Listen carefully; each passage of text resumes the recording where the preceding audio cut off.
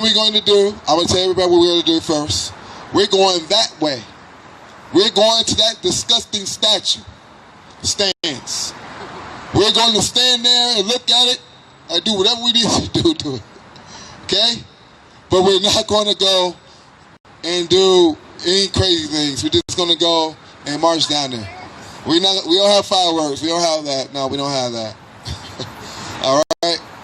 All right. You guys, we cleared. Do we all check the mark? Check everything else? That's good? I think so. Okay, that's checked off. We got her. Now I need someone to get my flags. My flags. Well, I got to do it, huh? I can't reach it. You can't reach it. Okay, give me a couple minutes, guys, and we're going to get ready to march. But I need someone to carry this bag, please. I'll carry it. Yeah. Okay, very good. Huh? Hey everybody, I just want to remind everybody to stick together, keep an eye out for one another. We don't want to lose anybody or let anybody get hurt. I also just want to put it out there that we are going to need marshals and people to help out with the Dan Ryan Expressway mission. We're looking to have right now about 2,000 people. Things can get out of control real easily with that many people. So we need, I know that a lot of you I've seen on many occasions, so you all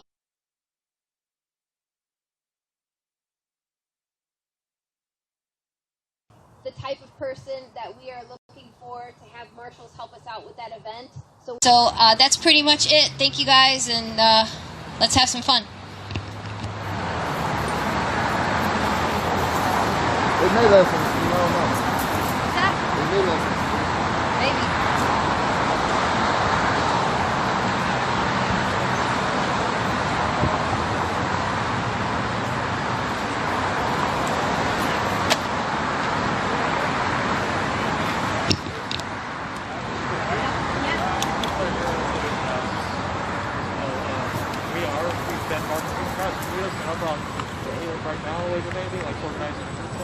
Can you just follow your intuition and help us out wherever you think that we might need to be gathered in? Sure, that would be great. Just use your own gut. If you see anybody using the system, just drop in. Is that cool? All right. Thank you guys for helping. I appreciate it. Yeah. I'm Jamie, by the way. Oh, I'm Will. Will, I'm Beth. Dean. You guys know this is called Huh? You know the bag's garbage? Hey, Jasmine, the bag's garbage? I was just going to walk to the trash. That's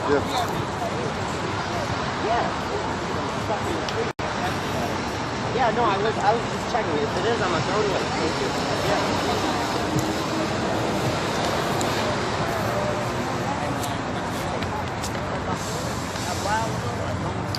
That first one.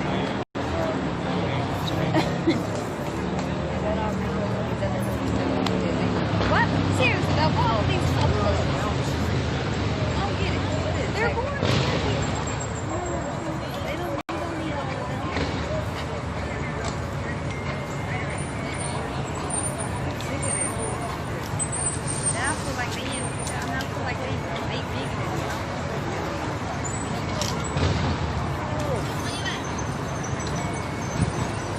First sheet in MF stack sheet is a contact list, and then it goes into the different regions. It down! Shut it down! Shut it down!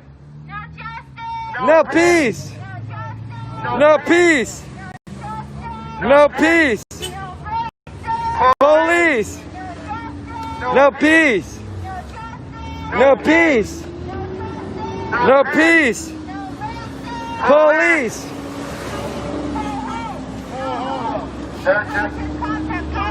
Hey, hey! Ho, ho! These racist cops have got to go! Hey, hey! Ho, ho! These racist cops have got to go! Hey, hey! You want a whistle? These racist cops have got to go! Would you like one? These racist cops have got to go! Yeah. Hey, hey! I bought you these. Ejaculation has got to go! Hey, hey! Tweet at people in real life. Got to go! Hey, hey! Ho ho! Ejaculation's got to go! Hey hey! Ho ho! Ejaculation's got to go! Ho ho! Ejaculation's got to go! Hey, hey! Ho ho! That Jackie Lacey's got to go! Ho ho!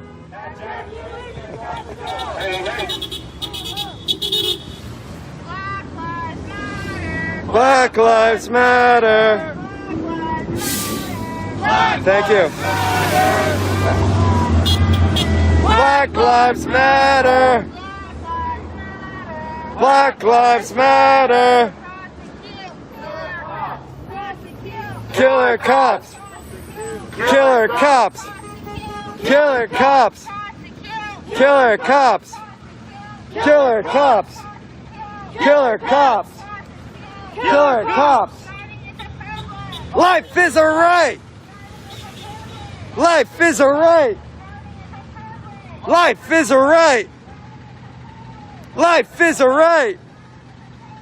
Life is a right! Life is a right! Life is a right! Life is a right!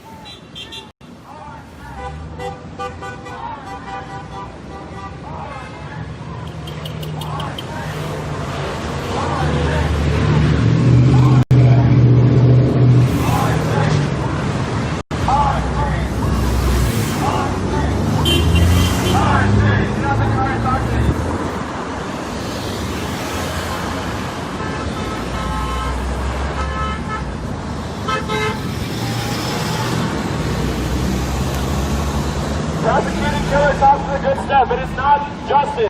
And friends of Travis Jordan, come up here, up front.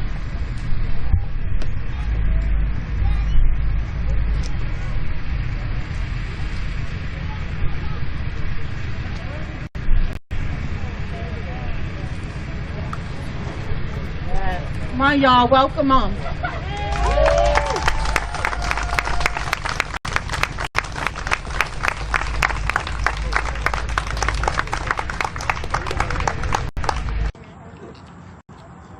Jamaica, loose, and all, and so many women. Armani, Damaris, it's so many names. Naomi, it's so many. And I say their names because Anastasia. All these women, and it's a lot of men as well, but I say these women's names because these women really keep it real for me. They help me be a better person because the devil rides me constantly. And like that brother said, I am an angry black man also. They robbed me of 10 years of my damn life. You understand? It started when I was 13. About them brothers' age right there. They started following me in their cars, saying slick-ass remarks, knowing I was going to respond. It was only a matter of time. Then I respond, and now they do what they do.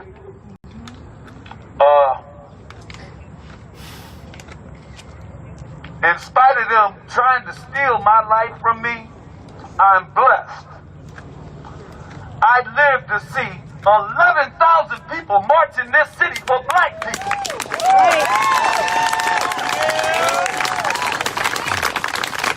So I'm blessed. I'm truly blessed. I'm also blessed because my shadow is my baby girl. And I love her. I love her more than my life. I'll give my life. Yes. And I like the sound of This Is the Freedom Tour. Because like John Lewis said, we want freedom now. Right now. We don't want freedom suddenly. We want it now. You ain't gonna break me off a bit of piece of freedom and act like you done me a damn favor. That's right. Don't do me no damn favors. I'm tired of it. Free me and my people. Free my babies. We're tired of an America that don't want us in it. Now, if you don't want us in it, free us. They need to leave. Then when we talk about freedom, they say, well, why you want to leave us? Would you leave your child in an abusive relationship? No. Huh? No. Would you leave your baby girl in an abusive relationship? Or your baby boy? Hell no. You'll tell them to get the hell out, won't you? That ain't right. So what the hell are we doing? Exactly. Now they're giving us promises. I say no more promises. We don't wait on them to tell us what they're going to give us. We take what the fuck we want.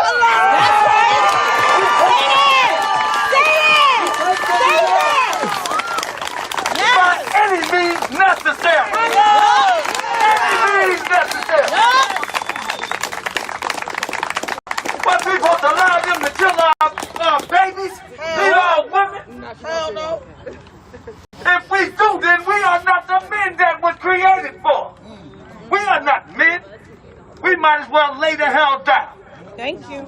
We're at war. We've been at war. We just got to get around to it. They know it. We better get up, catch up to speed. Catch up to speed. Then they talk about the conditions my baby's in. Oh, Bloods and Crips. Like I say, I got a son, Blood, and got one Crip. I love them both. And they condition ain't on them. The condition was set by somebody else. We gotta help them out of that shit. That's right. We got a job to do. That's right. We gotta get out there on the blocks with them and say, what you doing today? I'm going with your ass. I'm going with you. I'm going with you. Now, how the hell he gonna kill somebody if you will? Come on. This is the shit we gotta do as black men. The women gotta do your job. Kick them the fuck out your house if they ain't being a man. Man, if you don't say Get them out. If they ain't helping you raise your babies, get them out. If they ain't ready to die for your baby, get them out. thank you. Get them out. That's right. I give my life to stay right now for my baby girl. And for any baby right here. Any of them. Because they all belong to me. I just don't claim her. I claim them all. That's right. That's right. So I say, no justice! No peace! No justice! No peace! No justice! No peace! No justice! No peace! Freedom! When I say freedom, I want you to say now, because we want freedom right the hell now. Right now. We don't want tomorrow. Fuck freedom and peace. I want freedom all. I want it all. And now, I would like my baby girl to read these demands. I'm going to start reading these demands. We've made these demands since the inception of Justice for Me. But this is what Troy for Black Lives demand.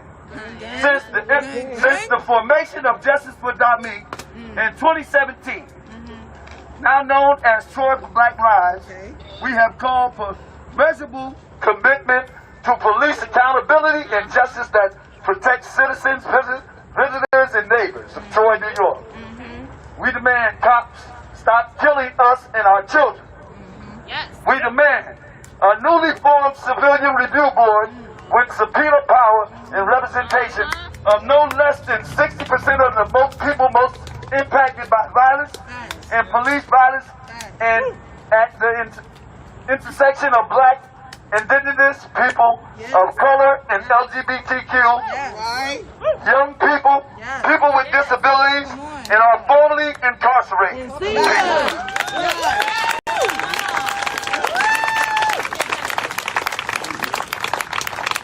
We demand a full and impartial investigation of every instance of use of deadly force by police officers, whether or not it results in a death. This includes injury and whether or not victims is alleged to have been armed. Where there is evidence of abuse, a vigorous grand jury presentation and prosecution. We demand that disentanglement of county government with ICE and making Troy a sanctuary city. And to comprehensively look at ways we can be welcoming and supportive city to our immigration population. We demand the appointment of Attorney General by executive order or legislation as an independent investigator and prosecutor in all cases of use of deadly force by police officers, whether or not the victim is alleged to have been armed or whether or not the victim survived. We demand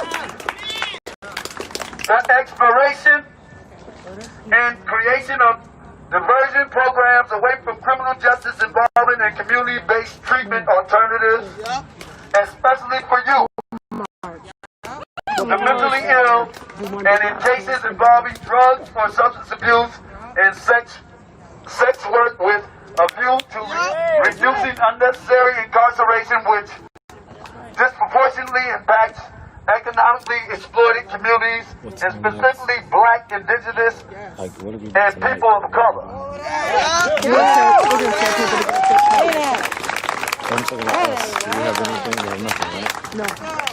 Same police that goes down there and that's going to protect their lives. That ain't right. The same police that's going to protect statues, but take our women in custody and rape them. That ain't right. The same police. Oh, any of you guys go in registry? You're your sex offenders. They're still in the force.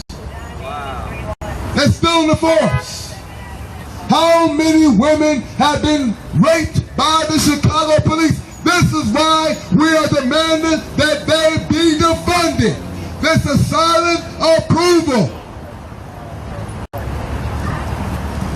This is why Chicago Activist Coalition for Justice was formed, to tell you what justice needs to be sought after. And we're going to be aggressive until justice is served.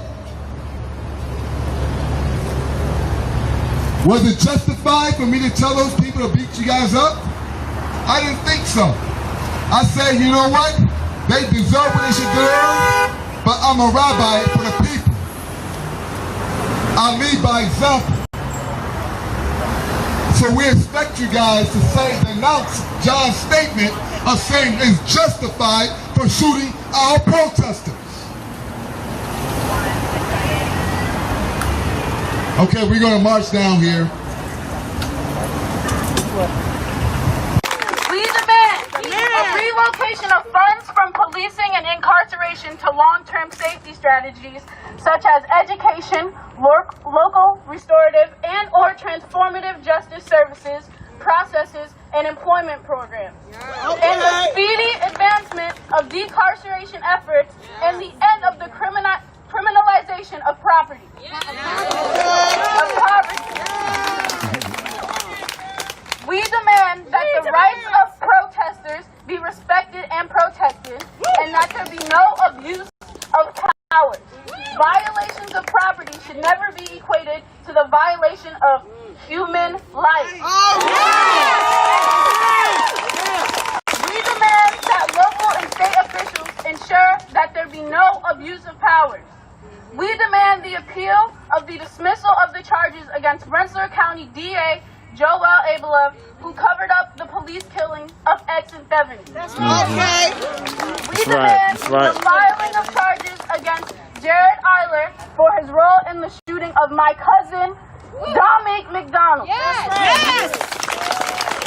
demand transparency within all offices in service to the people, including the mental health services, housing assistance organizations, organizations working to end poverty, and organizations addressing DV and sexual assault.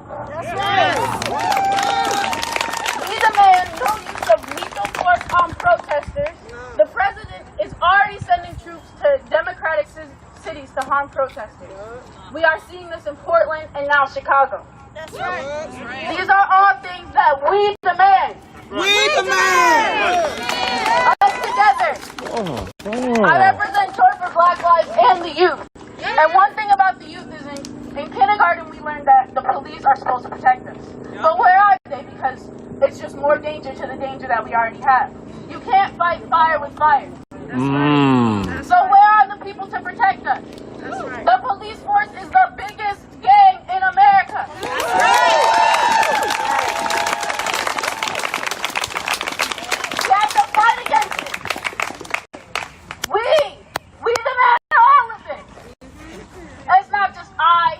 not just you. We. Everybody. Right.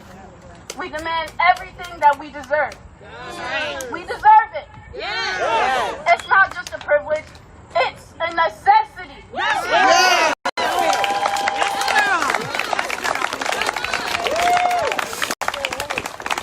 All of us need to demand these things. We can't just sit here and post things on social media. It's not a trend, it's a movement. A trend is a post with a hashtag. A movement is with everybody moving. Everybody moving forward, not backward, forward together. So these are all the things that we demand. Please. Black Lives Matter!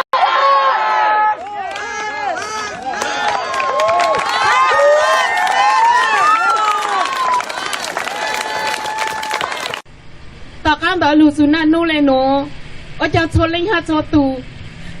Kamun ji to puli, sai te yo tu tu sha yo tu tu su, yo len da nu no ku sa ta, nu ji yo zu jai la, to kho yo ta, ti jo puli nya mi nia puli no. 不可是是配老母了是，一查来做错了，他做对个，到帮着不理才对喏，才要做大木小昂是，可能有一颗集中差了。My son Fang Li was killed by the hand. Soon we'll all be free someday.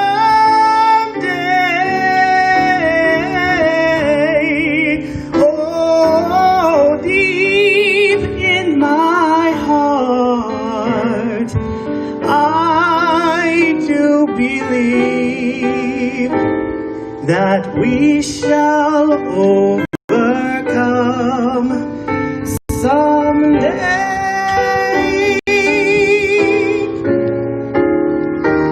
We'll walk hand in hand. We'll walk hand in hand. We'll walk hand in hand someday. Oh, deep in my heart, I do believe that we shall overcome someday.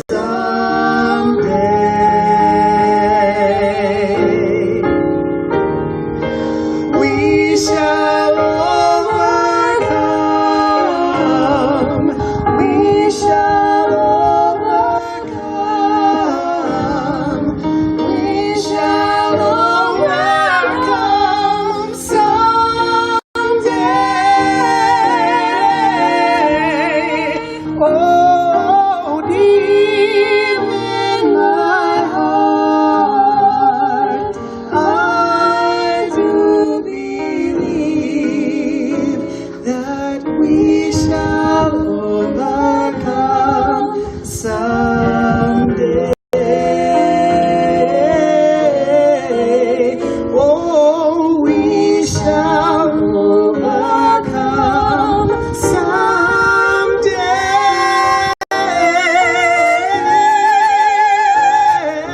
We shall overcome someday.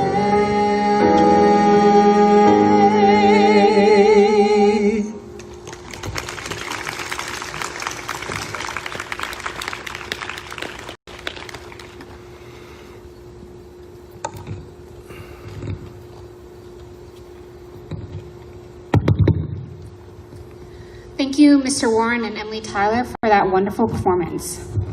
For those who don't know me, I am Macy Streefer. I'm one of the co-founders of the Social Justice Club here at Avonworth.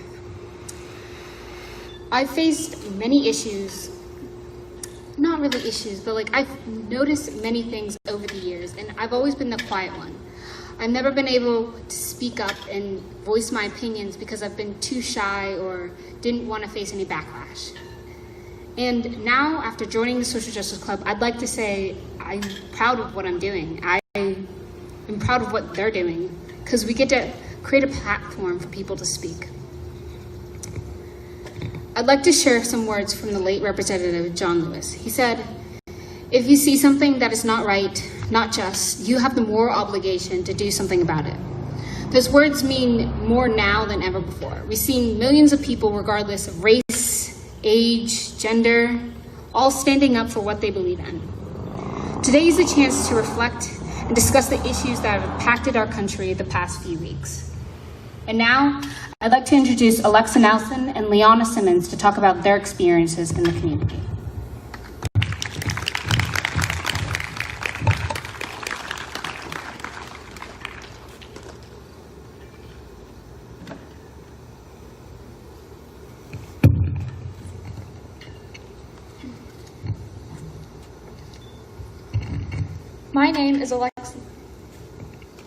My name is Alexa Nelson, and I am a rising junior at Avonworth. I have never once been looked down upon because of the color of my skin. That is white privilege. I have never had assumptions made about me because of my race. That is white privilege. I wasn't afraid when my grandfather was pulled over for speeding, especially after the officer just let us go without punishment because the kids are so cute. That is white privilege. When I have heard people say the N-word in the halls, I didn't have to worry that they were saying bad things about me, and I didn't have to worry whenever I explained to them that they shouldn't say that word. That is white privilege. I don't have to worry about not getting hired for a job or accepted to schools because of my race. That is white privilege.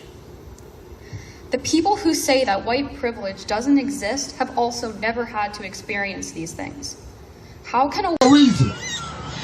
It doesn't give ethnicity, it doesn't give gender, it doesn't give background or education or what your status is. It says if justice is being needs to be brought forth, you must pursue justice.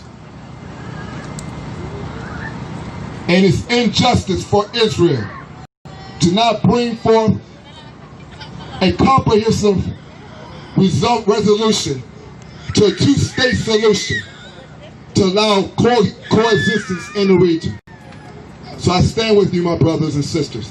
Palestinian matters. Palestinians matter. Palestinian matters. Palestinians matter. Palestinian matters. Palestinian matters. Black lives matter. Black lives matter. Black lives matter. Black lives matter. Black lives matter. Black lives matter. Black lives matter. Black lives matter. Black lives matter. Black lives matter. Black lives matter. Black lives matter. Black lives matter. Black lives matter. Black lives matter. Black lives matter. Show me what democracy looks like. This is what democracy looks like. Show me what democracy looks like. This is what democracy looks like. Show me what democracy looks like. This is what democracy looks like. Show me what democracy looks like. This is what democracy looks like. Show me what democracy looks like. This is what democracy looks like. Show them what democracy looks like. This is what democracy looks like. Show them what democracy looks like. This is what democracy looks like. Show them what democracy looks like. This is what democracy looks like. Show them what democracy looks like. This is what democracy looks like. Show them what democracy looks like. This is what democracy looks like. Show them what democracy looks like. This is what democracy looks like. Show them what democracy looks like. This is what democracy looks like. Show them what democracy looks like. This is what democracy looks like. Hands up. Don't shoot. Hands up. Don't shoot. Hands up. Don't shoot. Hands up. Don't shoot. Hands up. Don't shoot. Hands up. Don't shoot. Hands up. Don't shoot. Hands up. Don't shoot. Hands up. Don't shoot. Hands up. Don't shoot. Hands up. Don't shoot. Hands up. Don't shoot. Hands up. Don't shoot. Hands up. Don't shoot. Hands up. Don't shoot. Hands up. Don't shoot. Hands up. Don't shoot. Hands up. Don't shoot. Latino lives matter. Latino lives matter. Latino lives matter. Latino lives matter. Latino lives matter. Latino lives matter. Latino lives matter. Latino lives matter. Latino lives matter. Latino lives matter. Children lives matter. Children lives matter. Children lives matter. Children lives matter. Children lives matter. Children lives matter. Children lives matter. Children lives matter. Children lives matter. Children lives matter. Children lives matter. Matter. Children lives matter. Children lives matter. Black lives matter. Black lives matter. Black lives matter. Black lives matter. Black lives matter. Black lives matter. Black lives matter. Black lives matter. Trans lives matter. Trans lives matter. Queer lives matter. Queer lives matter. Black women matter. Black women matter. Latino lives matter. Latino lives matter. Children's lives matter. Children lives matter. Black lives matter. Black lives matter. Trans lives matter. Black lives matter. Testing 1, 2, 3. We back on. I gotta watch those bumps, y'all. Okay, here we go.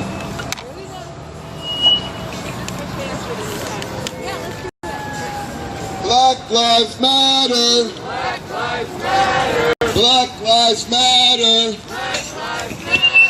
Black lives matter. Black lives matter. Black lives matter. Black lives matter. Black lives matter. Yeah. Black lives matter. Yeah. Black lives matter. One second. Let me just finish what I was doing. Who you protect? Who you protect? Who you protect? Who you protect? Who you protect? Put it right back on. Who you protect? Who you protect? Who you protect? Who you protect? Who you protect? Who you protect? Who you protect? Who you protect? Who you protect? Who you protect? Who you protect? You just want like a minute or two. Who you protect? Yeah. And a few. Who you protect? Who you protect? Who you protect? Who you protect? Who you protect? Who you protect? Who you protect? Who you protect? Who you protect? Who you protect? Who you protect? All right, very good, very good, very good. Anybody got a chat? Anybody got a chat? Get it. Shut it down. Justice. Now, if we don't get it, shut it down. What we want? What we need? If we don't get it, Shut it down. get it. Shut it down. If we don't get it, Shut it down. All right, very good. Thank you. 1, 2, 3, 4, 5, 6, 7, 8, 9, 10, 11, 12. 1, 2, 3, 4, 5, 6, 7, 8, 9, 10, 11, 12. 1, 2, 3, 4, 5, 6, 7, 8, 9, 10, 11, 12. 1, 2, 3, 4, 5, 6, 7, 8, 9, 10, 11, 12. 1, 2, 3, 4, 5, 6, 7, 8, 9, 10, 11, 12. 1, 2, 3, 4, 5, 6, 7, 8, 9, 10, 11, 12. 1, 2, 3, 4, 5, 6, 7, 8, 9, 10, 11, 12. All right. Hey, hey, ho, ho, these racists got to go.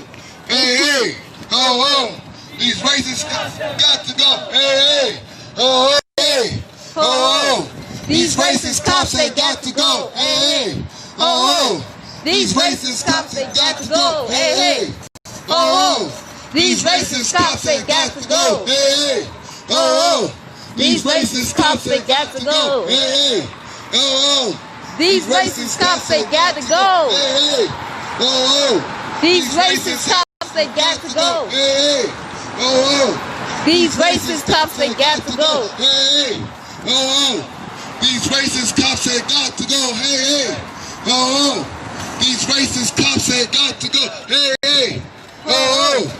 These racist cops, they got to go. Hey, hey. Oh, oh. These racist cops, they got to go. Hey, hey.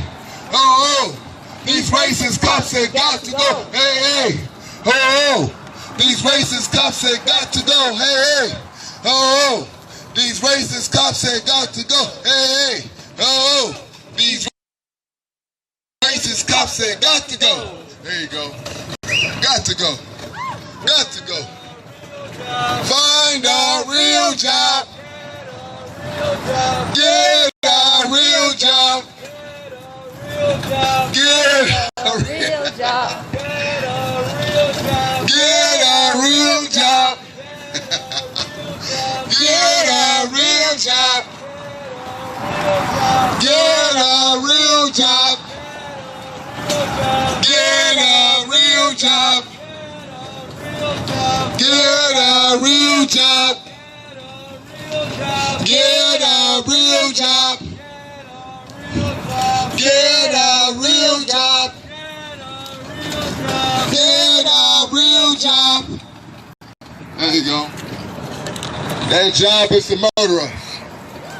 Their job is to terrorize us. Their job is doing everything possible, but not do what they're supposed to do. They don't serve and they don't protect. Am I correct? Correct. They don't serve us, they terrorize us. Am I correct? Correct. All they do is sit and ride around in their old cars and racially profile people that's not doing anything. That's what they do, right? All they do all day is say, let's find what we can do to make someone's life miserable. 16 shots in the cover-up. 16 shots in the cover-up. 16 shots in the cover-up.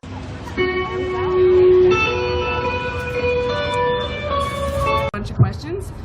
So I have some questions for you guys to think about and answer today. The first question I have for y'all, and you can just raise your hand. How many of you think that we should defund the police? I like that. Cool, okay. How many of you guys think that we should dismantle the police? Okay. How many of you guys have heard of abolition? Okay, most people. Cool. How many of you would consider yourselves abolitionists? Okay, so a little less. I'm going to use the next couple minutes to take us from defunding to dismantling and hopefully getting us a little bit closer to abolition. And I hope that the way that I go through these and the questions that I'm giving you guys are useful in conversations that you guys have in your own communities and spheres of influence. So the first question that I think is important that we ask is, what were police created to do? And the classic answer is to prevent and control crime. So I want you guys to keep that in the front of your minds as we go back and do a little bit of history. So when we're talking about the history of American policing, there's a lot there, but generally there are two distinct origin stories of police in the American colonies. In the North, where there weren't so many enslaved black people, and in the South, where there were tons and tons of enslaved black people. So the first form of policing in the American colonies was in the South, and there were slave patrols. Can you guys say that? Slave patrols. Slave patrols. So slave patrols, their job was to catch and punish runaway enslaved black people and to prevent and quell slave rebellions. And the first government-sanctioned slave patrol was formed in 1704 in the Carolinas. So when we're talking about policing in the North, the first police department was formed in 1838 in Boston. And that police department was modeled off of the London Metropolitan Police, which was modeled off of a police force that England used when they were occupying Ireland. And they used that police force to control agricultural workers and agricultural uprisings, right? So labor that was striking and rioting against landowners. So the same thing, the police did the same thing in London. During the Industrial Revolution, the police's job was to sort of help mold and shape a profitable working class. And the same thing is true in 1838 in Boston. It was all about labor control. So can you guys say that for me? Labor control. Labor control. Right. So the police in Boston were flagrantly brutal and notoriously corrupt. And their job was to strike break and union bust and suppress riots for wealthy white business owners and politicians. So they were a really useful tool for people who were in power. And by about 1880, most major cities in America had a police force. So,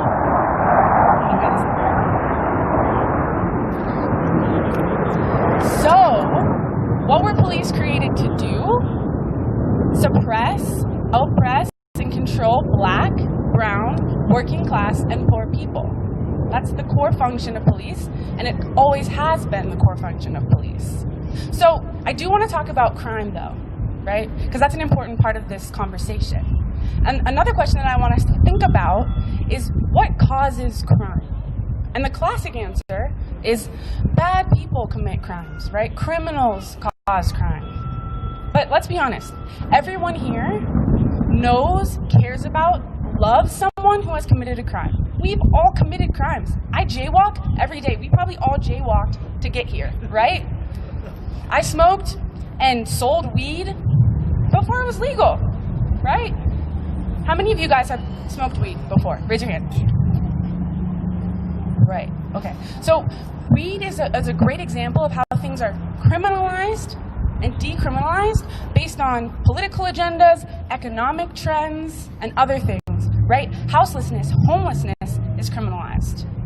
There are laws all across the country that ban sitting and laying down in some places, sharing free food, sleeping in cars, loitering. So I don't think we should think about crime as bad people who are criminals committing crimes. That pushes us into this sort of like dangerous area of dogma and racist ideas, right? We should think about crime as people committing acts that are criminalized and sometimes decriminalized, right? So I want to take us back to the 1880s when most major cities had a police department. And interestingly enough, police actually kind of came before this widespread rise in crime. At that time, violent crime was almost non-existent, and crime generally is in really low levels.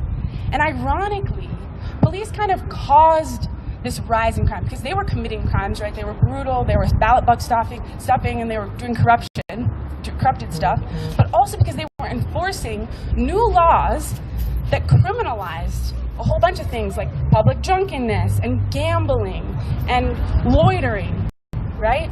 So the rise in crime, and people love to talk about that. Our mayor just talked about the rise in violent crime, right? Or the rise in crime. At that time, it had very little to do with changes in what people were doing. It was changes in criminalizing what people were doing, what certain people were doing, right? And if we recall that the function of police is to oppress and control Black, brown, poor, and working class people, that makes perfect sense, right? Because a really effective way to control certain groups of people is to criminalize what they're doing, right? Prohibition is a great example of this. We have to remember that alcohol was illegal in the United States for 14 years, the sale and manufacturing of alcohol. And who was selling and manufacturing alcohol largely? Black, brown, working class, poor people, right? Another good example of this is the war on drugs. Nixon, in effect, created the war on drugs. His head domestic policy advisor, H.R. Haldeman, said in his own words that the Nixon White House had two enemies, the anti-war left and Black people. And they couldn't make it criminalize being anti-war or Black, right? But what they could do is get the public to associate hippies with marijuana and Black people with heroin, and then heavily criminalize those things right? And vilify them night after night on the evening news, and then they could raid their homes and disrupt their communities, right? And take power from these groups of people. And it was completely legal, right? By criminalizing something that they associated with hippies and black people, they created the war on drugs, right? So, the next, okay, so once we start to think about crime as acts that are criminalized, we start to realize that the majority of crime that we have in the United States is actually us criminalizing poverty and a lack of resources, right? And then you start to realize that you could reduce crime by just giving people public services, like resources, and effectively decriminalize those things, right? So when we start to think about, the next thing we want to start to think about is like, what do people need in terms of public services? And we have a bunch of them written here, but I want you guys to find someone that you don't know in this crowd, go introduce yourself, and I want you guys to talk about something. I want to give you like 45 seconds, a public resource or public services that you think that we need here in Denver. Go ahead, mingle. I'm Daria. So we out here talking about what these funding the police look like. I didn't know if you were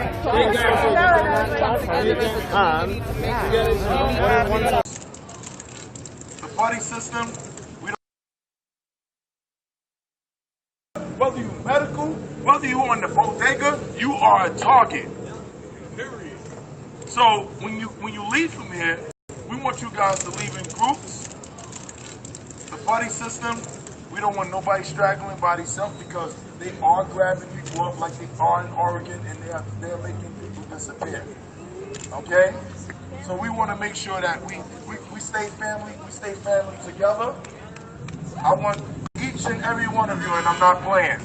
I'm doing a face count right now. I want each and every one of you to hit me up on Our Lives Matter NYC and hit my inbox and say, Mike, I'm home. If you don't hit me up, I'll find out. Alright? Maybe you guys try to share again. Share one more time. Also, if you get any type of summons, or if you get any PAT, let me see if I can plug my phone in. We'll pay for that. Okay? If you commit, listen, if you take your time out and you committing to me and trusting me and following me, because we can't follow everybody. You understand? Not everybody is built to lead people somewhere. And where we went in one of the most dangerous areas in Brooklyn. And we went around a lot of dangerous buildings. And guess what? They showed us love. And guess what? They're not trying to get my phone plugged in, guys. Even if we don't never go back through there Maybe again, they're that's not going to forget that. Now, the sister, she didn't get to speak what she was trying to do over by LIU because we had to take care of something. We do not fight here at all. Let me make this clear. I need to make this clear. I'm not fighting you, and I don't want y'all fighting me, and I don't want y'all fighting each other. So if I see that, I'm not going to invite you out here when I do something else because. Child care, right? Yeah. So, food, access to food, right? So, housing, mental health care, counseling, social work, things like this, public resources. So, I want to give you guys a statistic. 90% of 911 calls in Denver, on average, are non-violent, non-emergency calls. And so now I want you guys to think about, why are we giving 17% of our city budget to police and 1% of our city budget to the Department of Housing Stability, right? We're in the middle of a housing crisis, right? 70% of severely cost-burdened households in Denver are at risk of houselessness. In general, in the United States, 50% of people lack adequate access to health care, right? We need public services. But here we are in Denver giving 17 times more money to the police to go sweep people up who are camping, who don't have houses, And then working on giving resources to people who need them, right? We give 17 times the amount of money to police, right, to go sweep up houseless people than we do to give resources to people who need them. And that's recreated over and over again within our departments in Denver, right? And so now I want to talk about the other 10% of those 911 calls, which are violent, potentially violent emergencies, right? So I want to ask you guys another question. You can raise your hands again. How many of you guys think that police, as they are prepared and trained to answer those 10% of calls? Who thinks we should send police to those 10% of violent emergency calls? Okay, in the middle. It's fine, yeah. So it's usually a mixed bag, right? We have people who say, like, absolutely not. We have people who are like, yeah, send them, they're ready. And we have people kind of in the middle who say, I don't know, maybe if we train them a little better, right? If we change things a little bit, then we can send them to that 10% of calls, right? So the next thing, right, that we need to think about, those people in the middle are really asking a fundamental question that's being asked right now. Does police reform work? How many of you guys think that police reform works? Raise your hand. We're all pretty with it here, right? We know that the data unambiguously shows that police reform doesn't work. Minneapolis is a great example of one of the most progressive adopters of Obama-era police reforms. Mindfulness training, yoga, implicit bias, diversity initiatives, and they saw basically no change in police violence, in police outcomes, right? So it's not surprising that reform doesn't work, really. Because if we think back, what were police created to do? The core function of police is and always has been to oppress black, brown, working class, and poor people. So no matter what type of tweak or reform we do to this thing, it's always going to produce some iteration of that racism and oppression, right? So we need to stop trying to reform this sort of like police Play-Doh, right? Because no matter how we try to shape it, it's always going to be, at its core function, right? Racism and oppression. So that brings us to the question of like, why dismantle police, right? Why abolition? Because we still have this 10% of calls, of 911 calls that are violent emergencies. And so that's where people get really uncomfortable, right? And so what I want to dive into last is the fact that our police force, they're violence workers, right? Not only are they created to oppress black, brown, poor, and working class people, they're violence workers. And you can see this when you compare the U.S. police force with other countries, right? It's not normal. What our police do is not normal. They kill people. So that's just the tip of the iceberg, right? In 2019, so the second most lethal police force in these countries that we like to compare ourselves with, like wealthy developed nations, the second most lethal police force is in Canada. In 2019, their police killed 36 people. And our police killed 1,004 people. That means as soon as you cross the border, you're like almost 300 times more likely to be killed by police, and more likely than that if you're black, brown, poor, working class, right? In England and Wales, in 2019, police killed 3 people.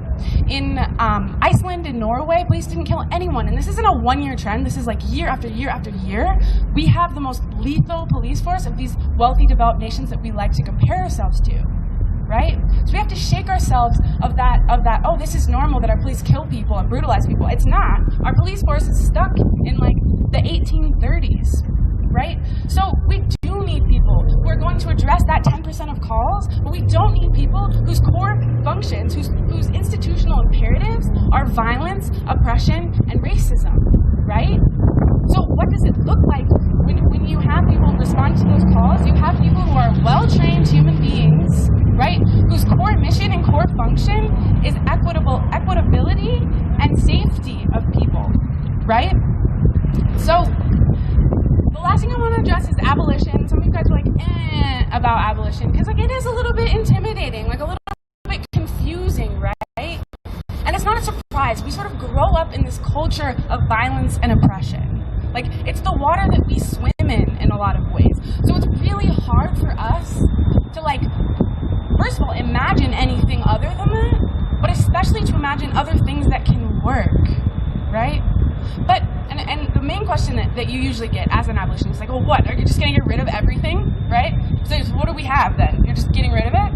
And like, that's not what abolition is. Abolition is just a recognition that so many of our systems, like the police system, are embedded in racism, slavery, and oppression. And in order for everyone to be free, we have to break those systems. We have to abolish those systems.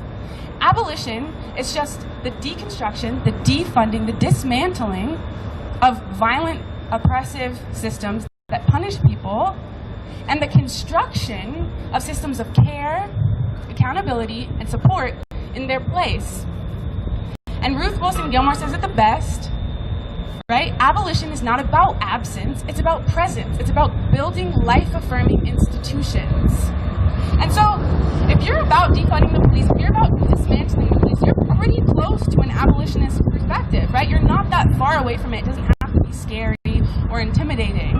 And no matter where you are on you know, this sort of spectrum of understanding and belief of police violence and police abolition, I really hope that you guys can take something from today, because you're about to learn a whole bunch from Carrie and from Rue, and use it to immediately affect change in your lives. And I just want to end with something that John Lewis said, rest in peace, in the essay that he wrote before he died. When you see something that is not right, you must say something. You must do something. Democracy is not a state. It is an act. And each generation must do its part to help build what we call the beloved community, a nation and world society at peace with itself. Ordinary people with extraordinary vision can redeem the soul of America by getting in what I call good trouble, necessary trouble. Let's use this today to get in some good, necessary trouble. Have Carrie Joy come up now, but thank you all for being here and doing chalk. Love you all. Thanks.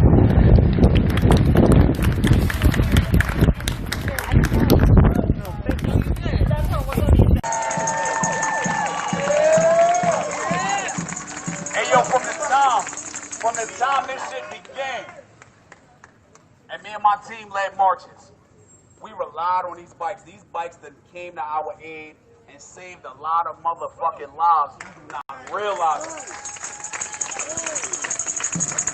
So allow me to reintroduce my little homie. Orlando!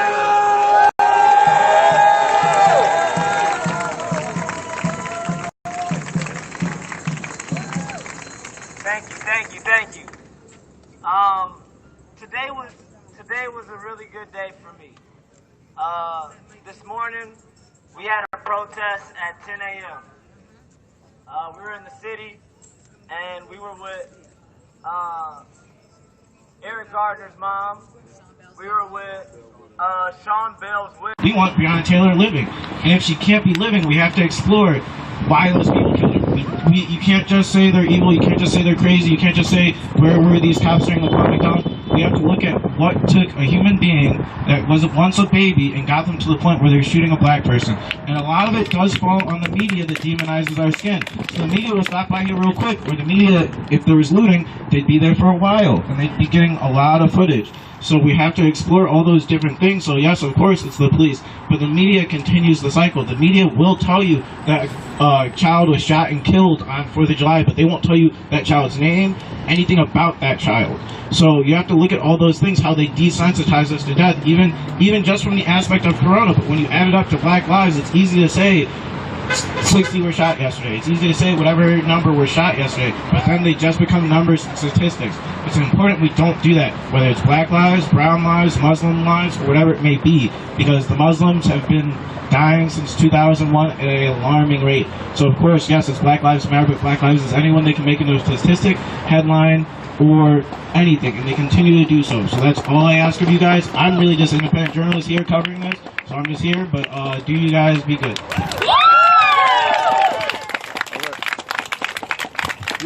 You're a journalist, my lord?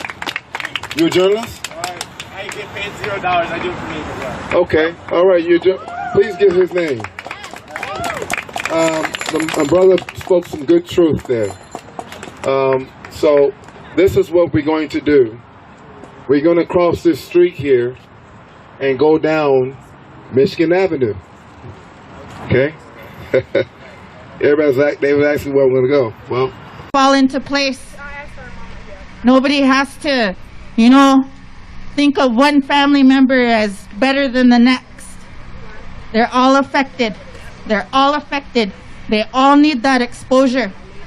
They all need that great love that you guys can give them. Sometimes we're forgotten about. We're forgotten about in every single platform that has to do with this government, with so-called America. We're here to remind you. We're the first people of this nation.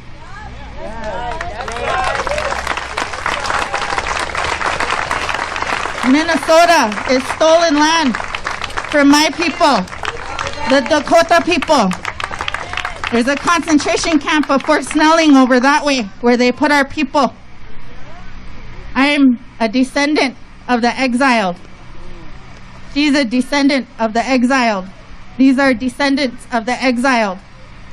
So please, when you're out here doing things for families and stuff, don't forget about us. Don't forget about us. Yeah, you know Paul Castaway's name. You know Phil Quinn's name. You know Billy Hughes' name. But you need to know Carissa. You need to know Gabriel and Lynn. You need to know Paulette and Kathy and the rest of Kathy's kids. Darlene. Everybody forgets about Darlene. We haven't seen Darlene since George passed away. Because like I said, it's opening a wound. Opening a wound that nobody likes to help and fix but us. This is more than just, you know, homies. Carissa takes care of my kids. Carissa's always here for my kids. She does a lot for this community that goes unseen and unheard. So remember the people who are out here fighting for justice on the Indigenous side, because when you see their faces, it's not just Paul Castaway, it's not just Phil Quinn and Billy Hughes. There's a lot more other natives here that you guys haven't heard about. One of the names is on that house over there, Benjamin Dakota. He's from my reservation, but he lived here. So you guys, please help these families. And we're not saying give money. That's not what we want. We don't want your money. Come and see if they're okay, if their children are okay, if their mothers are okay. Give them all the love. Yes, show up. Show up every single time we ask. That's true solidarity. And we need that. Because erasure of our people is very, very deadly. The government is trying to erase our people by popping us off with the missing and murdered Indigenous women epidemic. The Department of Social Services taking our kids and selling them. All of that is still continued genocide on our people. We live that every single day. Even though we're here in the city, it's still happening to us. We still struggle. It's hard. It's hard to come from the reservation and then come here, or be here your whole life and then go home. So don't erase us. Uplift us. Make sure that you guys know who these family members are. Because this isn't just a black people problem. They kill white people too. Everybody seems to forget that they kill white people and Asians, Mexican, all the colors. There was a 16-year-old boy whose name isn't said very much out here in the streets who was killed over in Chanhassen. Archer Amorosi. Don't forget about him. Don't forget about him. Archer Amorosi. Don't forget about the ones that were killed in custody too, like Dustin Irwin. He has a twin brother out there who he don't get to see anymore. He has nieces and nephews that they don't get to love on. And also the ones who are killed from the missing and murdered Indigenous women epidemic. Rose Downwind, Savannah Graywind, AJ Lufkins. AJ Lufkins is from back home, where we're from, and they still haven't found him. So if you see something about him on the internet, please share that. I share a lot of things about people who are gone, and reshare it. Their moms need that, you know. Sometimes when you come into this fight, it's very hard for the parents, and then the parents start going downhill because they don't have the support. Raina Renville's mom.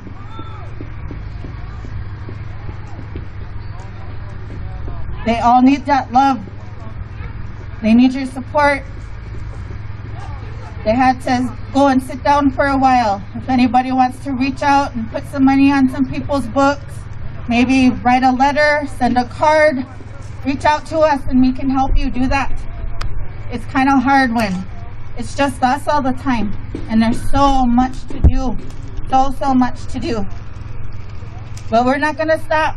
We'll never stop.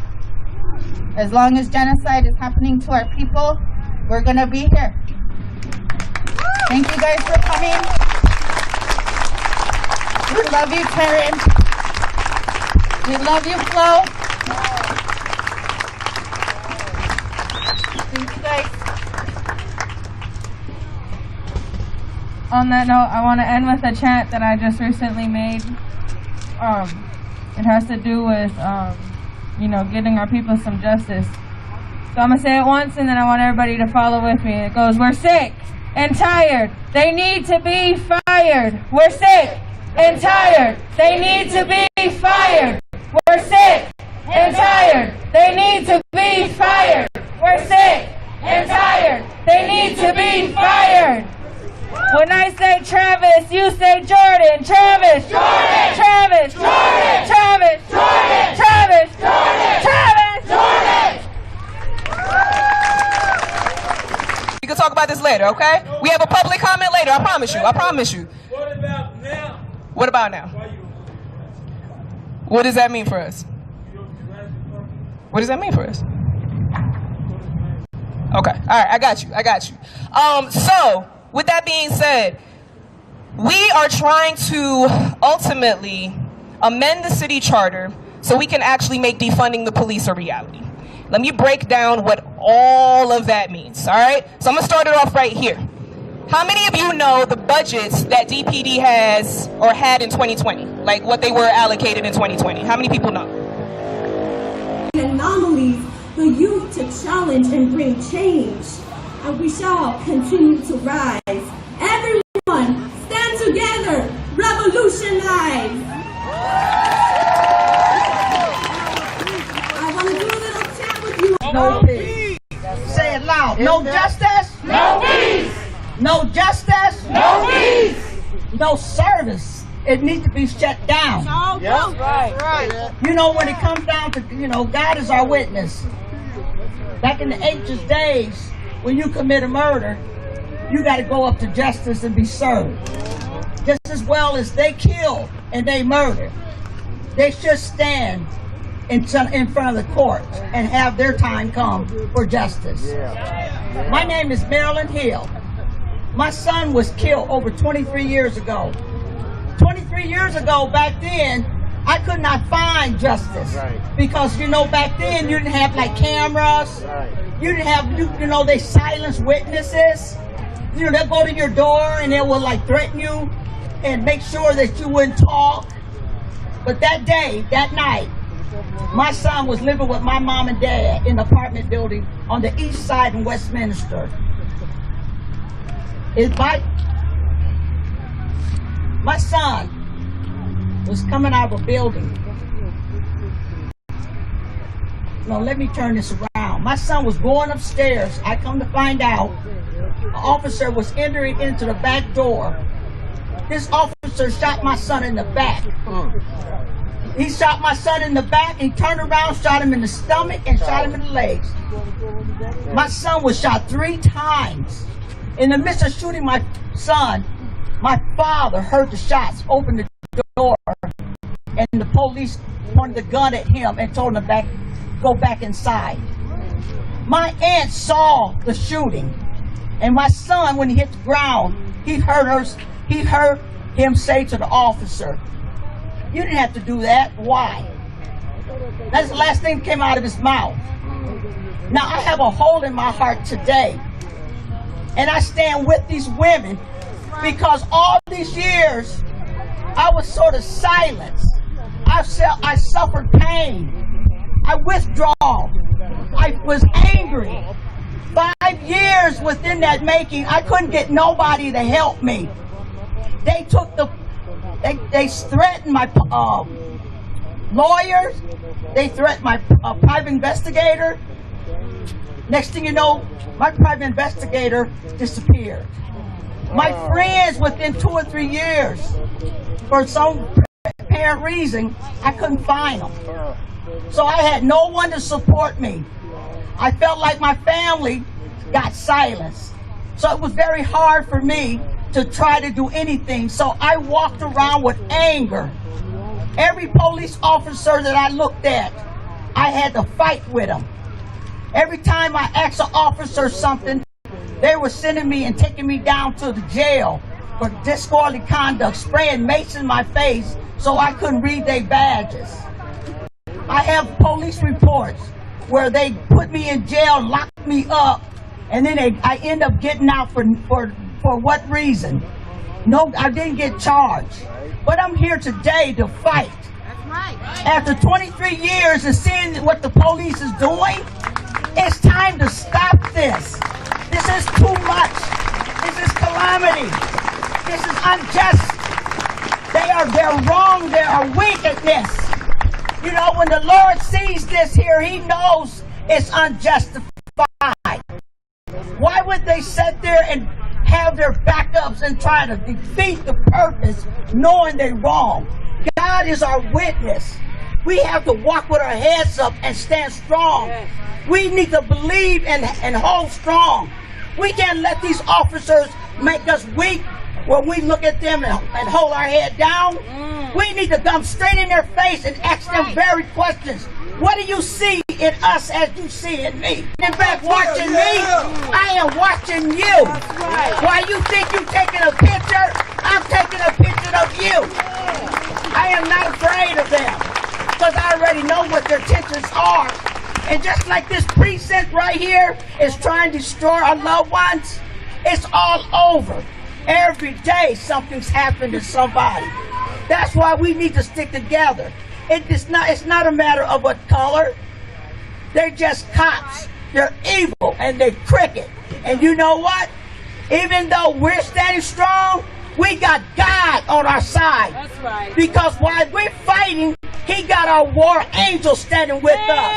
And I know victory will be on our side. And I'm here to say this today because even though we don't have what we need to right now, but as long as we stand strong in faith, we gotta conquer this here. And at one point in life, we still gonna be smiling. Because you know what? The devil is a liar.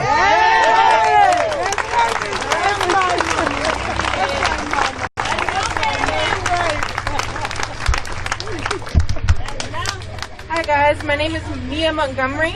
My dad, Lionel Antoine Lewis, was murdered by 3 officers 18 years ago in Hibbing, Minnesota. The cops are called to a domestic violence call from a bystander. Before they assessed the situation, they came out with guns drawn at my dad. They threw my dad to the ground so hard that he vomited. My dad was beaten to death. My dad had over 6 broken ribs. His head was cracked open. My dad's eye was popped out of the socket, and they ruled my dad's death as agitated delirium. Cover-ups. My dad never got justice, and it's been an ongoing battle. I got arrested at the George Floyd protests. I was held in jail for 4 days. They zip-tied me and kicked me in the face. I had a sign with my dad's name on it asking them if they wanted to kill me the same way they killed my dad. This is pain. And it has to stop. Yes. My dad is having a march. It's called March for Lionel Lewis. It's going to be on my birthday. I'm dedicating my birthday to my dad. If anyone wants to help,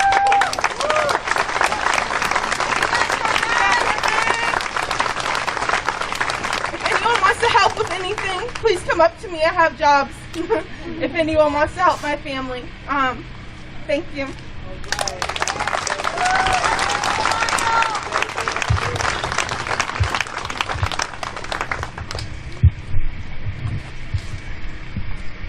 What do we want? Justice! When do we want it? Now! What do we want? Justice! And when do we want it? Now! What do we want? Justice! And when do we want it? Now! What do we want? Justice! And when do we want it? Now! What do we want? Justice! And when do we want it? Now! What do we want? Justice! What do we want? Justice! What do we want? Justice! What do we want? Justice! What do we want? Justice! What do we want? Justice!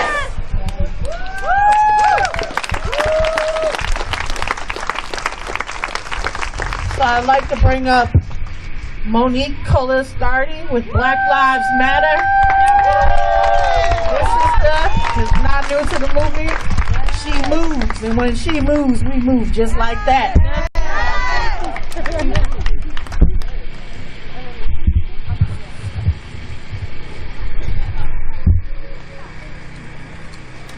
Thank you so much, and thank you all for being out here. And the work that's being done in the Twin Cities area is being noted across the country, and it's individuals just stepping up and filling a gap that's needed to be done.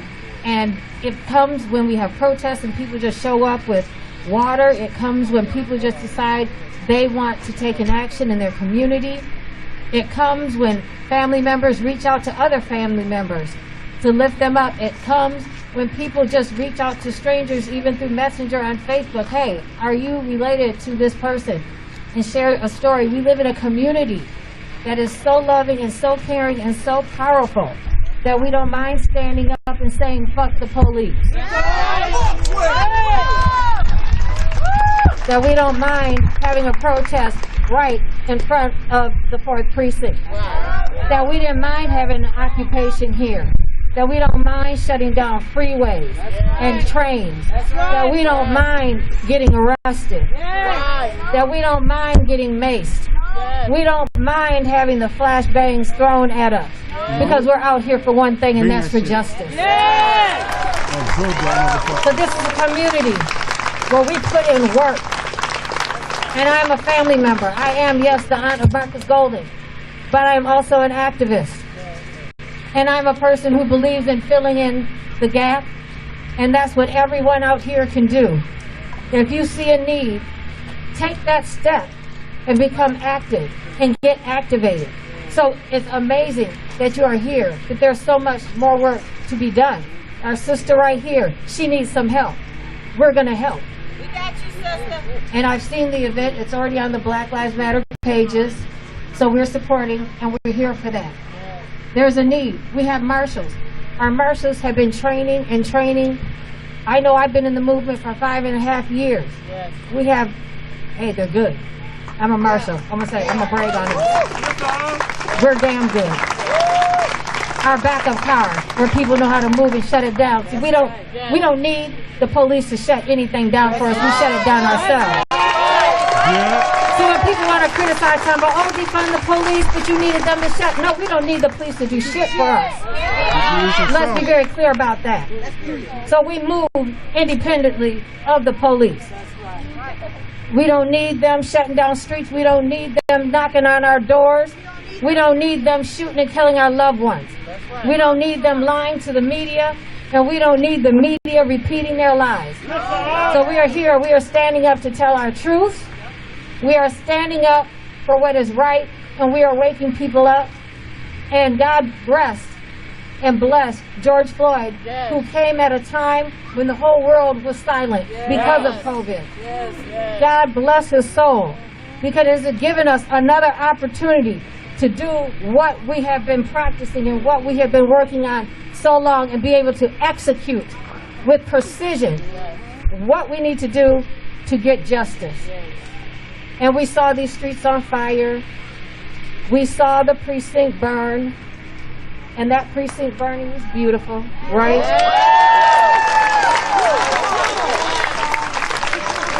We saw the 4th precinct completely redecorated. And now we see a little more. And that was the truth. We can have a building on the outside that looks nice, but it was already ugly on the inside. So the outside is matching what's going on the inside. So as Nakima always says, the time is now. And the time is now. And we must continue to stand in solidarity with all victims of police, whether it's homicides, arrests, or beatings, and brutality. We must stand together.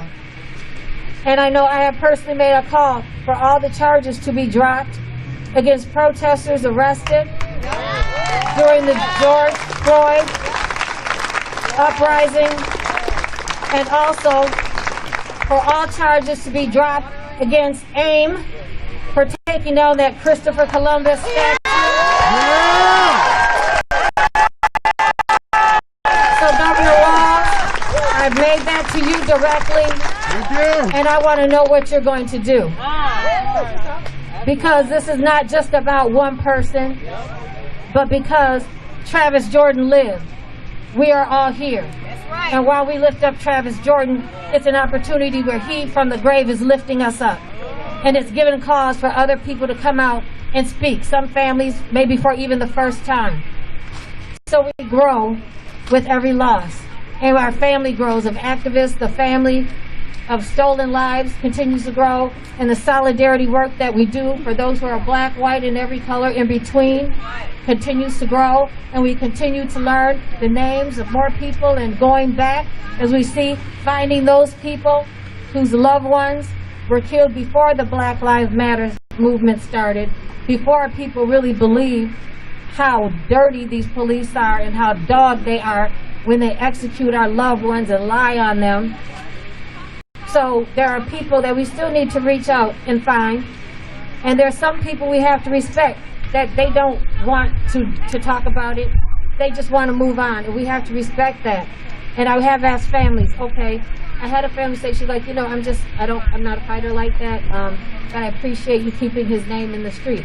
Well, then that's what we do. We keep the name in the street. You don't have to be out there. We do the heavy lifting for those who can't do it. Right? That's what we have to do. And we do it. We have some great independent media that's supporting the work that we're doing to tell the truth of what is happening. Yeah. And photographers. Yeah. And we're using social media to get our truth out. And the United States is seeing what is happening right here. And we stand in solidarity with Portland. Yeah. You continue to do what you're doing. Fuck the police. I'm so proud of Portland and all the other cities that have been rising up and continue to rise up. And that's what we'll continue to do here. And we're going to support you, sister. I don't know where you went. I saw the post. I really didn't know the story of your father. And I definitely want to come meet you and talk to you, because we can always support those who have gone on. That's what we do here. It's a beautiful group and community. I love you all. Thank you for being out here. Justice for Travis Jordan.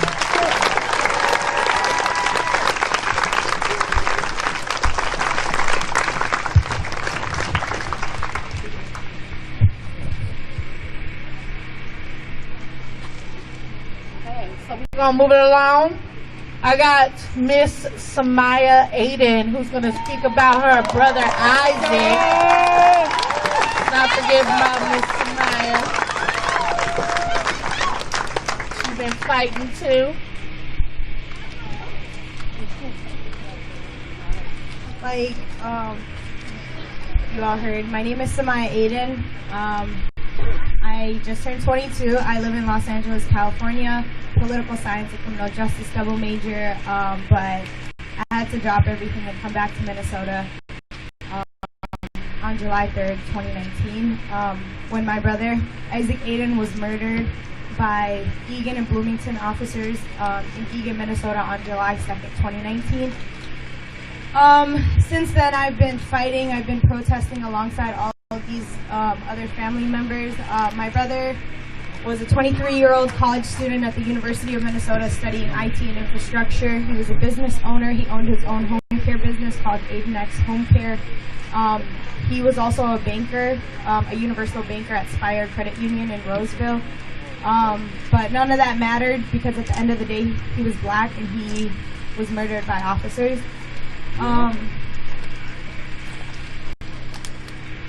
As much as I want to talk about the case, I can't. We technically have a pending lawsuit going right now. But I do want you to say, I do want to say that these families need your support. And I'm glad that a lot more people are awake now because of George Floyd. I'm glad that a lot more people are now seeing that we're not crazy when we say they make up these lies. They push this narrative. They spew whatever they wanted to say. We saw it firsthand when they tried to rule George Floyd's murder as a medical incident. Bullshit. And then when we weren't believing that, they tried to say that it was the coronavirus or whatever it was. We saw that his lawyers and his family needed to get an independent autopsy to find out the actual cause of his death. So I need you guys to continue to come out, to continue to wrap your arms around families like Chasher's family, around families like Mia's family, because it didn't start with George Floyd and it's not going to end with his name. The reason why I brought that poster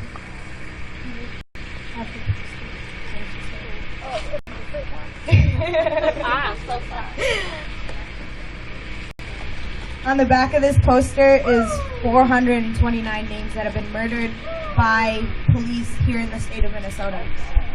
A lot of these families go unnoticed. A lot of them, you don't hear their names. On that house right there is a Somali man, a Somali young man. His name is Ahmed Guled. And I didn't even know about his case up until last night. He was murdered by this precinct in 2009.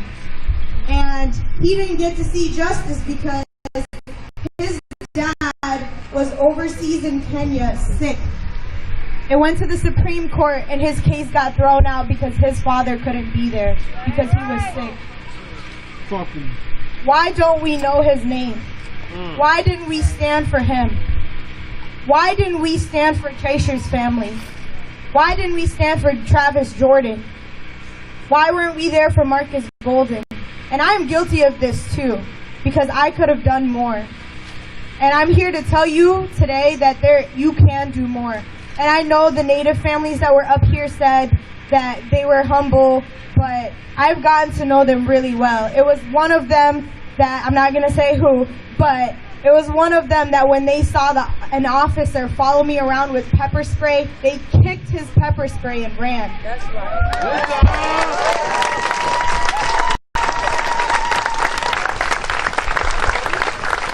For so long, we've been fighting for each other alone. And white allies, we don't need you to just call yourself an ally and stop right there. We need you to actively do more. Yes. There's always more that you could be doing. I know that they said that they are humble, but we spend almost every single day together doing security at the camps. Or whether it's bracket, we need you guys. We need volunteers there. I know that they said they were being humble, but they do so much more than just speak up and say and advocate for families of police violence. They do so much more, and a lot of the times Indigenous families and other families go unnoticed. Why does it take our murder being filmed on camera for you to understand that it was wrong in a state where the death penalty isn't legal? 2 weeks after George Floyd was murdered, a white man here in North Minneapolis shot a black man and was hiding in his apartment. And the cops were standing outside saying, "Cody, we have air conditioning and water for you. Are you in there, Cody?" a French Canadian named Cody. They were standing out there begging him. And not only did he get away alive, he escaped them while they were there. 2 weeks after George Floyd was murdered for having a maybe counterfeit $20. We should be coming out in numbers for every time one of us is murdered by the police. I don't care what the narrative is.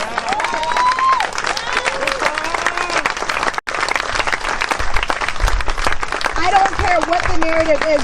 We have seen mass murderers not only get apprehended and get to see their day in court, but get taken to Burger King too. So I don't want to hear the excuse of, just whatever narrative they want to push out. I really don't care whatever narrative they want to push out. We don't need them. We need to continue to come out in numbers. And if you can't protest, if you can't physically be here, you can do more. You can start a watch party and send the message so that people on your friends list across whatever can see it. You can donate to the camps. You can donate to the women's camp at Brackett Park.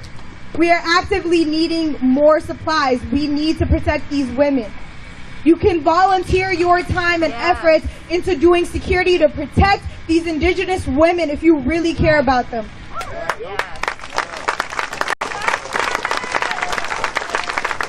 You can put your bodies in between black and brown and Asian people's, you can put your body on the line when you see a cop confront a person of color. Use your privilege, use your voice, and use your body. There's always more that we can be doing. There's always more. Push yourself. If you need resources, you can reach out to Native Lives Matter. You can reach out to Black Lives Matter. You can reach out to Communities United Against Police Brutality. You can reach out to me. You can reach out to the Justice for Isaac Aiden page. You can reach out to Twin Cities Coalition for Justice for Jamar. You could reach out to the Anti-War Committee. All of these organizations here in Minnesota that have been doing the work for years, that provide safety for us at marches, that provide water and snacks. You can always do more. Push yourself. It's not just enough to post anything on your social media, because I have said it and I'll say it again. Hashtagging BLM doesn't mean shit to the families who've lost loved ones to police violence if you're not actually standing up for these black lives that you claim matter.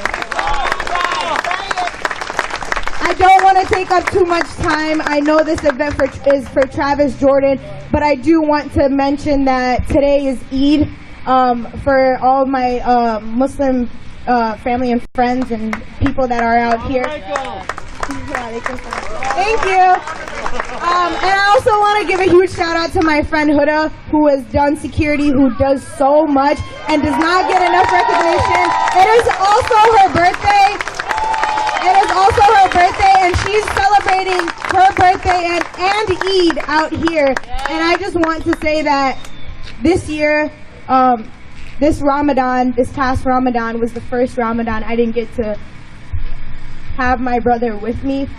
I didn't get to celebrate Eid with my whole family.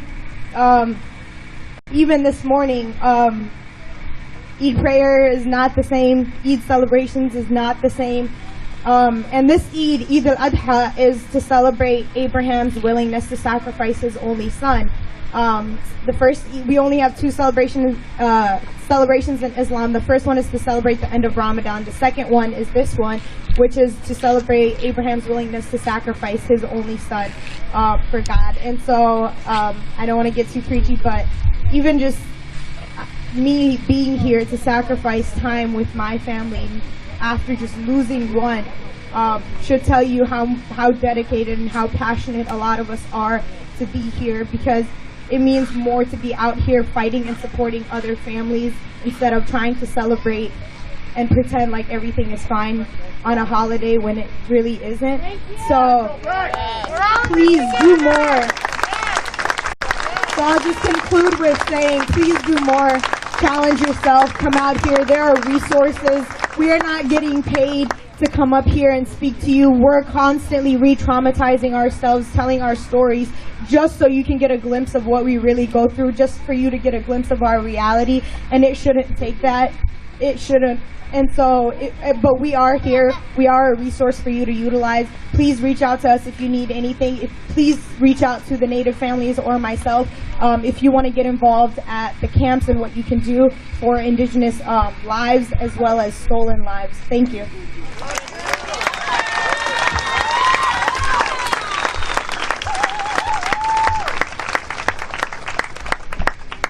Are we fired up? Fired up? Fired up? Won't take it no more. We fired up? Won't take no more. We fired up? Won't take it no more. We fired up? Won't take it no more. We fired up? Won't take it no more. We fired up? Won't take it no more. We fired up? Won't take it no more. We fired up? Won't take it no more. We fired up? Won't take it no more. Right. Listen. All right. So I'm going to pass the mic here to a member of TC for Jay. Her name is Jay. You want to come over here and speak for us? That brought a lot of tension and grief for those women who were the white women who were participating like that. Yeah. But yes. Any other questions? Any more questions? Anybody? The floor is yours. Professor Gale here. You got everything. She's got the answer. Follow me now. Anybody?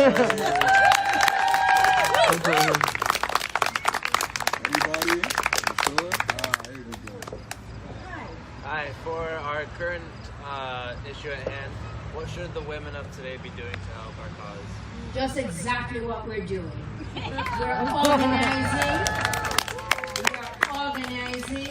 We're organizing, we're standing up as women, we're standing up as black folks, we're standing up as white folks, but we're standing for justice. Yes, ma'am.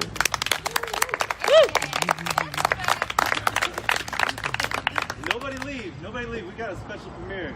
Ask questions, but we got something for you. Yes. Oh boy. Yeah, don't you worry.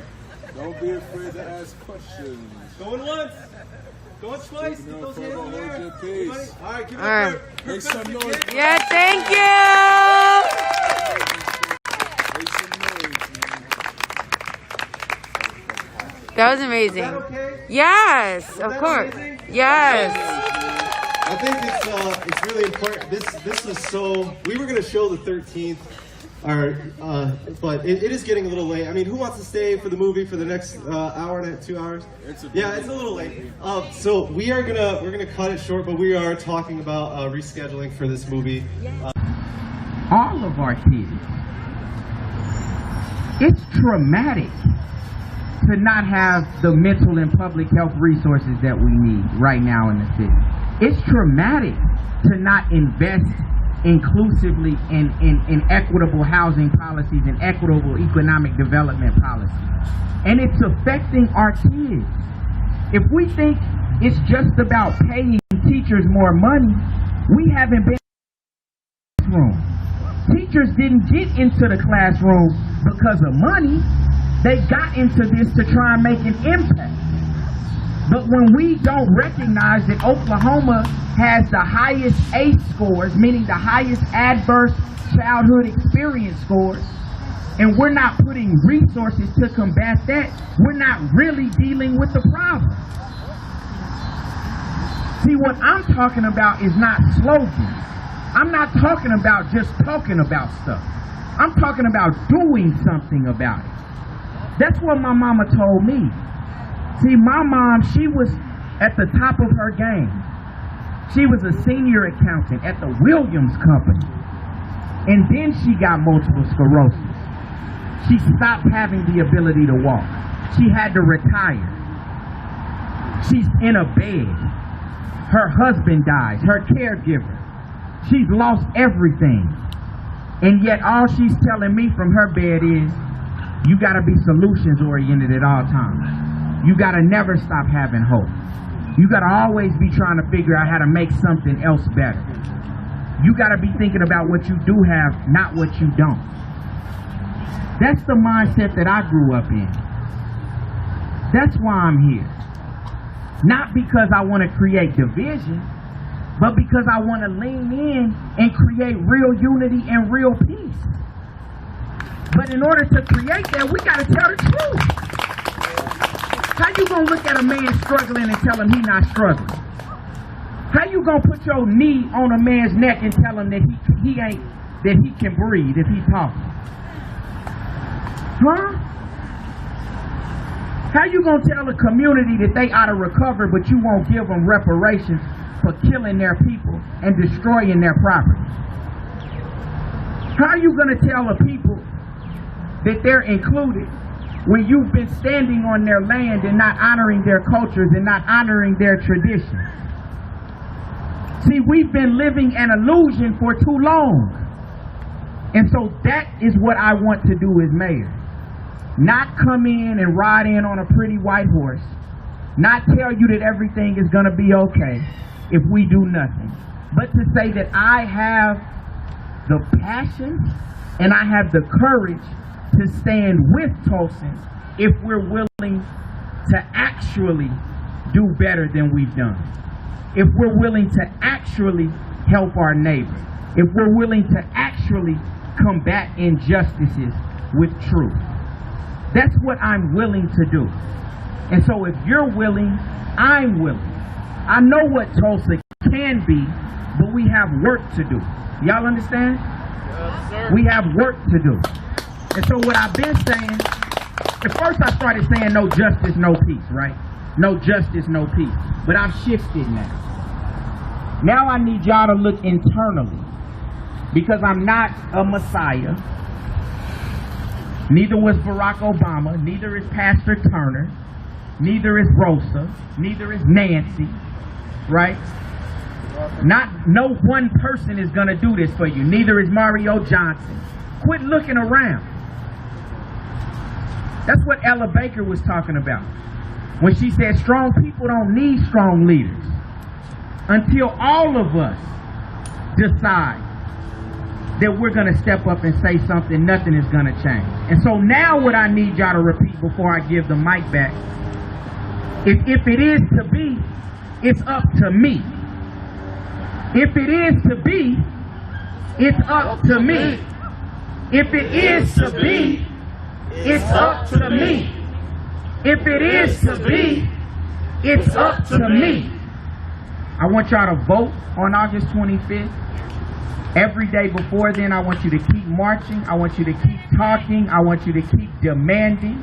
I want you to keep standing. I want you to do whatever you can to fight for justice in this city and to fight for a better Tulsa. I am fighting for you. I'm going to be so glad when we can fight together and you have a mayor that's willing to stand up for you and stand with you.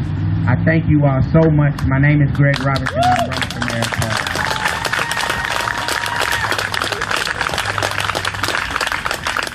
All right, everybody, let's give another big hand for Greg Robinson tonight. I'd like to invite our next speaker up, Miss Sherry Moore.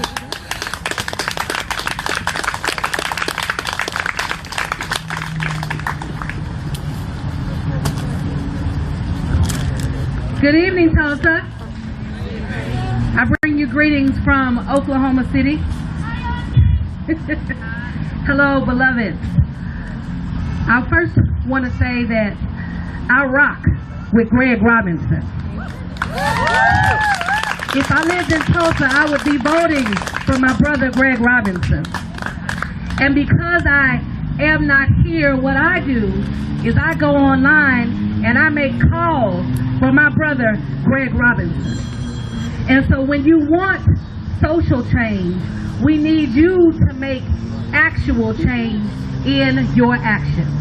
And that means that, just like he said, if it's up to take personal accountability and responsibility to make sure that we are electing and voting for those that stand for us, those that actually reflect our politics, our values, our morals, and those that are going to stand and say that I am here not just for justice, but that I am here because I bring a different dimension of humanity to us all.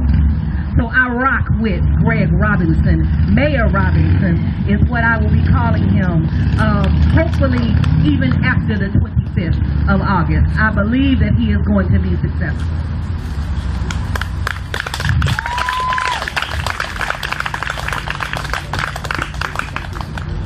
It was interesting to me when I began to see the conversations about this event. It was interesting to me because I don't know about y'all up here in Tulsa, but every now and then in Oklahoma City, we have situations that bring tension and sometimes conflict. And I tell you that it's okay because discourse is important. Discourse is necessary, and discourse is what makes us uncomfortable, which makes us want to change. It makes us have to change. It makes us have to find a way to change. And so do not scurry from the discomfort. First, to my white allies, I always want to say, we're glad to see you. In Oklahoma City, they're never surprised when I speak about the responsibility of those that need to be standing not only in the front line, but standing all around the perimeter to make sure that you are protecting Black and brown and Native and Latinx and queer and marginalized bodies. That is your duty. That is your obligatory responsibility for carrying the privilege that you have in non-melanated skin. So I'm asking you tonight, to my white allies, will you make the pledge to continue to do just that? Yes, do you believe that Black Lives Matter?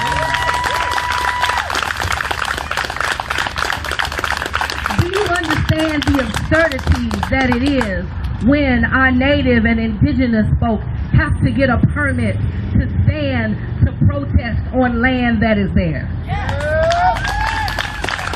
That disturbs my spirit from time to time.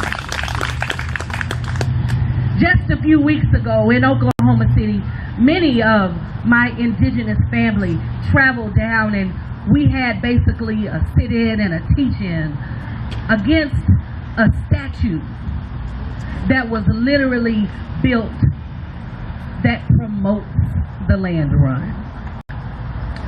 In Oklahoma City, sometimes we're just a little bit different. You all might not have problems up here in Tulsa like that. Yeah, we do. But down there, yes, we do. I was interested in the flyer or a sticker that, in fact, there's one right here, the sticker that has abolished the Tulsa Police Department, and it has a police car on fire. Well, I got a little bit nervous because in Oklahoma City, our DA and our legal system decided that makes you a terrorist.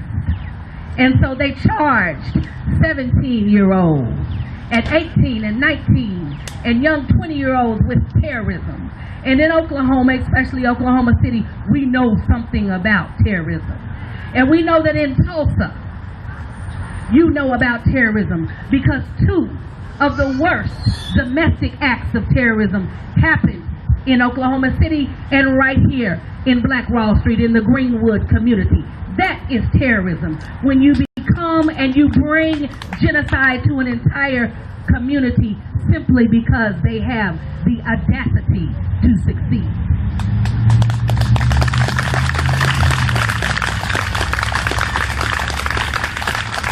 Greg spoke about having the audacity to put his name on the ballot. And I said that it also takes tenacity.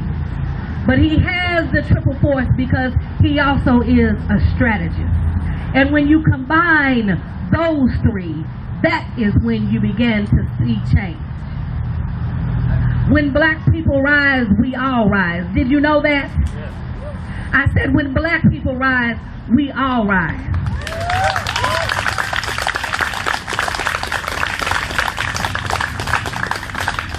One of the words that my grandmother taught me very early on was Okaloosa. And I never understood why it was important. She said, this is a Choctaw word. And just recently, reading it in a book, I saw it, and it said that Okaloosa means land of the black people. And that was supposed to be the capital city of Oklahoma, because that is where they were going to place all of the black people that they literally had brought here to drain us of our identity, of our dignity, and of our worth. But they didn't know the strength that comes from the soil across the ocean. They were going to put it here in Oklahoma, which means land of the natives. They probably didn't expect that there was going to be something that was created called the Green Corn Alliance. I see my brother Roberto Mendoza here, who taught me about solidarity and how black and brown persons stood together. What if we continued to do that? What would happen in Oklahoma? Would we be the example that the nation could look at? Would it be a better penned statement to say, imagine that, when we talk about true solidarity between marginalized communities? Can you envision it? Can you imagine what it would be if each of us all stood with all of our families and we stood on principle and purpose? And could you imagine if we never had to have the war cry that Black Lives Matter? Black Lives Matter is not just a movement, it is a lifestyle. It is one that I live day in and day out. It is one that all of my team lives, because we understand that we in melanated skin are also fighting for our simple survival. I don't think that is what it was supposed to be like. Now, there were some who did not have melanin in their skin that were very comfortable with the way that the systems were set up in this country, because financially it's beneficial for them. Well, I think in 2020 we want to deliver the message that that is no longer. When you begin to look at the statistics and understand that those who are persons of color, we outnumber those, that we are not coming for retribution. We are not coming to retaliate. We are coming to rise, and yes, you should be giving the land back, and you certainly should be paying reparations.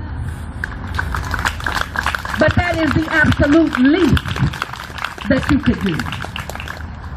When you can stand and look into the faces of those that you say, that you love, that you respect, that you know, and look at them with the same dignity that you give to those in your family members who do not have melanin in their skin and are also immigrants, because white people really weren't from this country either.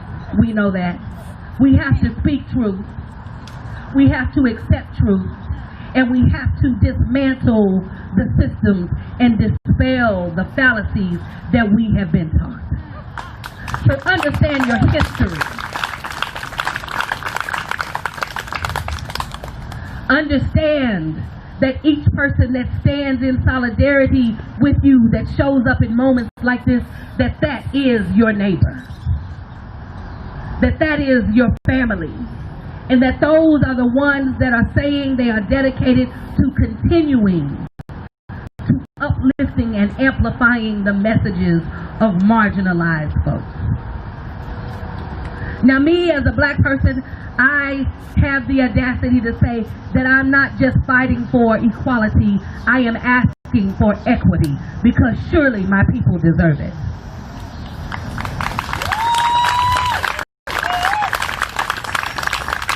But I'm not just fighting for myself, because I understand that, as Greg said, it is not about me.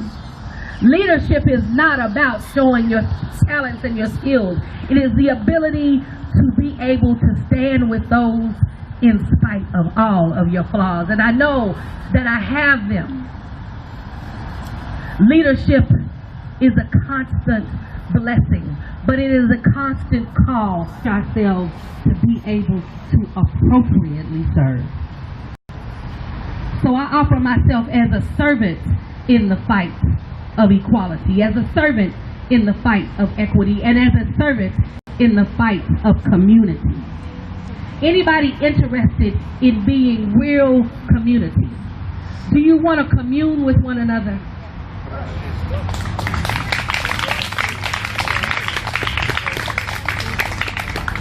Do you understand the power of love? That if we really embrace what love really is, that not only will we love ourselves differently, but loving one another will be instinctive. Can you imagine that?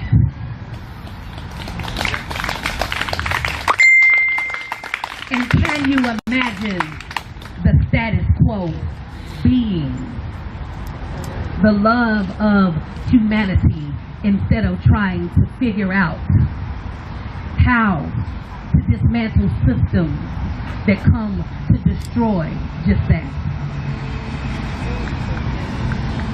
Young people, and I see many here, and that always gives me encouragement, and that is what gives me hope, because I believe that the generations that are here right now in our youth are the ones that are going to bring liberation to all people.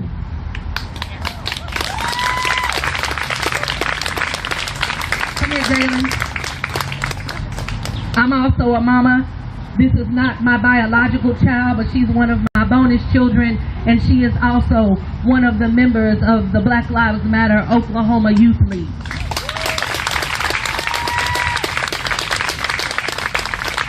And so I encourage you also to invest in those that have the fervor and the energy to be able to continue the movement, the message, and will make the change.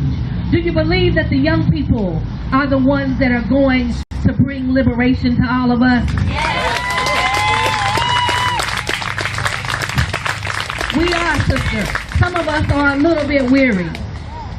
I had some of my friends, they told me today, they bought me some better shoes so that I could march a little bit easier. But I said, I'm ready for the young people to take over and I can just advise from the side, and I'm all right about it.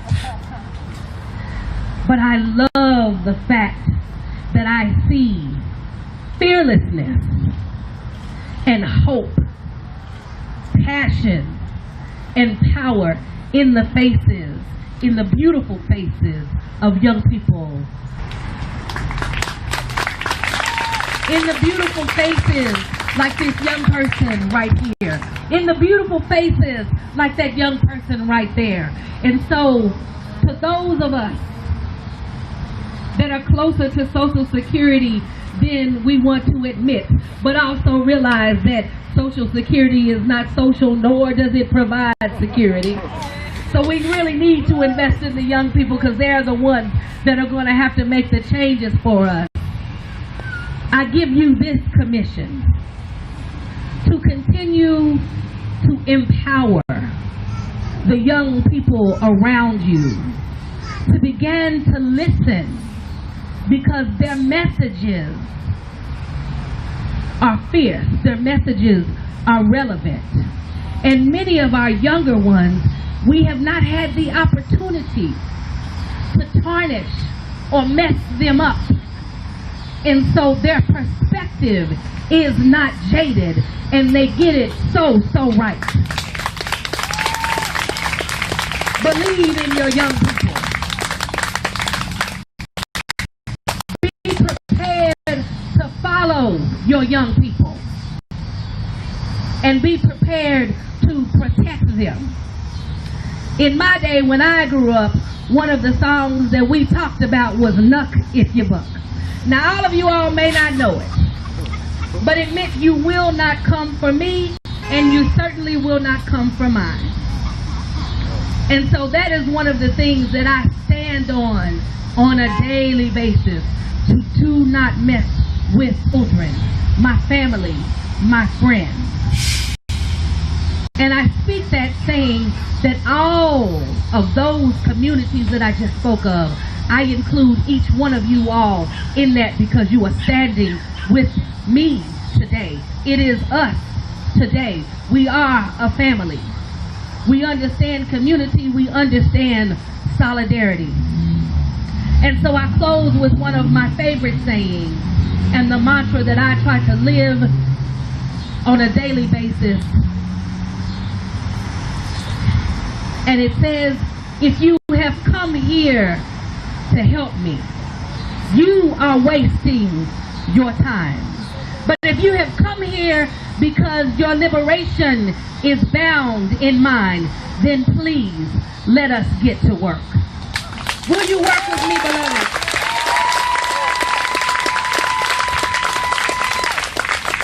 Will you do more than your reasonable service? Because that means we need you to do more than show up at the rally.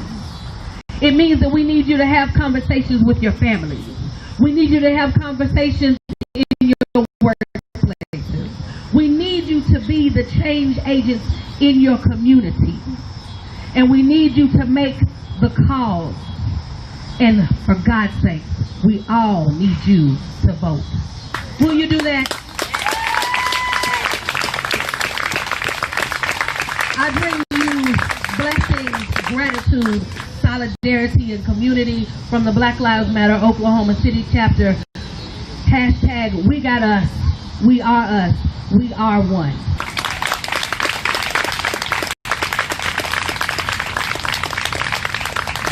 I'm so glad I didn't have to follow my brother Q here. Because every once in a while, when he speaks, he makes my spirit tremble. And so I am so awesome.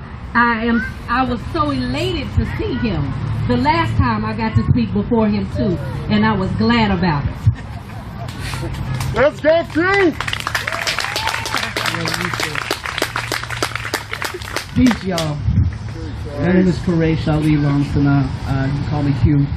And I am honored and moved to be here.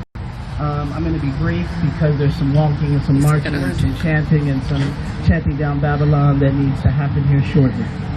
I'm going to begin with an excerpt from a poem I wrote a while ago. The poem's called Mascot. And just very briefly, I grew up in Enid, Oklahoma. Anybody ever been to that sad little place? I left Oklahoma City. I left Oklahoma in the late 80s, moved to Chicago for 28 years, New York for 2, and I've been back in Oklahoma now in Tulsa for the beginning of my 3rd year now. But this poem is about what the Washington football team, right? The Washington football team, yes. That's long overdue, that should have never been named as such. And about mascots. I grew up in Enid High School's mascot's the Plainsman. And I'm going to read 2 short parts from this poem. I am an Okie. Grew up on Cherokee, as did Zach, my first best friend, who lived 2 blocks away and wore the street in his skin. We liked basketball, cars, and never watched westerns. Zach disappeared in high school after 1 year in war paint, riding a spotted mare at pregame. He was gone before I had the chance to tell him what I already knew. Grandma never claimed native and hated anyone darker than a grocery bag. This is where I begin trying to find Zach to talk about this mascot issue. The Beantown Honkies, the Johnson City Jarheads, the Washington Senators, the Oaktown Wannabes, the Cushing Crackers, the Tulsa Rednecks, the Old Baltimore Bigots, the Chicago Police Department, the White City Afrikaners, the Cook County Overseers, the Heritage Foundation. Speak on it. The Riverside Peckerwoods. The German Shepherds. So, one of the things that Sis Apollonia and I were just talking about, Apollonia, I keep saying that. I keep wanting to make you grow with Prince. I don't know why I keep doing that. Maybe it's because I like Prince so much too. Anyway, Apollonia, we were just talking about this Green Corn Alliance and about how really nothing like this really exists right now that's very active. And so I want to, on behalf of Tri-City Collective, of which I'm a member, and Devin, I'm going to put Devin in charge of this. We're going to build this coalition. Let's build this for real, and let's be about change. Be about moving the needle, about making policy changes, about making educational changes. Let's be about this, all right? Okay, good. So all of y'all are here as witness. You're going to enjoy and be a part of this thing, right? Yeah. I got all of y'all, right? Yeah. So we're going to figure out some way to sign you up. We'll deal with that. All right, last little poem.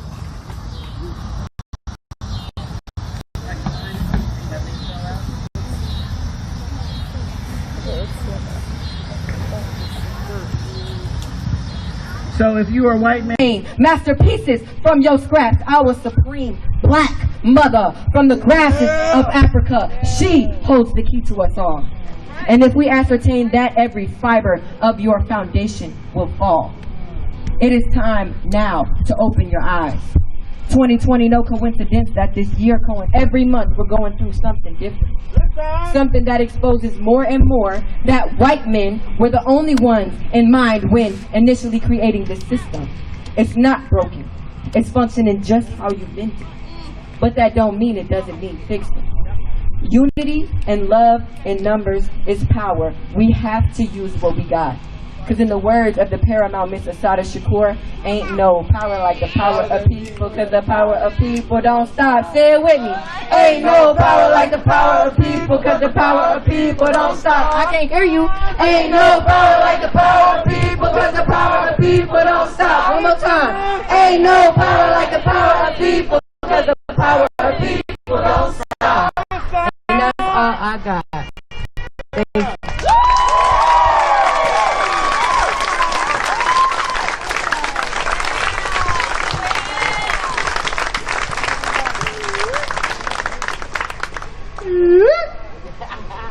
Did that, right?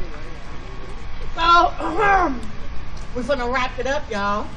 Just want to give some thanks to DJ Ben, Quan, DJ Dudley B, and DJ Nemo for providing sound and music. Thanks to Yang and Kim Meehan for providing cupcakes for Travis's birthday. And there's still more over there, y'all. But we cool. You know what I'm saying? How come we all can't be cool? How come they get their land taken and we get taken from where we at to come over here and still be treated like garbage? We need to put the money into the black communities so we can fix what the average white person who watches Fox News would say. Oh, they're dangerous. Oh, they're criminals. They're fighting and looting and shooting each other. That's what they think. That's what white people think.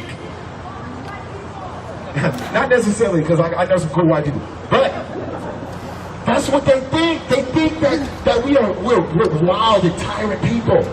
But as you can see, if you've been here since day one, who are the wild and tyrant people? One more time. The police. The police. So guess what? We put money into the black communities. That means we get education, we get schooling taken care of, we get mental health taken care of. And guess what? Then, come on. It's that simple. We need to be about that.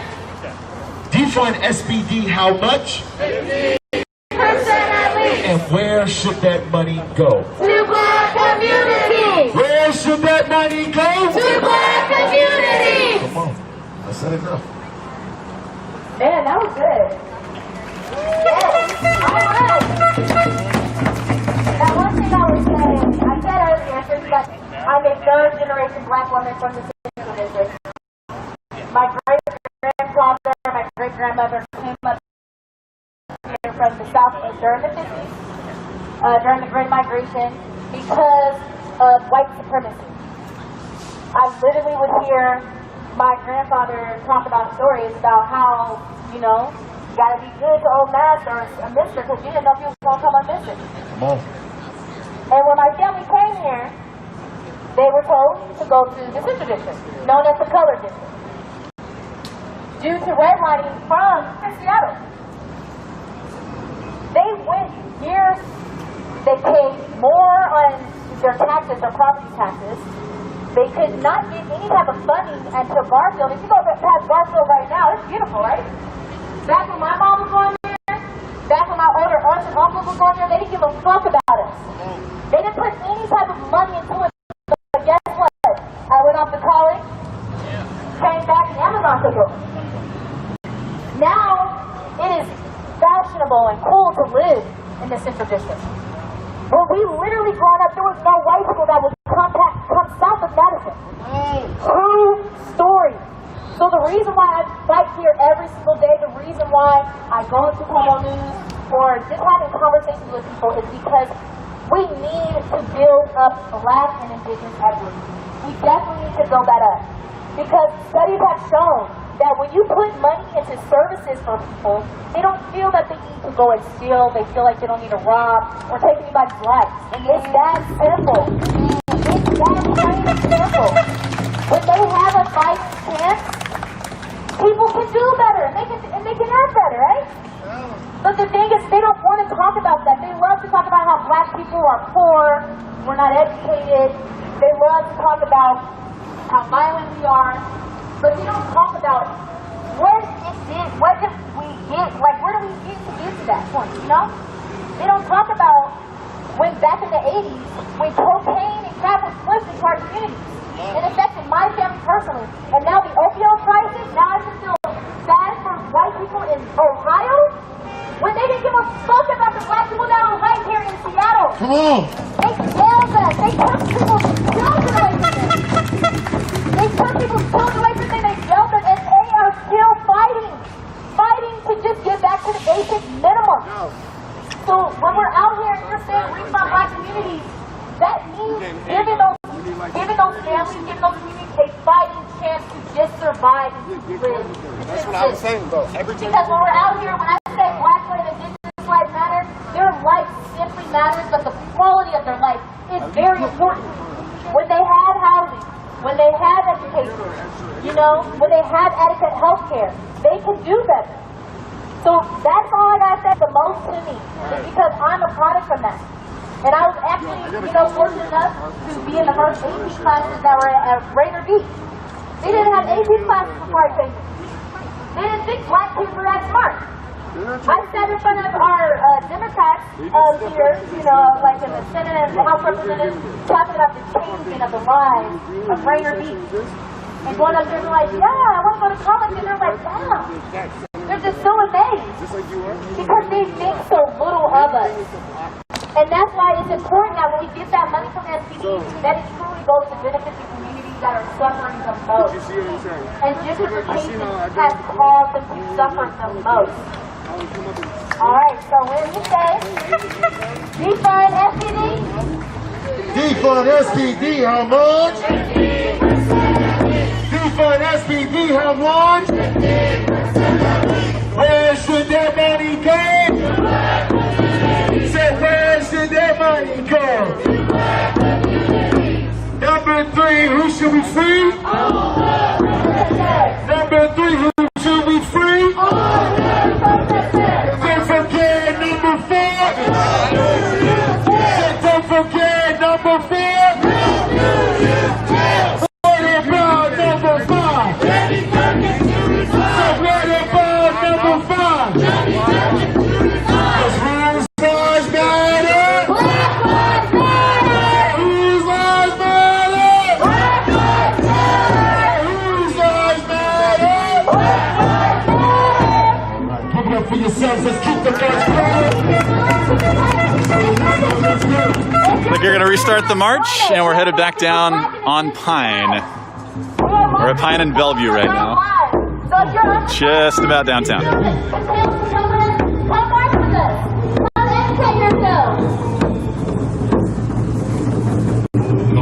Homeless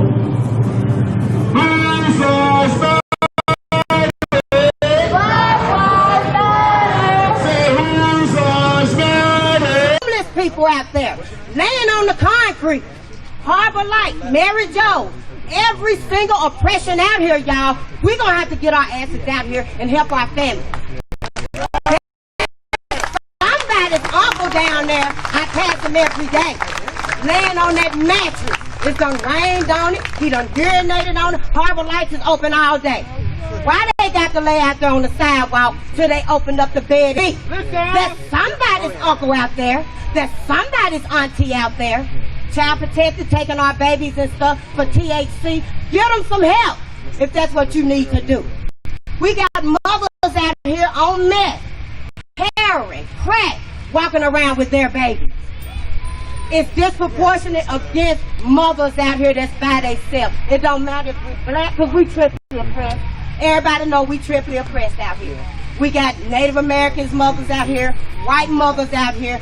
Everybody is out here on these streets, and they need all of us to come behind them. These people up in here, these criminals, they gonna keep on murdering and keep on murdering, and the next to get out here behind our family. Every last one of them gonna need our support, y'all. We ain't got no more luxury to sit at home and watch something on TV. This is the reality right here. This is what our families is dealing with right here. We don't know what it's like to wake up at 2 o'clock in the morning because Matilda, Jaffrey's mother, her son shot 49 times. Who can imagine what that's like to wake up in the middle of the night out of your sleep with that in your head, your baby's last minutes? That's why we got to get out here. And what that Tashira said about all the differences, put all of that to the side. Right after this is over with. Agree after this is over with. One thing we need to do is community safety and violence prevention. It's not going to work. Let's go back out there.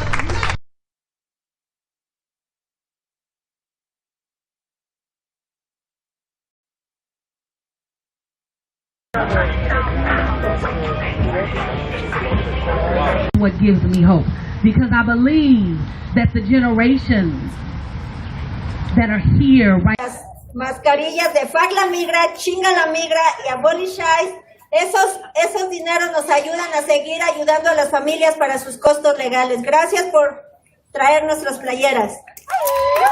And mostly I also want to say that I'm really happy to see everybody with their Chinga la Migra shirts, with their Fuck ICE, Abolish ICE, everything. Here are all the things that we produced also. I'm really happy that I produced this and you here are wearing it today. It's helping also the funds from this, all the families that are undergoing these processes and these struggles.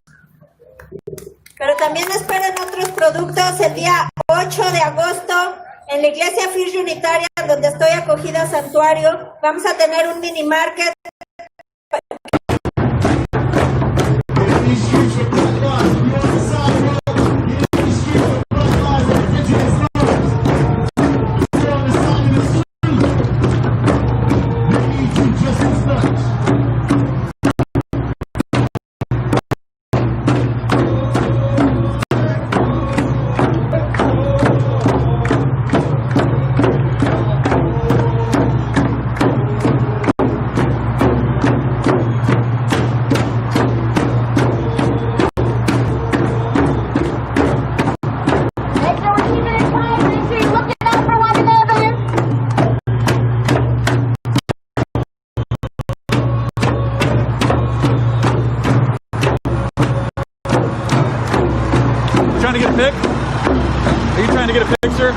Just tell me if I'm in your way. I appreciate it. Yeah, of course.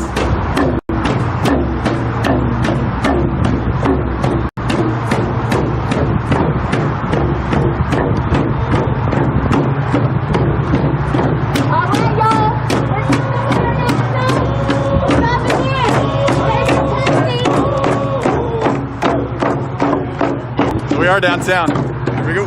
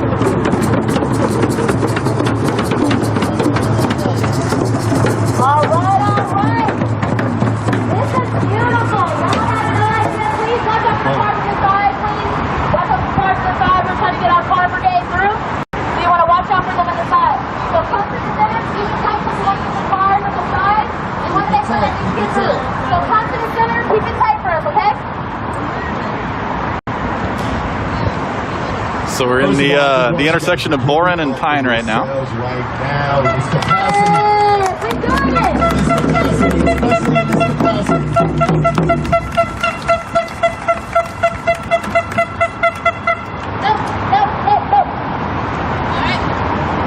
Alright, go ahead, you got this. Alright. Now, when we talk about responding to black people up there, one thing we need to mention was we want to hold any predatory development.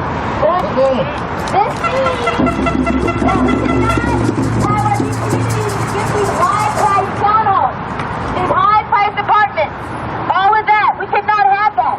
We need to make sure that black people can work here in the city and they can live here. And they can afford to live here.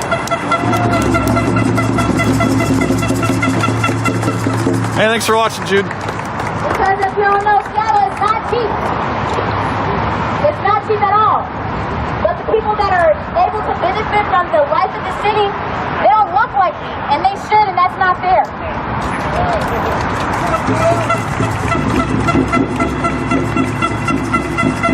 Now, our next demand, because we did qualified immunity was the first one.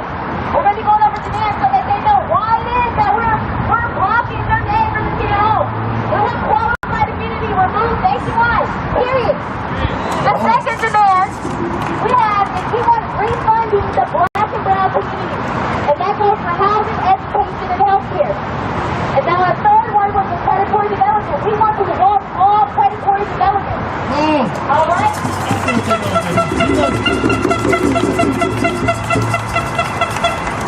Well, raise your hands, you know what predatory development is. Oh, okay. You got ropes out of here, okay. So we might need to learn it a little bit. Go ahead. All right. Now, with predatory development is that, again, they can't have areas that have this, sorry. Oh, this is not right. So when we say predatory development, that means any homes or any buildings that have been foreclosed on, that have not been used, that the government or Amazon or whoever or whatever else can go in there and take that up, build it up, and then charge high prices.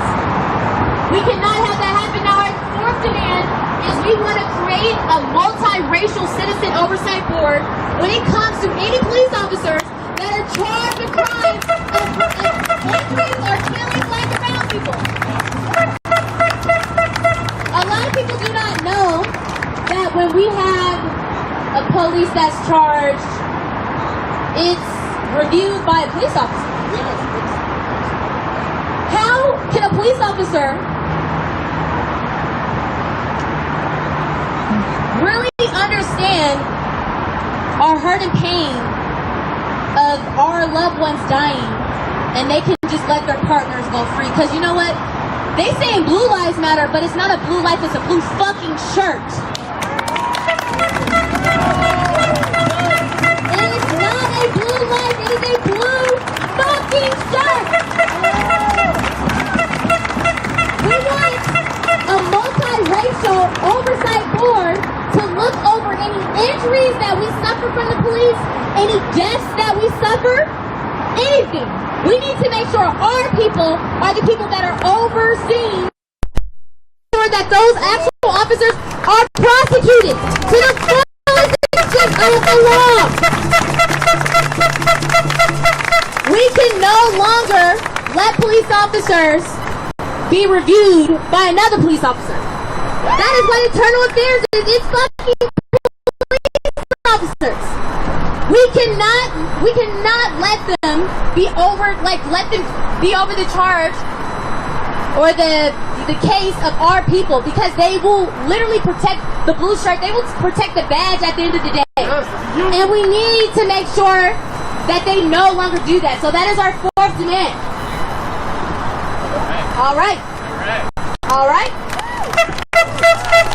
So now you know what predatory development is, apparently. On that. That is something we need to take care of. There are blue shirts taking care of blue shirts, claiming that it's blue lives. That don't make no sense. There are black people in that force. There are white people in that force too. There are Mexicans. There's every race in that force. But they claim themselves to be blue lives. No. We can't allow that to happen anymore. We can't allow that to keep going on in the future of our lives, because we're losing people within our community, and they get to defend themselves. And their internal affairs are cops as well. That's a problem, ladies and gentlemen, and everyone else. This is a problem, and we need to take care of it. So what we gonna say? Defund SPD, how much? 50%. Defund SPD, how much? 50%. That money go. So where should that money go?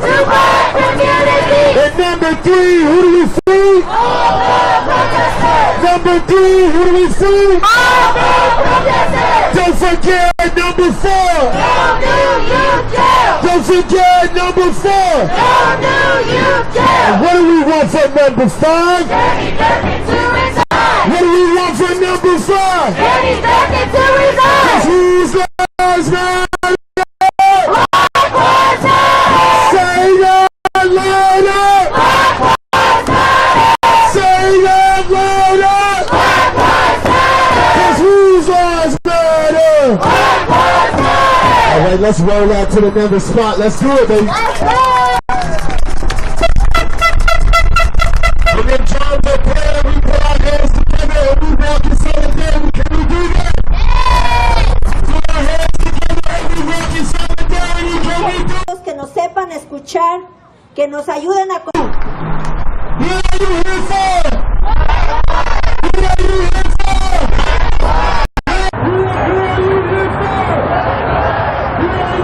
No, put those hands together. Let's get ready.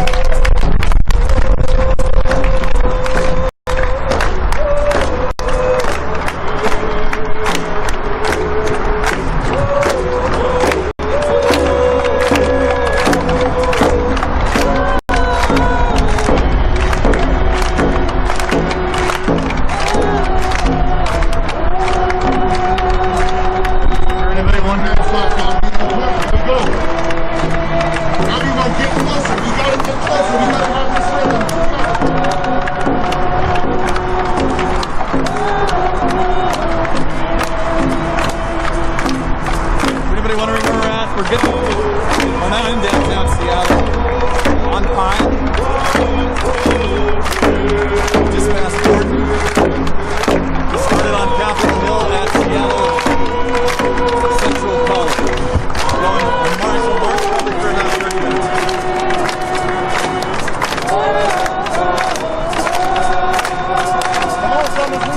Come on, Jeff. We need you to be loud, a little louder.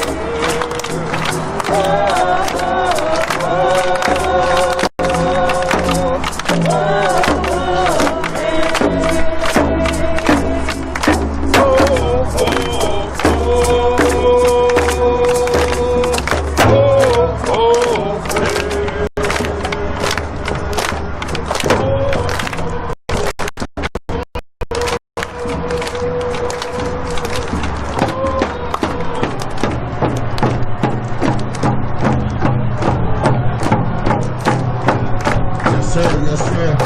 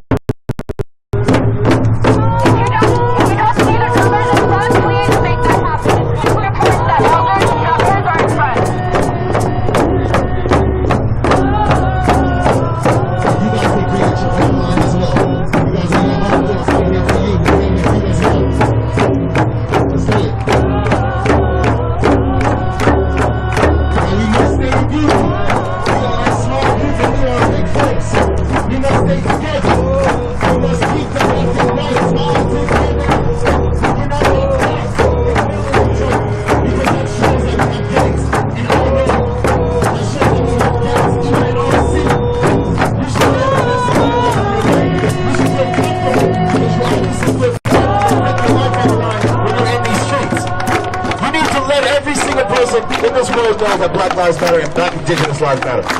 Can you take care of that for me? Can you help me with that call? Can you help me with that cause?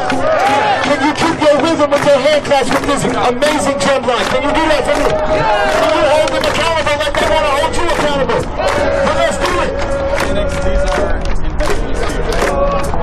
Let's go ahead. Live factual correction.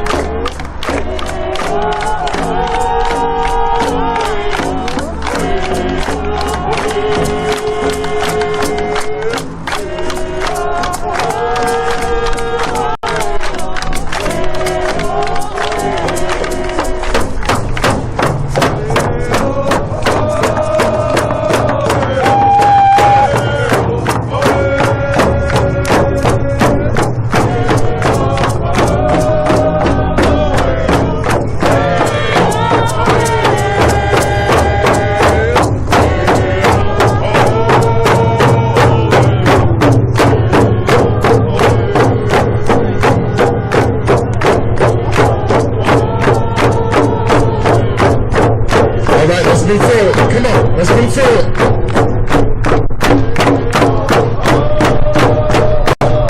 Let's put the hands together.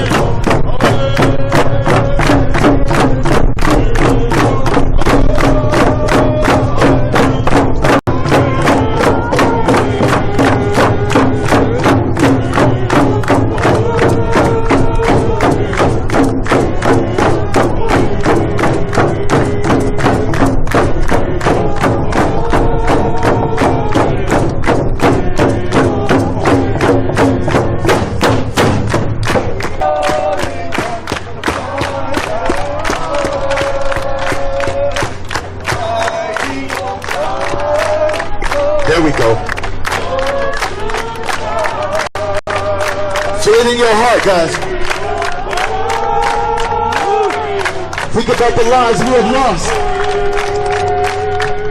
Think about the lives we have lost who fight for our country and to fight for our lives. Our lives.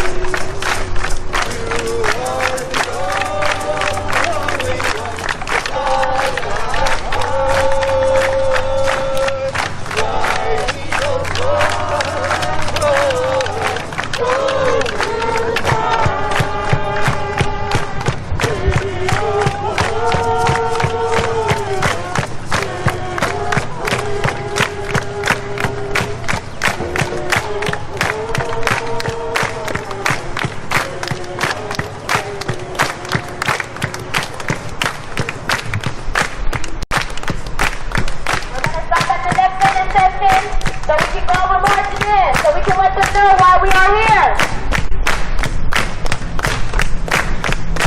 Come on, keep them hands together. Keep them hands together. We're doing it for the land today. We're doing it for the land today, Seattle. This is for the land today, Seattle.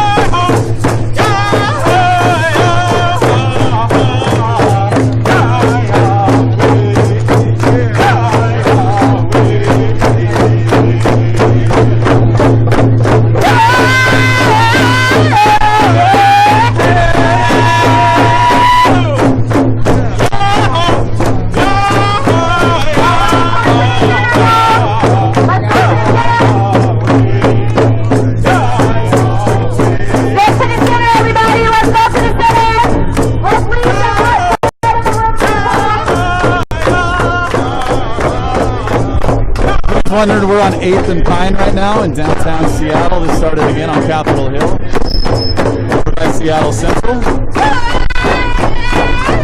It's a march against police brutality, co-sponsored by both the local BLM chapter and also the Black and Indigenous.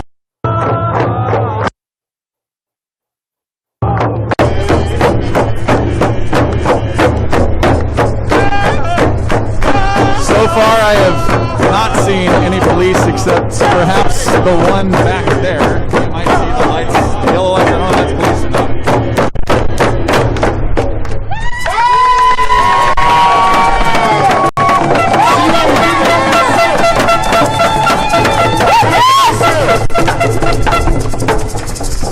All right, for anybody that's in the sideline, we are marching for Black and Indigenous coalition. We are marching for Black and Indigenous lives.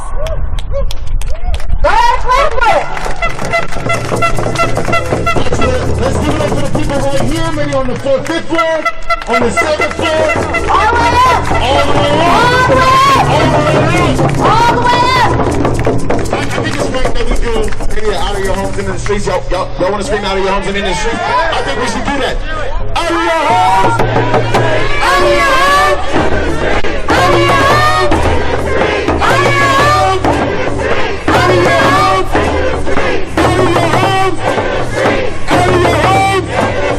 Out of your homes!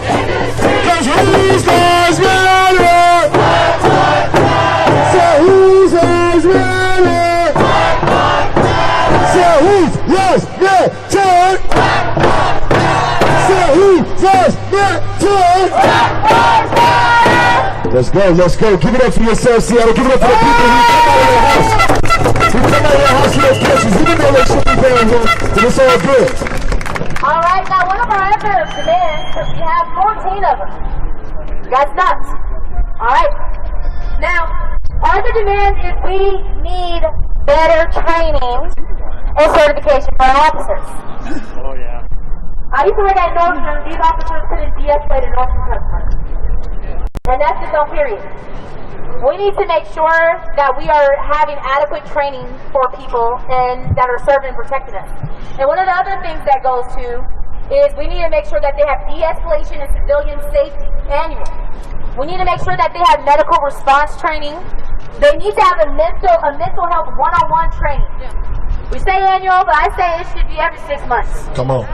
This period. We need to make sure that the people that have guns, they are mentally capable to have those guns. Now, what we want to do is we want to have a trauma-informed training for law enforcement. Because their job, I will say, look, they deal with some shit. I will just say that some of the police do.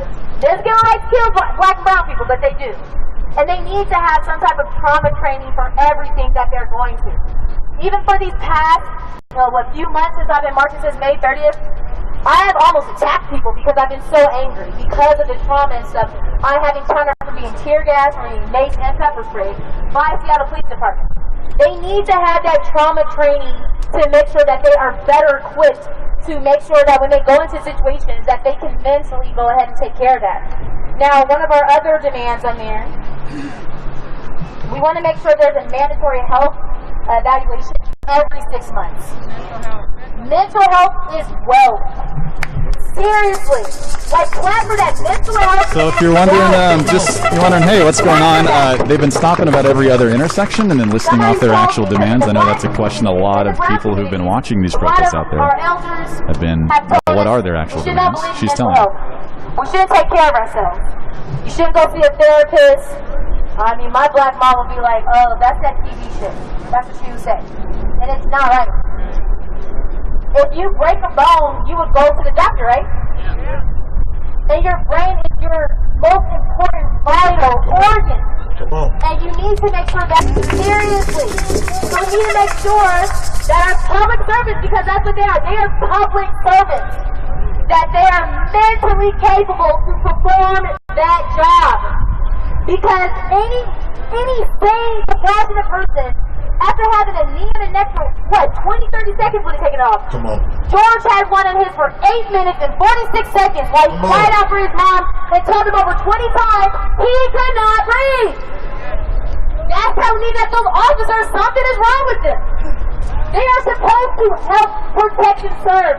Serving is making sure that the people they are arresting is taken care of. They need to take better care of ourselves, but they need to take better care of themselves.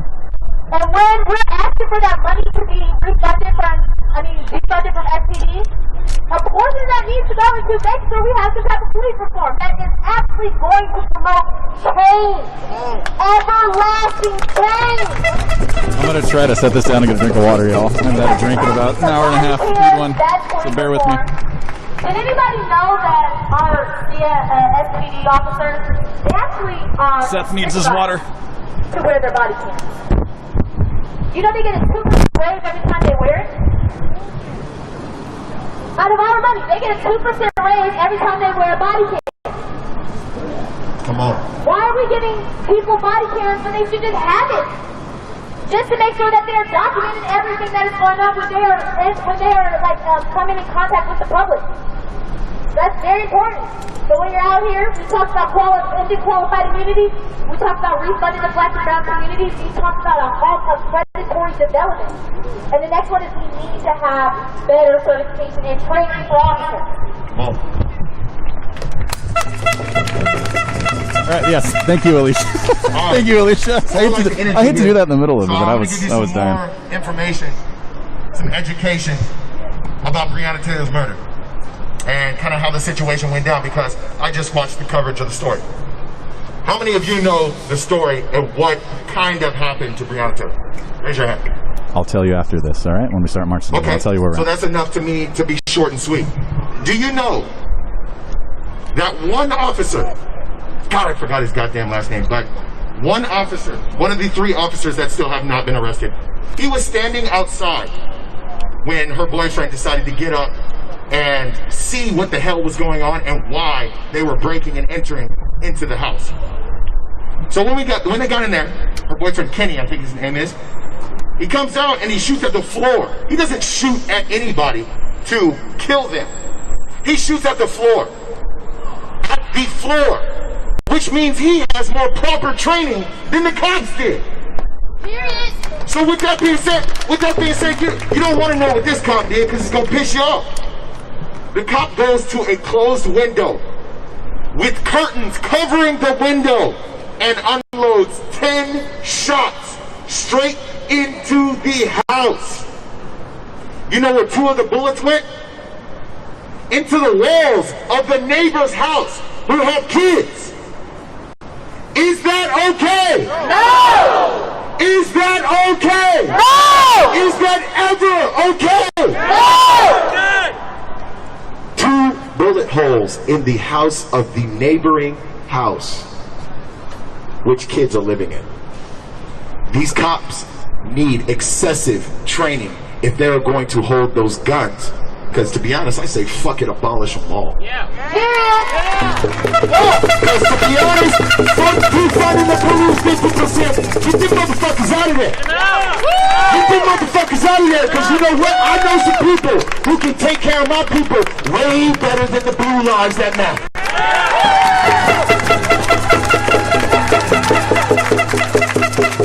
So if that don't piss you off, I don't know why you're here. If that don't piss y'all off, wow, oh shit, they're gone. Wow, what do you know? They got their video and they're gone.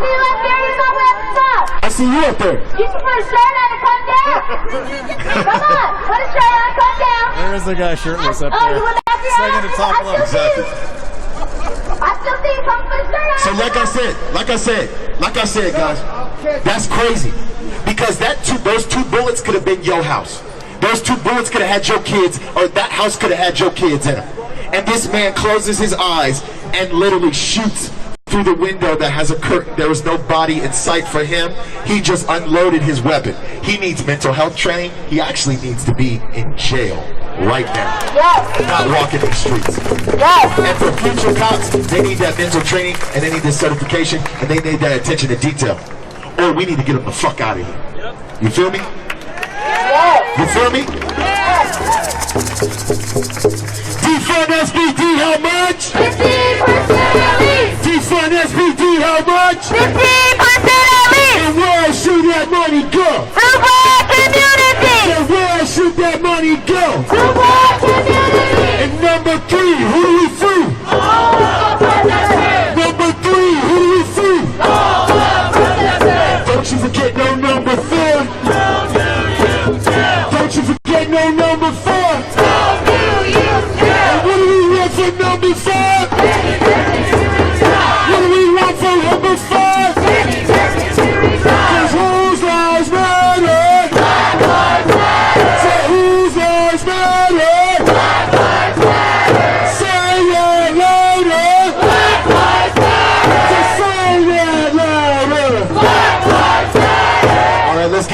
drums to the front.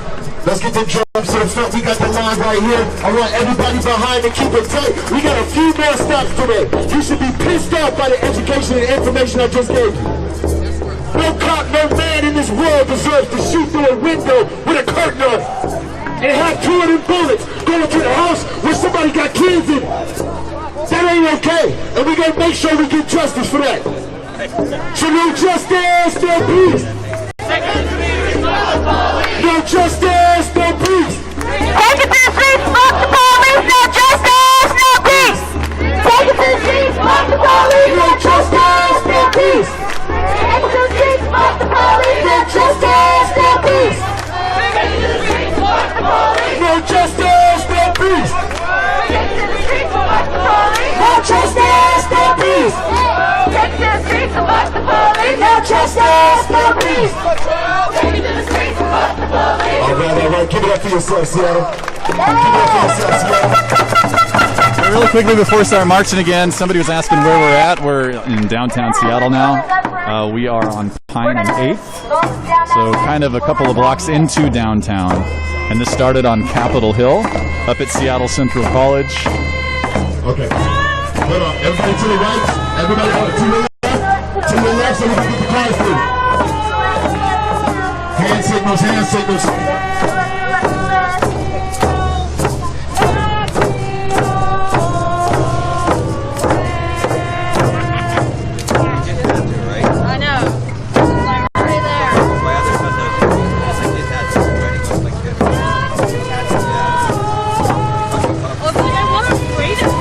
Hey, thanks for watching from Canada Shay. Everybody please like and remember to share this video for this movement that you're watching here today.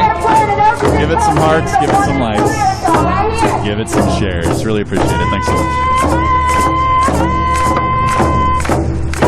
All right, put them hands together. Put them hands together.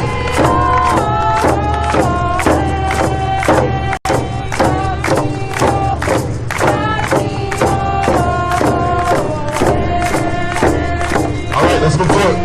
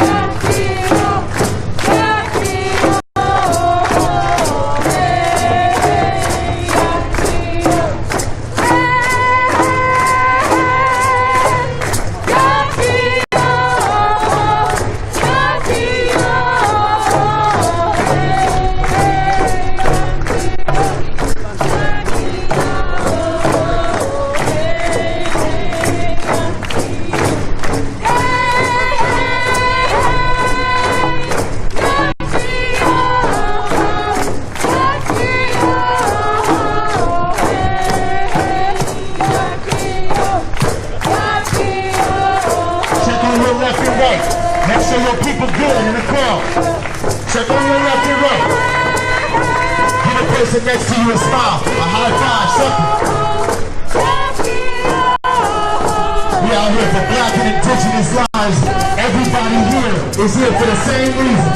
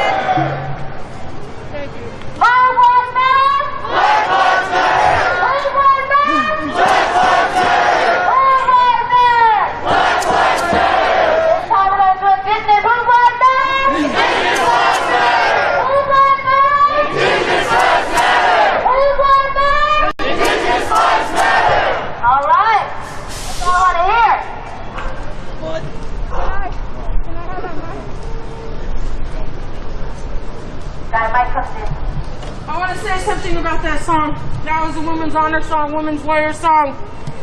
And it's always something for us to talk about that song because right now on Turtle Island, all across, we didn't have borders. So we're talking about our First Nations relatives over in Canada.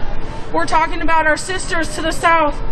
We're talking about our sisters right here, our daughters, our Two-Spirit, our transgender, all of those, all of our women and children are under a pandemic by the name of missing and murdered Indigenous women and girls and Two-Spirits. That song, that prayer is about our women. It's about the violence against our women. I want to extend that song right now in this space to our black sisters.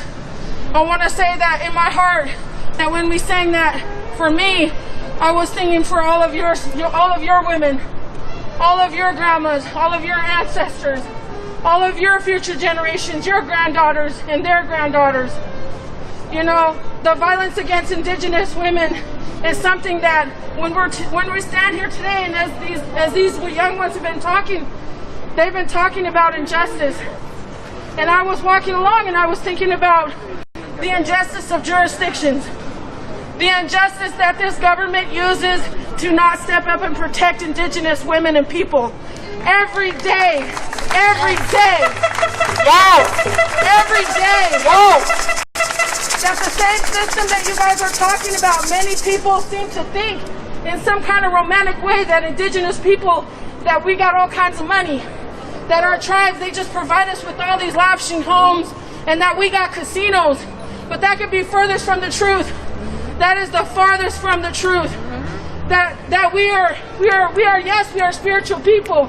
Yes, we have our prayers and our songs, but so many lost their lives for us to be standing here today. Like the stars, our people once were here, and we are still here. We are still here. When we talk about bringing justice, I can't help but to think about the school system that I grew up in, telling me as a young person that I was the bad guy, and that the colonizers and the colonial people saved us, and that we were the heathens, we were the violent ones. I feel like it's time for us to get rid of those history books. Yeah. Come on.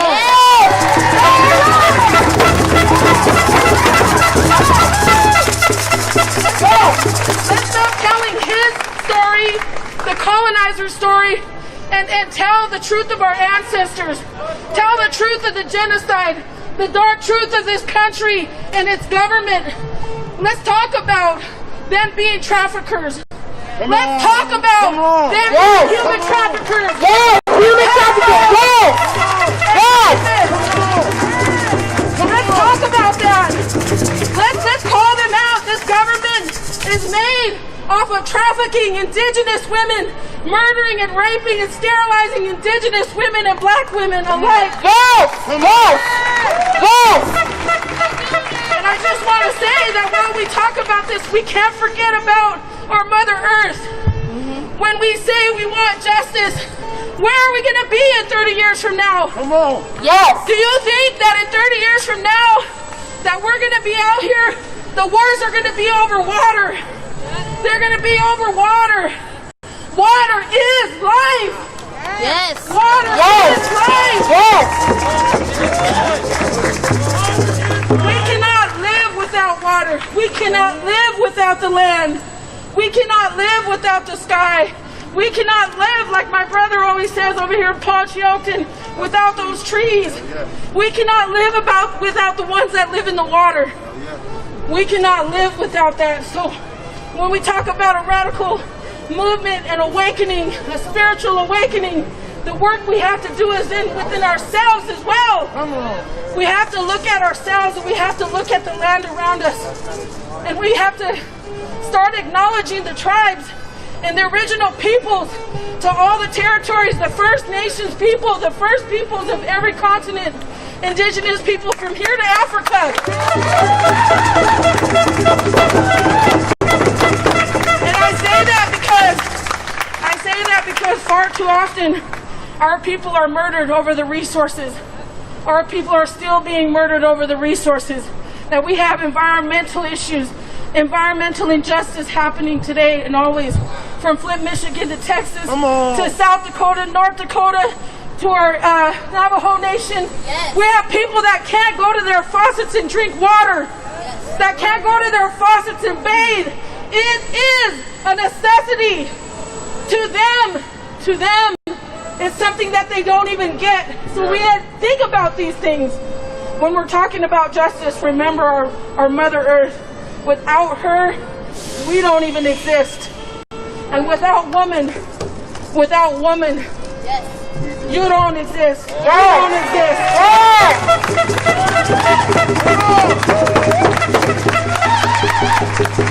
So that song is the Woman's Warrior song. So I raise my hand to this young black sister right here, standing up here bravely, doing this work. I lift my hands to this young brother right here for doing this work. And thank you for Katsiayo for letting me say these few words.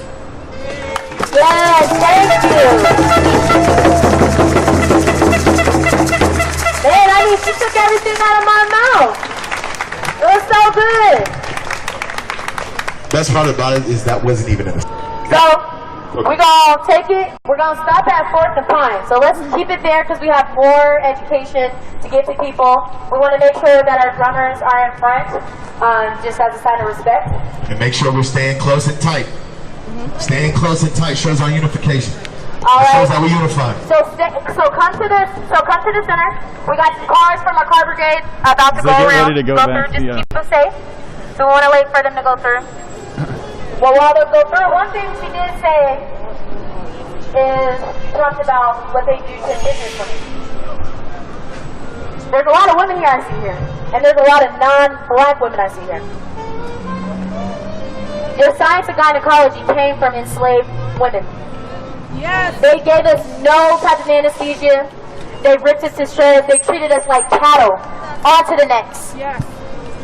The father of gynecology slaughtered enslaved women for science. So anytime you go as a non-black person, anytime that you go to the gynecologist's office, think about those enslaved women that had no fighting chance with no anesthesia or anything. They treated them like cattle. Seriously.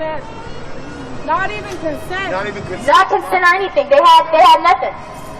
So we're going to head down to 4th and Pine. We got more information and more education to land everybody. So we want to make sure we keep a rhythm with our drums. It's just so beautiful, you know. Let's get everybody staring out the windows. So let's get a drum going. Yeah, hold on. Before I check, did everybody hear everything that was just said? Did you hear everything from the block? Did you hear everything from the block before? You gotta retain this information. These are not just random people who are standing in front of you trying to be a trend or trying to be cool because a hashtag of Black Lives Matter. Yes. No. That phase is over. Yes. That phase is over, as you can see. There are people who have so much love and hope, have so much pride and so much compassion for this movement and the movements to come in the future. We have to stand in solidarity with each other as much as possible. So make sure you retain that information. You can even pull out your phone and take notes so that you can remind yourself what is going on every single day. Also, one thing, when you do, or if you are tagging us or anything on Instagram, we are the Black Indigenous Coalition. It's all one word. It's going to be a fist that looks like the one on my shirt, and it's going to have red on it. Just to let you guys know. We have more information as we'll keep getting, but thank you so much, Payday. Absolutely. So let's keep it going. Y'all ready? Are we ready? Let's go. Yeah. Really quickly, just to answer a comment from, I think it was a Dave. This is actually a co-march for Black Lives Matter and Indigenous Lives Matter, and they have been doing Indigenous Lives Matter chants this whole time, and they're led by an Indigenous this group right here.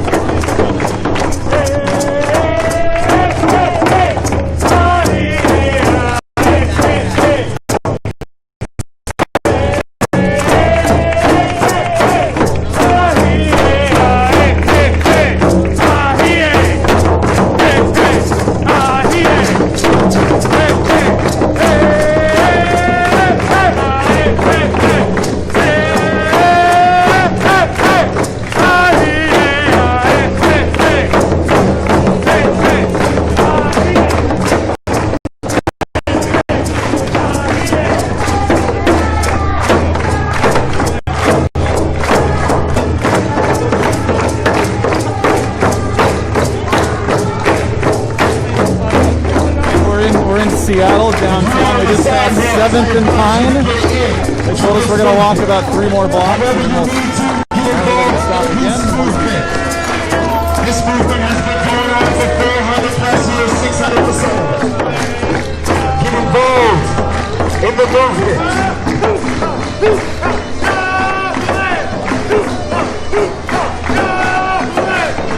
This is history repeats, and it's on us as a generation. It's on us as a people. It does not matter your skin color.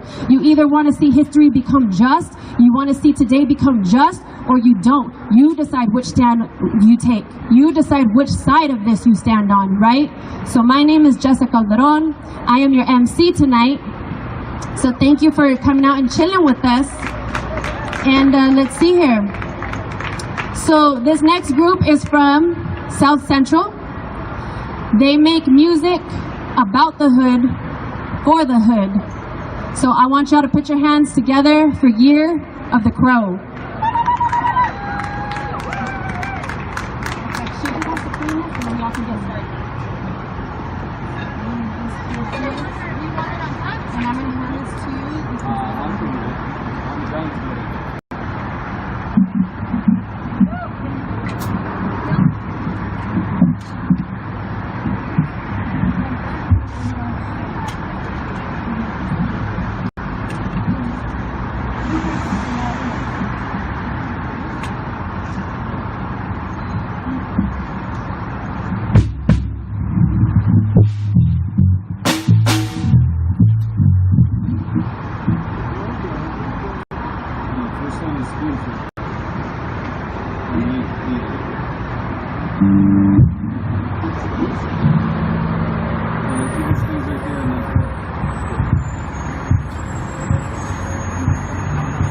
Yo, what's up, homies?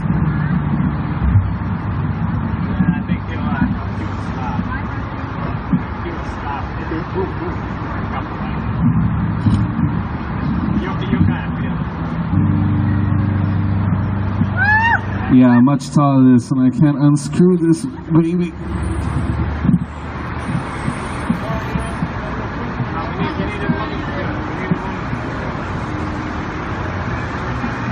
Biggest solution.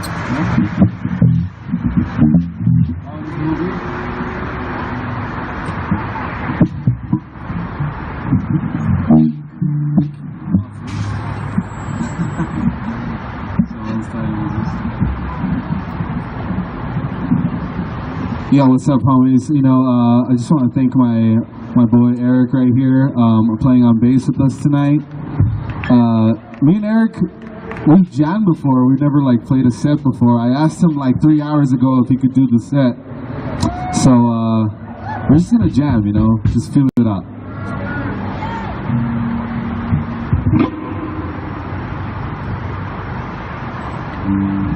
This first tune we're gonna do is a song called Spoonful by Howlin' Wolf. One of my favorite dudes.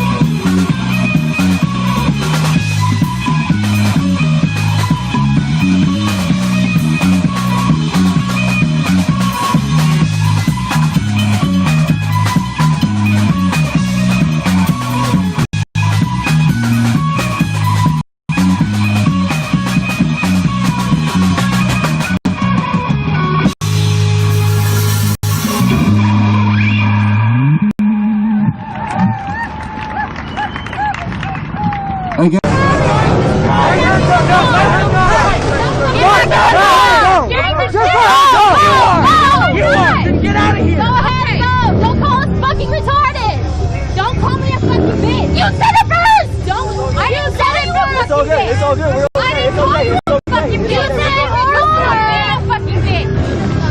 Could you please don't touch me or my property, okay? I didn't come here for violence. She didn't need to call me a fucking bitch, okay?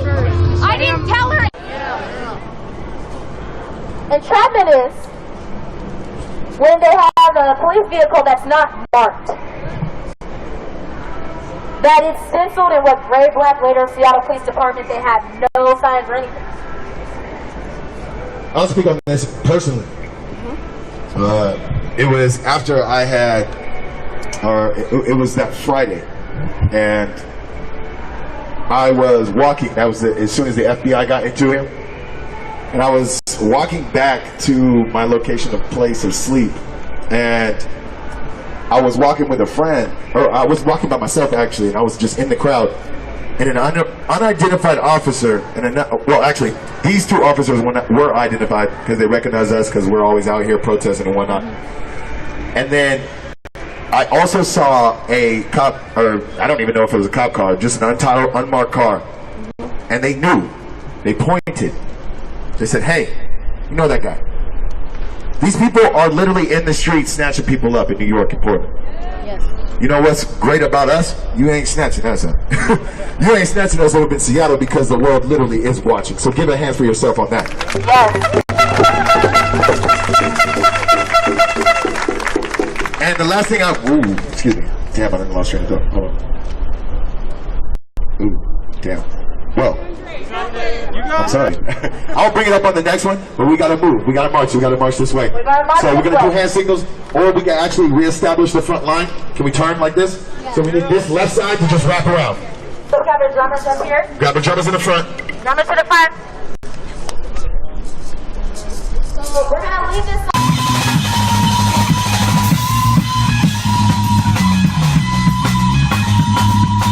Time to free the children. Tear down the wall. It's time to free the children and tear down the wall. It's time to free the children and tear down the wall. It's time to free the children, tear down the wall.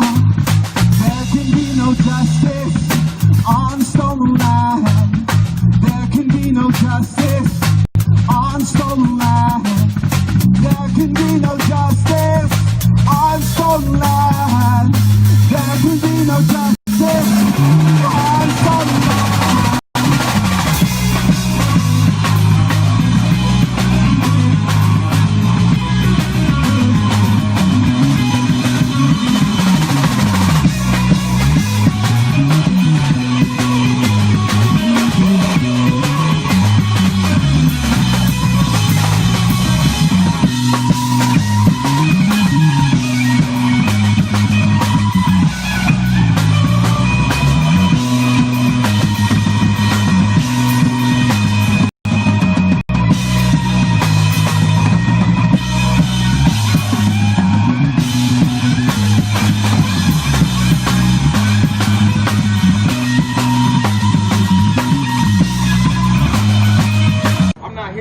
To bash them. I'm here to speak on my experience alone.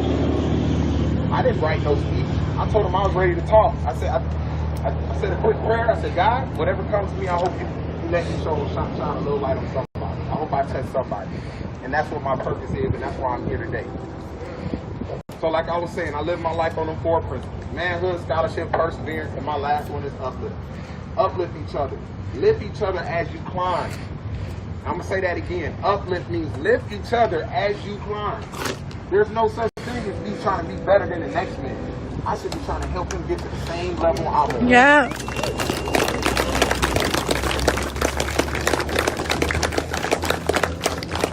So I know a lot of people have a lot of questions. I mean, I've been getting hate mail. I've been getting a lot of disturbing news.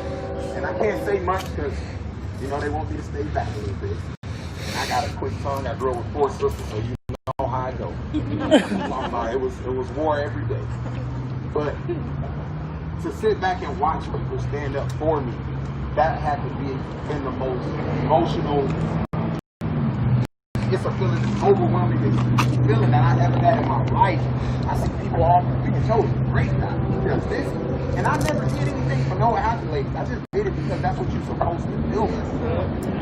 That's what you're supposed to do. You're supposed to look out for your community. You're supposed to serve others. And that's what I believe in. I teach my daughter every day. Serve others. Let's go down and feed the homeless. Let's do something to help somebody else grow.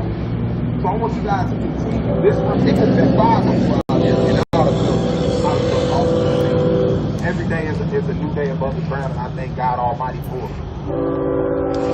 So Saturday, you know, and a lot of y'all read a lot of mixed stories. I mean, you know, the media don't say what they say, but to speak on it from or hear it from somebody who was actually in that car that night. Most traumatizing experience ever. And I just reminded y'all, I just came from Stone Mountain, Georgia. All right, home of the KKK. I'm telling you, you go down there, you better watch it. I'm just saying. So I came from an environment where I thought I was going to be racially discriminated or profiled and all of the above. When I got pulled over Saturday night, I didn't have a clue. I didn't have a clue, y'all. What did I do? I was up all night decorating our daughter's room. I mean, I got unicorn, I got JoJo blankets. I mean, I went all out. I'm feeling like a dad. You know what I'm saying? I'm sweating. You know, I'm feeling good. I leave and say, hey, babe, I'm about to go to Taco Bell. I want a Mexican pizza and 2 tacos. A Mexican pizza and 2 tacos. I should have went to the taco because you're right. but I wanted the freeze. I wanted the strawberry freeze. So I went to Taco Bell. A normal trip. It's a normal trip. You're not even thinking nothing bad will happen. You just quick run down the street back home. You know, I'm good. I'm on the couch. I got pulled over. And the first thing I heard,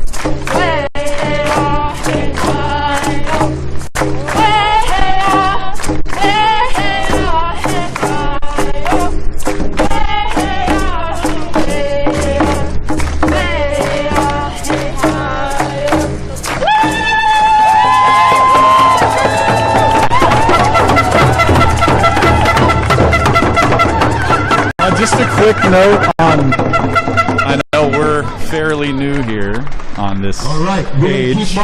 We'll allow all viewers, all comments, unless they get personal or cross a line that I decide, and then they're going to be blocked.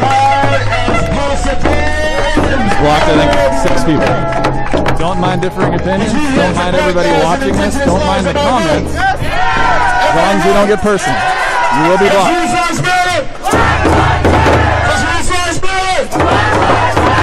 Who wants his life better? Who wants his life better? No justice, no peace. No justice, no peace. No justice, no peace. Take it to the streets and fuck the police. Justice, no peace. Take it to the streets and fuck the police. No justice. Take it to the streets and fuck the police. No justice. Take it to the streets and fuck the police. No justice. Take it to the streets and fuck the police. No justice. Take it to the streets and fuck the police. No justice. No peace. Take it to the streets and fuck the police.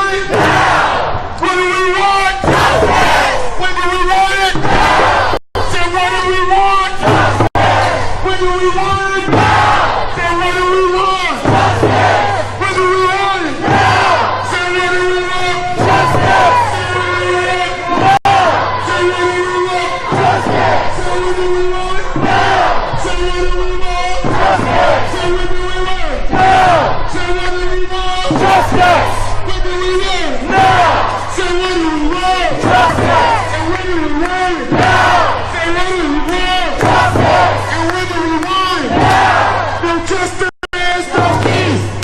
Take the streets and fuck the police! Say no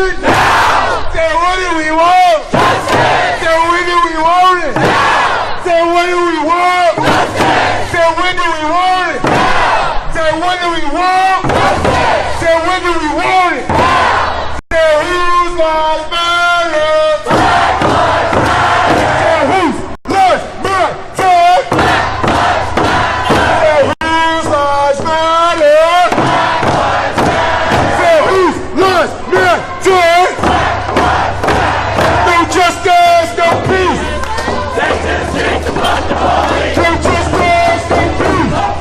Take the streets and fuck the police! Say no justice, no peace! Take the streets and fuck the police! Say no justice, no peace! Take the streets and fuck the police!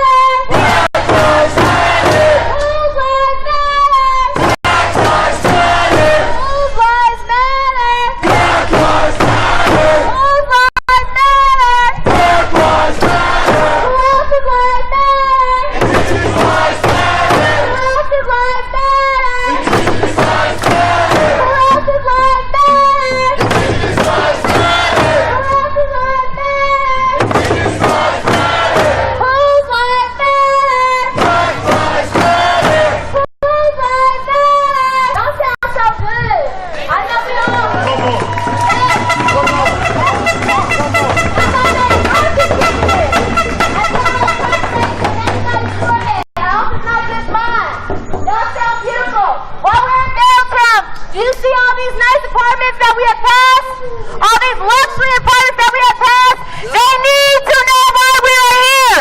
We are marching for Black and Indigenous rights. So while you are here, make some fucking noise. All lives matter.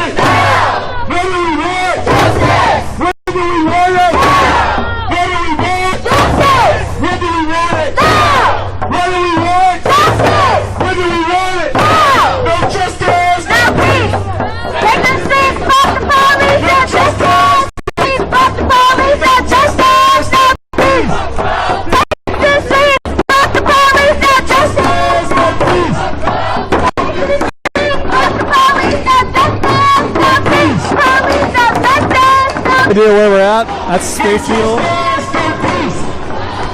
It's probably just more deceptively far away than it is. Downtown Seattle right now. To the people that are working for us, we are marching for Black and Indigenous rights.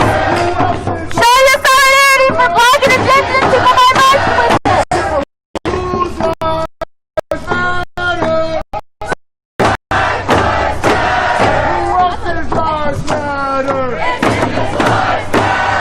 What do we want? Justice! Where do we want it? No! Say what do we want? Justice! Say where do we want it? No! Say what do we want? Justice! Say where do we want it? No! Say what do we want? Justice! Say when do we want it? No! Say whose lives matter? Who else's lives matter? Who else's lives matter? No justice, no peace. No justice, no peace. No justice, no peace.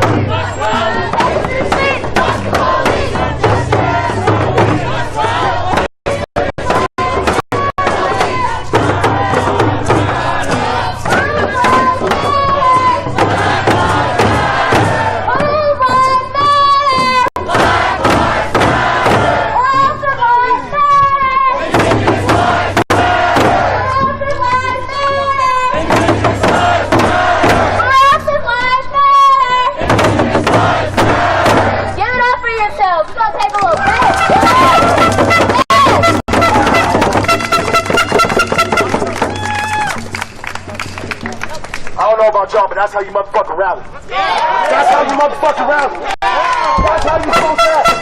You're supposed to lose your mind for black lives. Yeah.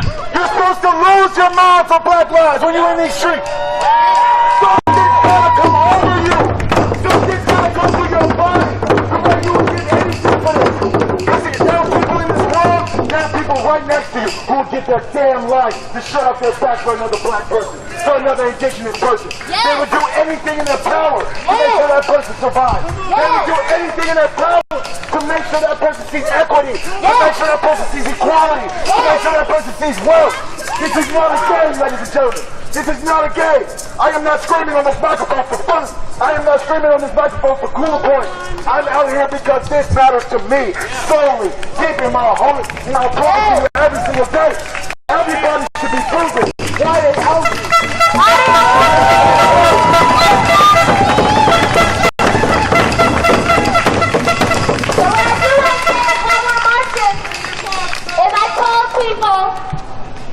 Do not film us. Come to the streets and march with us. Come on.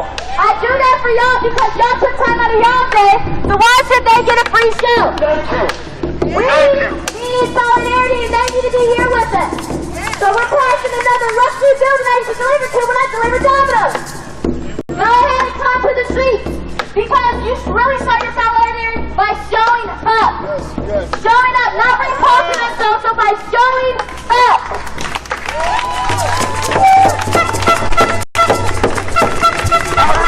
And just to update everybody who's listening or watching. By the way, Chase, I see you know what's up. We're in downtown Seattle. We're now on 4th Avenue. They marched down. I guess I marched with them, didn't I? Down Pine Street from Capitol Hill in Seattle Central College. And we're headed towards this Space Needle right now.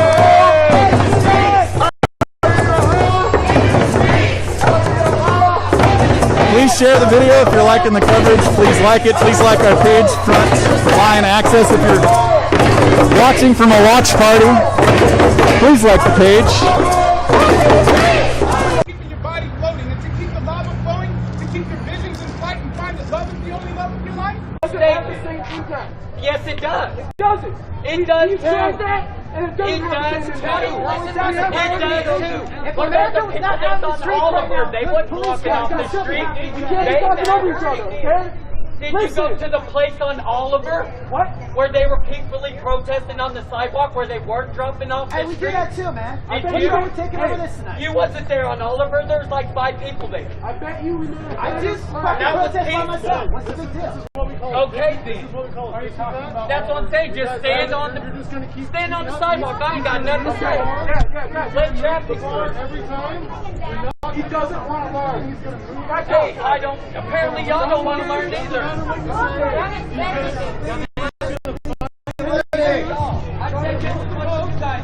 Váyase a dormir ya, hijo de su puta madre, culero.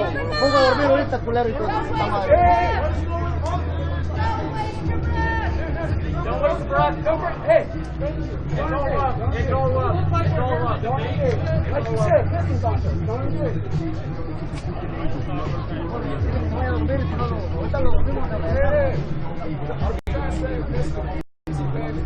They're going to just use that violence against them.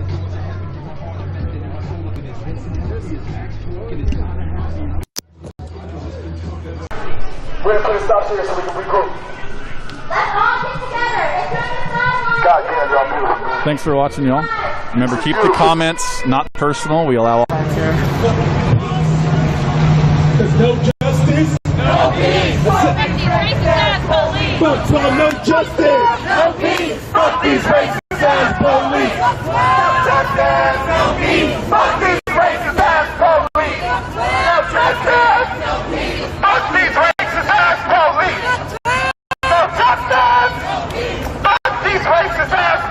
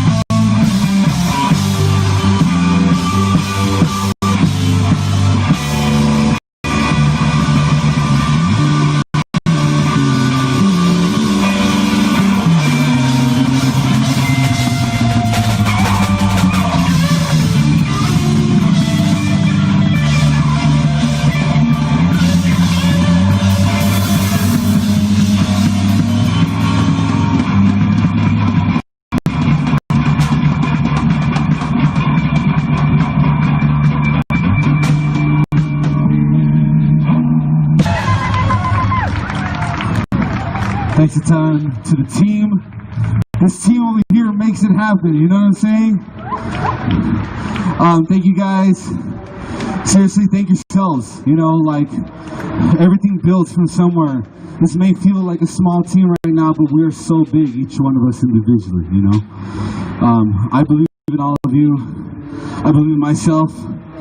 And I believe that this is indigenous land, and I believe that Black Lives Matter. Thank you, guys.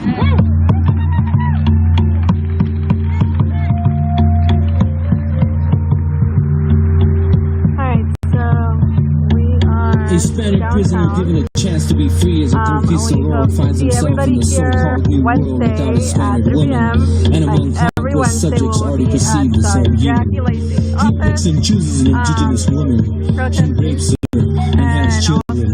These children he does not care for as they are, but she refuses his orders. He abuses the children and wants to when they get in his way. Now 5 years later, and a lot of people are not going to be able to pay that, and a lot of people are going to go homeless. So check out LA Tenants Union and see what actions they are doing and how you can support them there.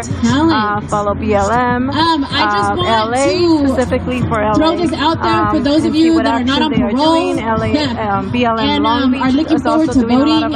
You know, that crazy orange Cheeto out of office.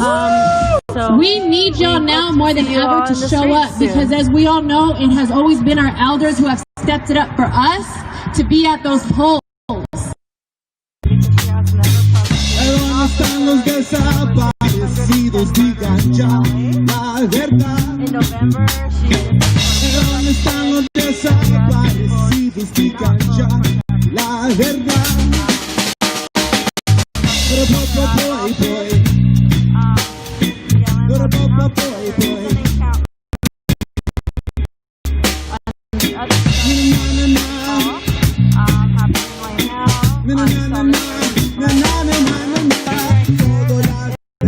it's an immigrant jail, and last year, around 2 years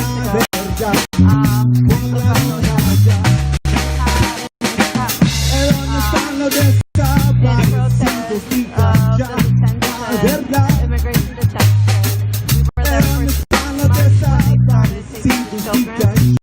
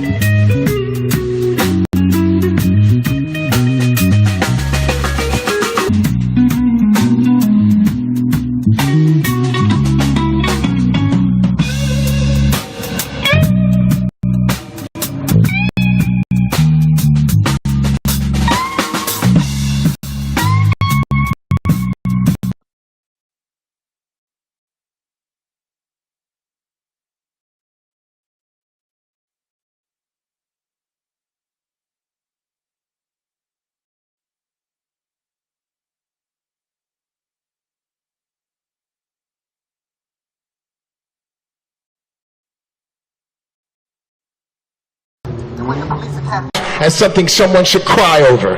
You know what I want to do? I want to make sure I'm here for each and every one of you, because one day we might turn it around and be there for each other. And when that day comes, when that day comes, we will be in the streets, festivals, festivities, hungry, feeding people. No one will go hungry one day. No one will go hungry. No one should have to go hungry. We are going to change that. You need to be a part of history each and every day so we can all change that together. It's not just me. It's not this beautiful black woman here. It's not this beautiful line, just this beautiful line of indigenous people. It's not your person in this world. And the only way we can get people to think like us is if we continue to march these streets and put out that good word and fight that good fight. And make sure you looking, like I said, every single time, look to that left and that right, give somebody a high five, let them know that you here for them. And I guarantee you will make change. Ain't no bigger, better portion of contribution than that.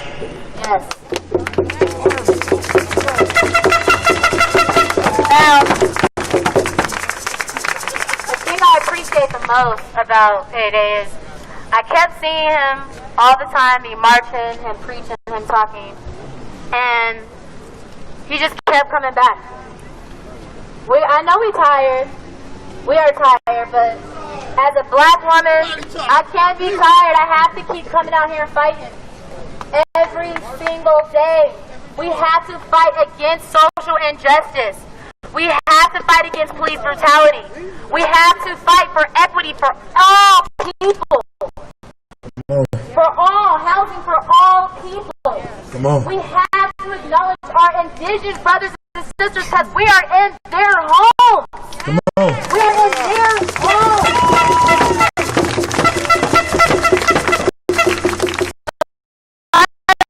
Every Friday, the Black Indigenous Coalition, you'll find us on Instagram, you can find us on Facebook.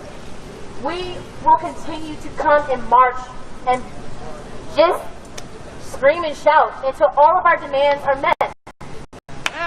All of them. We do not want to give into lip service from politicians, from Jimmy Durkin and all. We need actual legal police reform. We need actual money going into the black and brown communities. And the significance of being in front of Como Plaza is their interpretation of what protesting is and how they've covered it. Most people that I've interacted with have their own versions of how CHOP was or how Seattle protests are. And I'm like, were you there? Were you there? No. I see some face every day afterwards. Say that, say that. Every day after work I was at CHOP. I couldn't stay 24/7 like some of our other brothers and sisters, but I was there every day. Every day. You have to keep fighting every single day. Every single day you have to keep fighting. Find some type of time in your day to fight. Do something. You can carve out a 15 minutes to 30 minutes to email legislators, to make calls. Don't just sit there and post, come to the street. Go ahead and make sure you sign up for public comment. We have public comment, and right now with COVID, I'm able to go to public comment meetings. I wasn't able to do that because of the way that they section everything when you're working. And while you are here, remember everything that we taught you and educated yourself with. And one thing we want to definitely talk about is we definitely need officers to be held accountable for the tear gas that they used against us. Do you guys know that tear gas is banned in warfare, but they use it on their American citizens? They need to suffer. All those protesters, all those officers that tear gas people should be tried for what it is that they did, because it was not right. And it attacked the black and brown, women the most. It caused miscarriages, all that stuff. It is not good for your body. You can die as a protester in Minneapolis. I was actually at Como News on their town hall, and one of the people loved to tell me tear gas is not legal. That's why they use it. Well, a protester in Minneapolis died from tear gas. That they use that as banned in freaking war. They tell me that's not right. And the next one we want to do is we need to have some type of community service requirement for these officers. They need to build rapport with the people in their community that they're protecting and that they are serving. It better not be nothing like talking with cops for Starbucks. Fuck that. Nah, fuck all that. Building a rapport. We need to be able to know who these officers are. This is serious, and the next one is, of course, no new youth jail should be. And that goes for the youth jail. We need to take this into the ICE detention centers where they are caging children. They're taking them from their mothers. They're taking them from their fathers. We should not have that at all. And the next one that we do have is we want to stop calling the police officers. They need to be de-escalation officers. Yes. Does anybody know that police officers, they love to say to black people, if you just didn't do this, if you just didn't resist, if you didn't resist. Come on. The police were formed from slave catchers to collect black and brown bodies. From the beginning. From the beginning. From the beginning, that is why they were formed. They were bringing scalps from our indigenous brothers and sisters. They were catching our black brothers and sisters. That's what the police force is. They have been slave catchers. So how can we built on capturing black and brown is not right, and it needs to change now.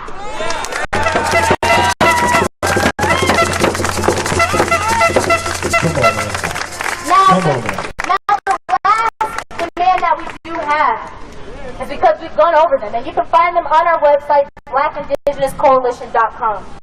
We want total transparency through this entire process. They cannot hide behind legislation, behind their doors or anything. We want total transparency. And we want for Como News to go ahead and film the program. How they captured the murder and the slaughter of Summer Taylor was an atrocity. There was an off-duty officer, her name was Molly Clark, that resigned, that was intentionally trying to hit protesters on the freeway. She should be in prison. She did not tell the story right. That's right. So when we're out here, we need the media to cover us correctly. They cannot make money off of ads, off of our stories, off of campaigns.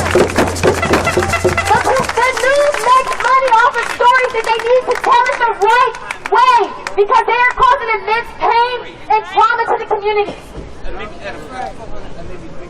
Now, we will keep coming back each Friday. And I hope you would tell your friends, I hope you would tell your loved ones just how beautiful an experience this was. And my team worked incredibly hard to put this together to make sure everybody is safe and get our message across. And I just want to thank every single one of you guys for taking time out of your day to come and march with us. And every Friday we're going to meet at Broadway and we will march every Friday. Because guess what? Our demands are not met, and we will march every single Friday until they are met.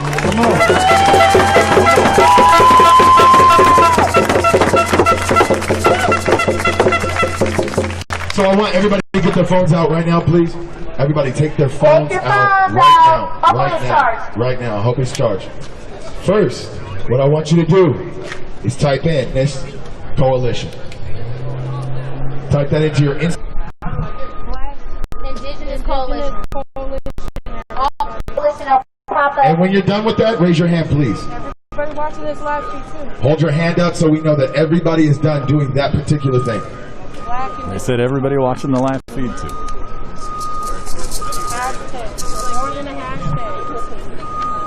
More than a hashtag. More than a hashtag. Yes. Everybody's got it? All right, so now, you go ahead and put your hands down. Now we're going to type in D-T-H-E, engage, E-N-G-A-G-E, team, T-E-A-M. Okay.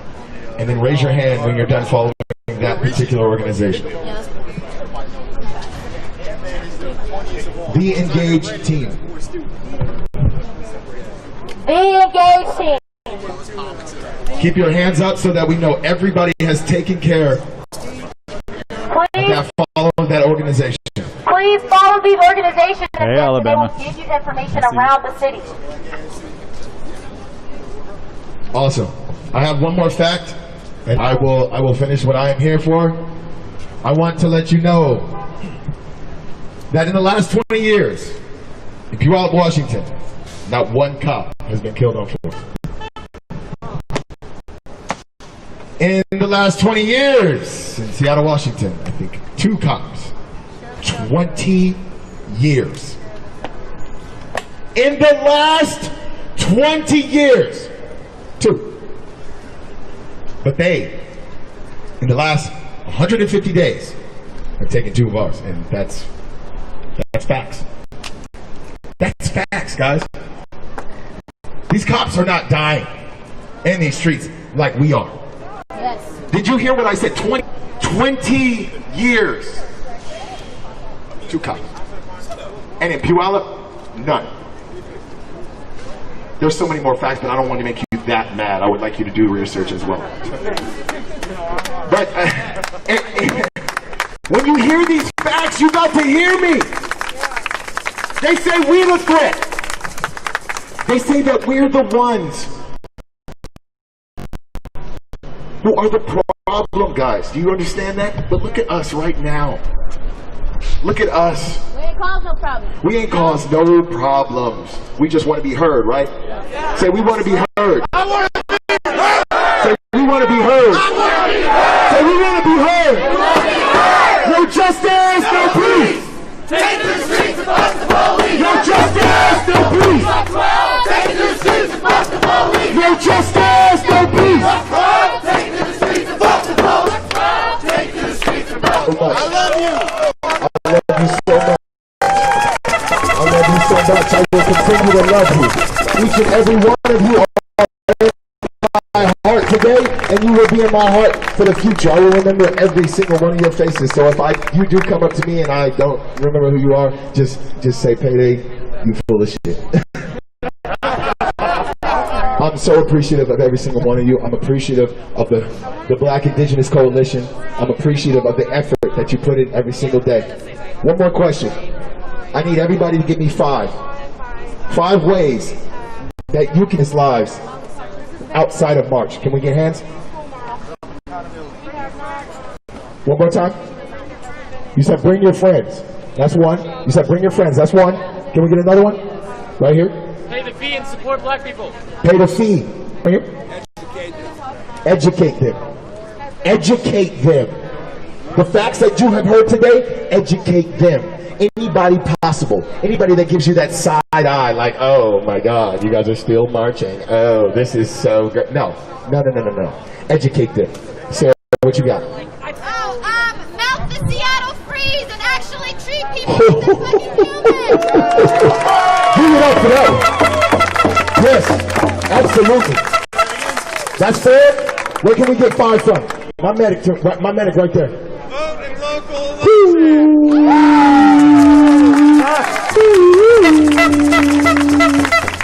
That's what I'm talking about. That's 5 things right there, and I guarantee you every single person in here has 5 more. So let's do the work. Let's do the homework. Let's do the teachings. And let's show each other love. Your left and your right. Remember that. All right. You want to say something? Oh, sorry. This thing is dying down, I think. I don't know if it died. Hello? I think it died. Anyone got wipes? Anybody got wipes? Medics, we got wipes. Just want to wear your mask. Okay. Medics, we got wipes. Yeah. No justice. Fuck these racist ass police. No justice. Fuck these racist ass police. No justice. Fuck these racist ass police. Fuck these racist ass police. No justice. Fuck these racist ass police. No justice. Fuck these racist ass police. No justice. Fuck these racist. I'm pretty positive are not aware who is in the front lines with the drums.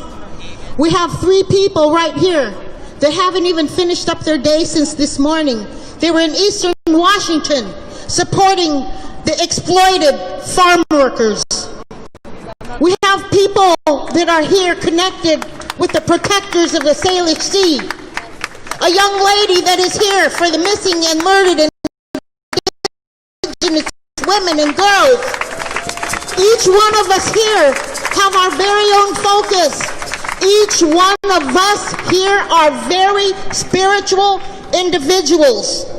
My husband Randy and I, maybe we have helped one of your own relatives or friends dying and sick in the hospitals. Yes. Doing our jail visits. Yes. Helping them when they're homeless. Yes. Some of you, I'm sure, will. Yes. I am enrolled in Lummi Nation. My husband is from Stahead. Greg, I would like you to call out who your people are. Sure. Thank you. What's up? Greg Urquhart, teacher Shilagi. My name's Greg Urquhart, and I'm a proud descendant of the Eastern Band of Cherokee. There's one of us amongst us, he does not have a drum. His name is Sam. He's visiting from Alaska. But his way is not the same as some of our other tribes and nations to hit the drums or to hit it rattle or to sing songs. His is very personal. It's very different. I would like this young man to identify himself. He's very special to this whole group. Yeah, come on.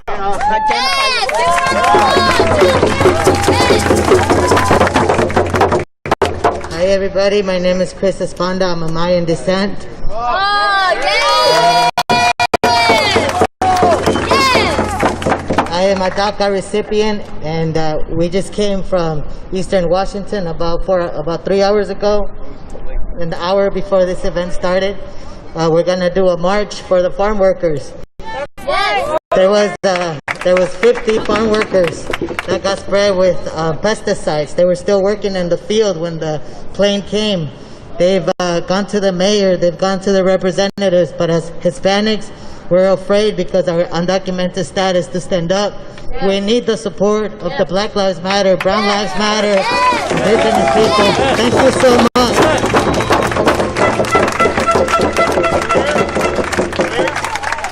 So what Chris just mentioned on August, the same group of people that our First Nations group here was supporting this today in Moses Lake, Washington, they're going to be here downtown Seattle at Westlake Mall. It's in support of our farm workers. Yes. That is where we get our food. Yes. Now, lastly, I just want to say to everyone here, Linda does not look at anyone's color. I look at your heart. Each one of you are comrades. You are allies to the BLM, to the Indigenous people, to the First Nations people. Randy and I have helped. We have helped the Somali community, the Latino community. There is no difference in color. Our struggles are very similar. Yes. So I just lift my hands to every one of you that participated today. And it's all about respecting each other. Please go out, tell your friends, your family, anybody you can talk to, and help get them involved. We need all these movements, all these issues. Thank you, Black Lives Matter, Indigenous!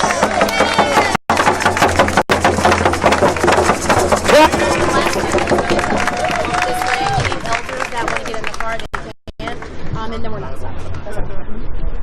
All right.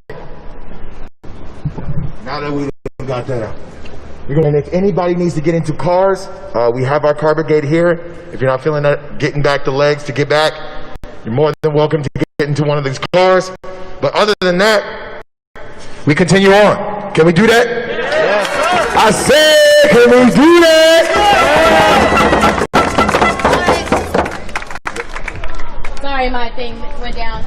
So this is the ending of our march, but we are going to march back up because everybody parked up there. Let's remember to stay together. If you do happen to go off, please make sure you have a buddy because there are a lot of people. So we'll do a little update, which you guys don't care about, obviously, because you're not here. So yeah, we're downtown Seattle. That's the Space Needle. If you're wondering what Como was, and they referenced this a few times, this is one of the big television stations here in Seattle who the protesters certainly feel like have not given fair coverage of the protests over the last couple of months. So that is why they have ended their protests here at Como. Thanks everybody for watching. We're going to keep this going all the way back up. Please like the video, give it some hearts, give it some shares. What a beautiful gift you've given us, Black Indigenous Coalition, Haishka. Yes, thank you. And we're here with a prayer in our heart. We're here with their voice. We're here with their strength. We're here with all of the things that our old people told us to do. We're here with that right now. And I want to thank our ancestors. I want to thank our elder women for teaching us that we are protectors, of life. And what we're talking about is life, right? We're talking about Black lives. We're talking about Indigenous lives. Taught us that life is sacred. No matter what life it is, it's sacred. Whether it be a human being, whether it be a tree or any being that we would interact with in a spiritual world that we live in. So I want to thank our ancestors. I want to raise my hands to them for bringing us here today, in strength. You can thank your ancestors too. You all have beautiful ancestors, each and every one of you, because they brought you here. They gave you a gift. They gave you life. They all came from Mother Earth, right? Is that right? Yes. Yeah, I didn't see anyone land here yesterday. So, you know, we're family. Each and every one of us, we're family, right? Yes. We're related. Yes. And we're related whether we like it or not, which some people don't like that. But they need to learn. They need to be educated by the first peoples. One of our elders got up and spoke and he said, you know, I know that you are my brothers, because when you cut yourself, do you not bleed red? Do you not bleed red? We are family, we are related. He said, maybe you cut yourself and another color comes out. Maybe you're not my relative, he said. So, yeah, you know, I'm very thankful to our Yayalab. In the language here, they would say, Daha Dupschuch, Yayalab. Can you say that? Daha Dupschuch. That means thank you in the language of Chief Siah, the Dukes Duaps, the Duwamish people. Daha Dupschuch, Yayalab. Yayalab is the ancestors. They're underneath our feet right now. In every step we took, they fed us. If we feed them, if we remember them, if we honor them, if we respect them, they'll feed us. Your ancestors will feed you. Never forget your ancestors. From all the way back to when they lived in villages, all the way back when they lived with matriarchal governance. Never forget them. Always remember they brought you here. And if we thank them, we'll be stronger for it. So I'm thankful for this day. I'm thankful for this time that we could share heart, that we could share spirit, we could share the medicine that the Creator gave us and change this world. Build a world that our children will be proud of. When they look back at us and they look at this era that we live in, it's an incredible time. What will they say? What will they say? Will they be proud of you? They'll be proud of you because you're standing up for what's right. But I know that very soon the children of tomorrow will look at all of the insanity in this world and they will be very disgusted and sad. For the ones that didn't stand up, the ones that didn't say this is wrong, and we're going to change it and make it right. We're going to make it right now. We're going to make things well because that's the way our people have lived in a world where our Creator is named Dokwiba. Can you say Dokwiba? Dokwiba translates to the changer. Can you say that in English? You guys all speak English really good. Dokwiba, the changer. Dokwiba, the changer. So our Creator is the changer. And we are children of, that's who we know we are. So we have the same ability as Dokwiba, who created all the things that we know in this world that are, by the way, aren't here because of colonialism. Yep. They're not here right now, but they should be, every being, because that's the way we left this place when Lewis and Clark landed. So we need to know that we have that strength We have that ability. We will make this change together as one family, as one family, as one human family. Can you put your fist in the air? Sitting Bull. Can you put up your hands now like this, separate? Just your Bull sit. Like this. A finger is easily broken. But when you make a fist, that is unbreakable and that is unstoppable. That is who we need to become today. Come on. Unstoppable. Come on. Against an enormous degradation of society, an enormous threat to our own existence. Governments that abuse us, governments that hurt us and harm us and take away a future for our children. We need to become one against insanity.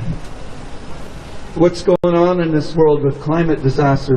Black lives matter, Indigenous lives matter, our climate systems matter, every living being matters. Our people were taught that even the water matters. Even the water matters. Even that water matters. We can name them individually and say, yes, that water is people. That water is people. We know because my grandma, when she was a little girl, my grandma would bring her to the water in our creek called Quinnis, and my mom said she wouldn't just get in the water, not until my grandma touched the water and spoke to its Sali, its spirit, and said, "We do not come here to disturb you. Siam Than and Kwa, the sacred cold water, but we only ask that you would strengthen the Sali of our children." And not until she spoke to that water would she let her children get in its body, inside the body of a living being called Chachakwa, Chachakos, sacred water. So remember all the things you heard from these women who bring life through their bodies. Remember all the things that you heard from these people who are leaders for Black Lives Matter. Remember all of the things, the feelings that you have today, because it's going to be our job to share that with the next generations. Share those feelings, share those teachings, share all of those things so we can have a future without police killing us, without a government that has a wish that we would always be at the bottom, that we would be under someone's heel, and then enforce that with the police. Because that's going to change that, right? Yes. We're going to change that, right? Yes. We're going to bring a future for our children that's free of police abuse, right? Yes. That's where we're going. For all of our children, black children, indigenous children, brown-skinned children, everybody. So I'm just thankful that we could take this time and think about the old people under our feet here, the Duth Dawapsh. And I want to say a prayer in our language. You know, we're going to do a walk. We got the walk that we're doing for the farm workers on the 8th. And we're really thankful that we were able to travel to Moses Lake and hear the stories of the people there who put food on our tables. We were really honored to hear their stories and stand with them. And so we're going to join together with them and do that walk in solidarity. We have another walk coming up, and it's for our Selasi. Any of you guys breathe air? Any of you guys drink water? Any of you guys eat any food from the Selasi? Well, that's what we've always done here, so things haven't changed all that much, hey? So we're going to do a walk for the Salish on August 30th. We're going to start up there on the glaciers, and we're going to collect that water. We're going to go in ceremony on the mountain, and we're going to reenact the sacred promises that we made in a peacemaking game named Slahal, a game that ended all war in the time of the all and the bone and ash. It burned. And we're going to reenact those times, and we're going to bring those sacred promises forward, and we're going to teach them to everybody as we walk from the glaciers on Rainier along the Nisqually River all the way to the Salish Sea on August 30th. And there's other things that we're going to do that we will be sharing with you as we get to the end of that walk. But right now I can't share them with you. So we'll let you know. But we need your support. And Jay Inslee, do you guys hear that he started a task force, right? For police brutality, right? Do you think that will solve everything? Do you think if we just left it to these governors, these politicians, that they would solve it on their own, even with a little bit of input from a task force? I don't think so either. So I believe that we need bold and direct action to get these things that we heard so eloquently spoken today. And I'm so thankful that those voices were so strong and wise and beautiful. So I'm going to close with this prayer, and you could hold our hands up to the Creator if you like. That's our way of giving thanks. When we raise our hands, that's gratitude. You can speak our language and you don't even have to say a word. Though we have complete languages here, we can express anything that we like in our language, but we also have sign language that's very, very ancient. We hold our hands up to the Creator and we give thanks for this day.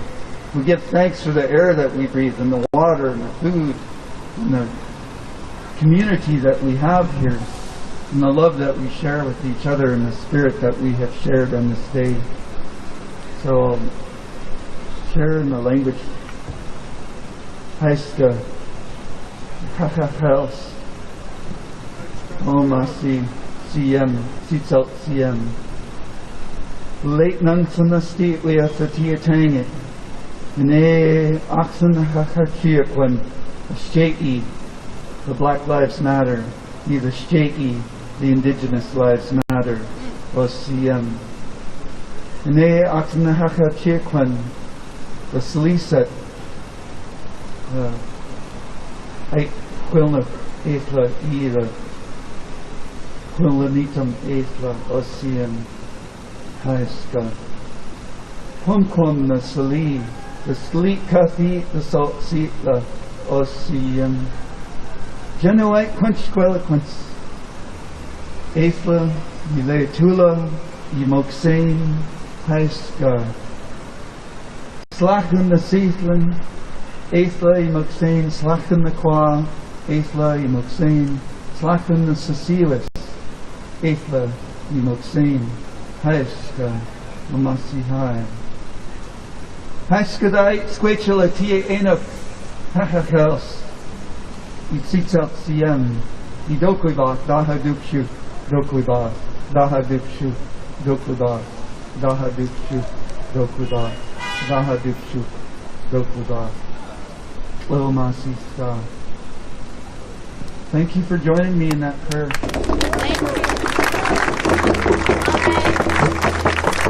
See you all again. OCM. I'm the founder of Protectors of the Salish Sea. You can find us on Facebook, and we've occupied the Olympia State Capitals 3 times.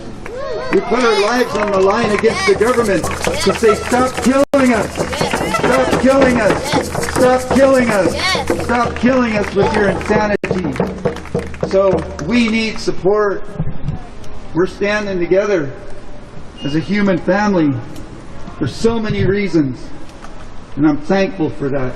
Thankful for this day. Osian, Omasi stuff.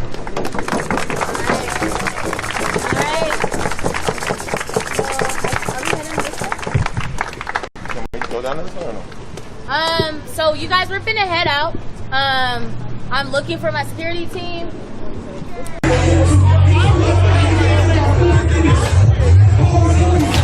Come out and party, bring your dogs. Lots of social distancing in the park. Lots of people out here though. Revolution Hall, Portland, 13th and Stark. And all jokes or humor aside, despite the knowledge of public health that exists across this country, something that I and so many of you I'm sure found disturbing is how racialized inequalities and inequalities generally continue to drive the country. And so we're here to ask you, what is it that care would actually look like? We believe that care looks like meeting people's needs in a way that allows them to stay safe and to stay home, and providing free and easy access and safe shelter for those who have already been rendered homeless and houseless. Care looks like canceling bills and issuing rent moratoriums now. Care looks like healthcare and housing, especially the Black and Indigenous communities who have consistently been marginalized and faced violence even before this pandemic. And here, instead, is what has been offered as care.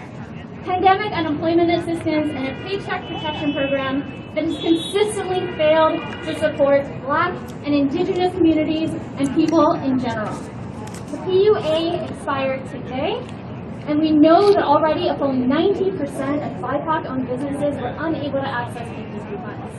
And the support that the federal government said it was extending has instead and again increased wealth and income gaps. And these are all deeply racialized and how it affected folks. And we also know that countless folks, like Albert said, like others have said, are at serious risk of losing their housing. In Oregon, the rent and eviction moratorium, not rent moratorium, just an eviction moratorium, has been extended for another 3 months, but this just kicks the can down the road. And we know that without canceling rent, Oregon's landlord legislature is just prolonging an inevitable wave of violent evictions. Elected officials have to make a commitment now to allowing community members to stay home and to stay housed. Right?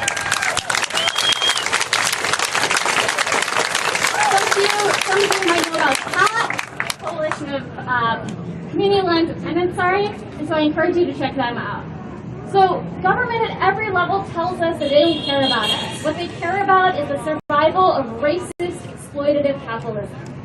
And if the federal government and the state government truly cared, they would extend PUA until further notice and provide people all of their back pay immediately.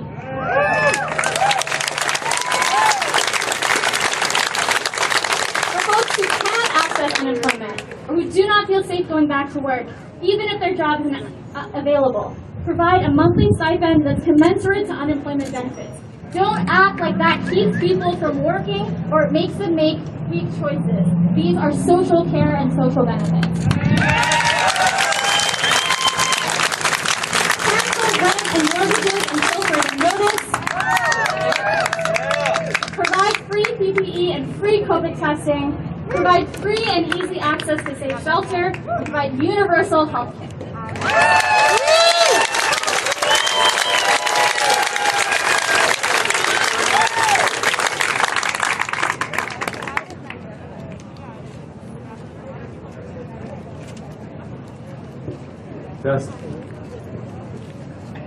Acting in.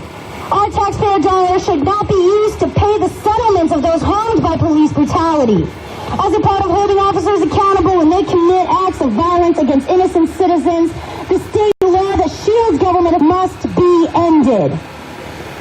We demand the renegotiation of the contract between the City of Wichita and the Fraternal Order of Police.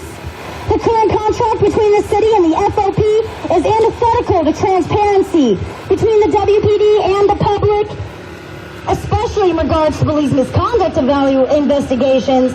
The WPD still exists, and we demand their full accountability to the public without mitigating interference from police union contracts. We demand greater transparency between police departments and the public. An officer's disciplinary history should be considered public information. Additionally, a database and registry for officers who've committed acts of violence against citizens must be created and publicized, and officers who are fired for use of excessive force must be prohibited from applying for jobs or becoming officers on the police force of other cities and precincts.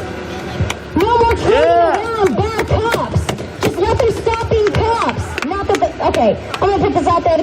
The term good cop is an oxymoron. The mere complacency necessary to be a participant in such a fascist and abusive regime negates any goodness within you. Finally, we demand the abolition of the good old boy system altogether. Currently, there's an unspoken code of fraternity in law enforcement, leading all the way up to city officials, fuck Robert Layton, and council members, which quietly legitimizes racism, racial profiling, and police brutality and misconduct. We demand the reinvestigation of all non-violent drug-related charges and testing of all rape kits.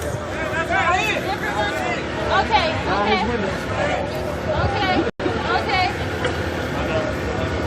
Ignore that truck. They're not here to fuck with us.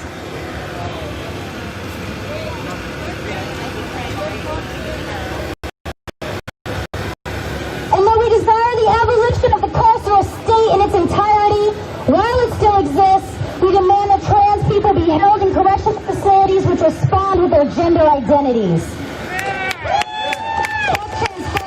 Fuck racism, fuck fascism, and last but not least, fuck the police!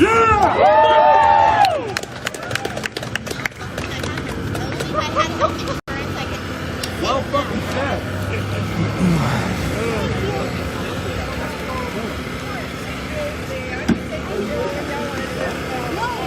We're just trying to watch out over here.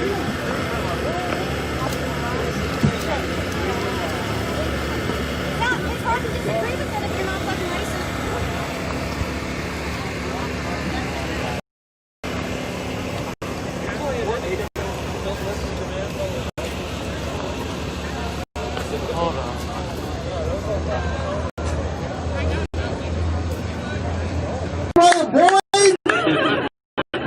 It was.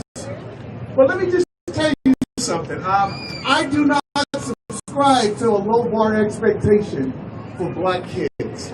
I have never subscribed to a low bar expectation of black kids.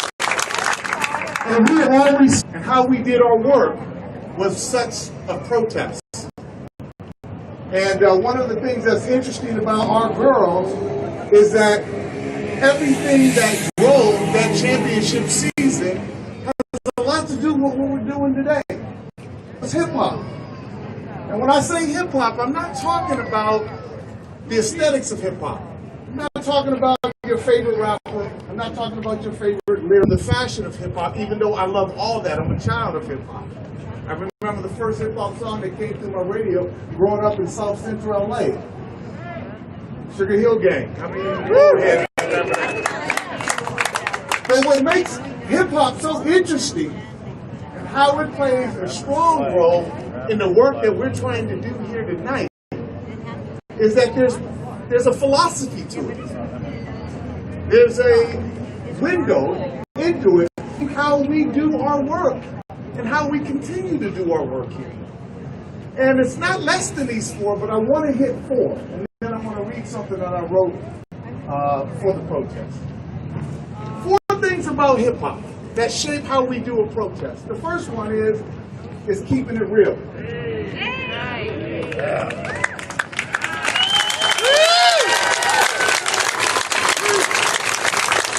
For my kids, they call it keeping it 100. Keeping it real was about being true. Don't rap about something that you haven't truly experienced. Don't talk about wielding guns and gang banging if you live in the suburb behind a white picket fence with an intact family. To keep it real means whatever you subscribe to, that's true to your own experience. And one of the reasons why we're here tonight is because we know what's going on in our country. We know the statistics about black life. We know in healthcare. We know in employment. We know in housing. We know that white folks are at the top and black folks are at the bottom. And there's a lot of intersectionality to that, but the one thing that connects all of that is the subject of race, is the subject of Black lives. And so one of the things that I'm appreciative about this movement is that I really feel like a lot of folks that weren't woke are woke now. And they see what's really going on. But most importantly, they're here to amplify their voice and to keep it real about the conditions that impact the kids that we serve, I serve, out in East Side. The other piece about hip-hop that I think is super important is keeping it G. Keeping it G means keeping it gangster. Okay? So keeping it real is about being true to your experience. Keeping it gangster is about being true to your essence. And one of the most important things that I love about Black kids is that we don't apologize about anything. Yeah!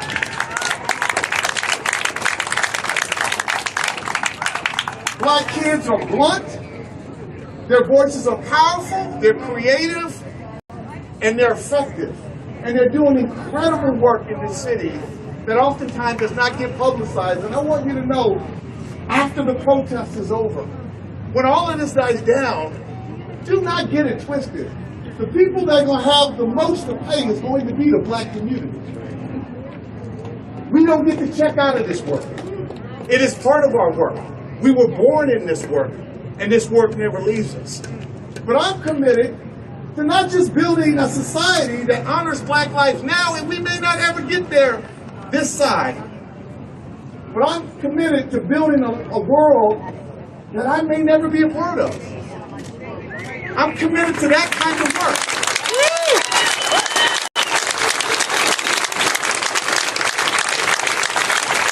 So I'm always going to raise my voice. I'm always going to amplify my voice. I'm always going to tell my kids to never apologize about who they are. And to be as creative and as Black as they want to be. Because we are a beautiful culture. There's no flavor in this country without Black folks.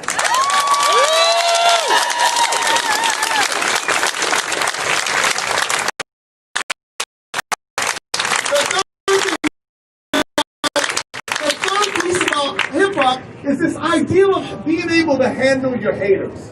Right. Got to be able to handle your haters. The beautiful piece about Black folks, and I was watching this girl on YouTube, I forget her name, but she said, you know, America needs to be thankful that all we want is equality.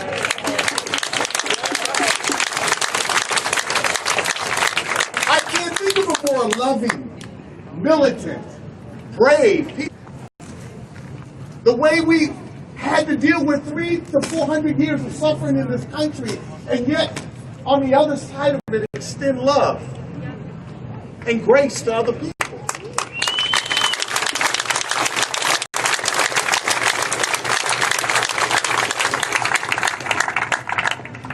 And so the way we handle our haters, and all our girls understood that they got a lot of hate because they didn't look like your traditional state championship girls basketball team. They didn't play like the white girls.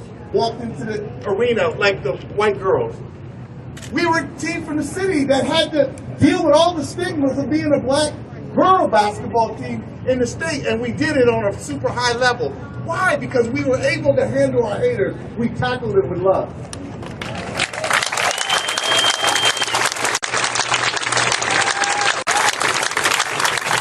The last but not final piece is being on your grind. Grinding is not about getting jewelry, going to the mall, and buying everything up. Grinding is not just going to college, getting a degree so that you can participate in this kind of work. That's our delayed gratification types of grind. The kind of grind that our kids were on is what we call grinding the grind. We grind because this is part of our life. We realize that we don't get to check out of this. And so protest is every aspect of our life. It's not just showing up to the waterfront. It's about what we do at the water cooler. It's about how we confront our brothers and sisters at Thanksgiving and Christmas to deconstruct racism and to be not sort of this middle ground racist, but to be an anti-racist.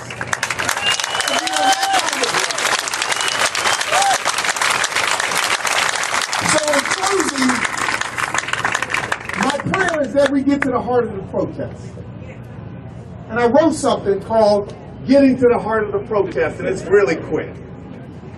It says this: prominent Trinidadian organizer and deceased civil rights activist Kwame Ture once wrote, "When white terrorists bomb a black church and kill 5 black children, that is an act of individual racism, widely deplored by most segments of society.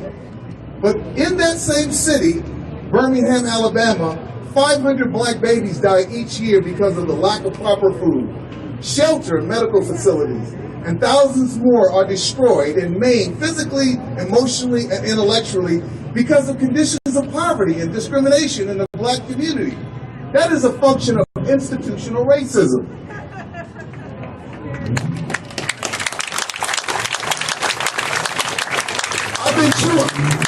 I've been chewing on this quote for a good minute and thinking long and hard about what it means in the midst of all the social, racial unrest we are currently experiencing as a country. I love the distinction Ture sets forth and in describing and delineating the optics of individual and institutional racism. I would suggest that if anyone jumps into this current protest, knowing the difference between the two is key. The protest is not about ending interpersonal, internalized racial biases, or merely developing strategies to end or confront racism through white affinity groups. Those are most certainly necessary and important strategies. But just know, this current protest is much bigger than any one individual uprooting their conscious or subconscious racism and biases.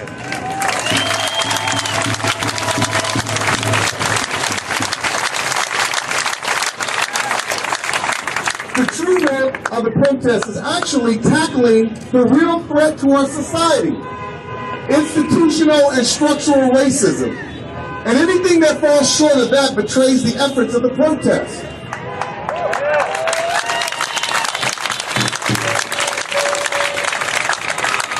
How so? And shouldn't the efforts of ending personal and institutional racism be prioritized equally? And to that I say no. I believe, what seems to be historically true, that the transformation of racist and biased structures systematically create the conditions for people to change individually. This has been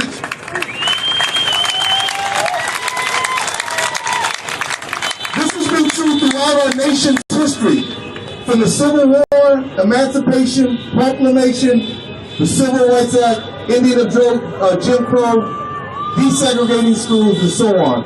All constructed or dismantled institutionally and systematically before people's hearts and minds changed en masse. We must understand that personal racism exists to justify the institutional racism that is already there.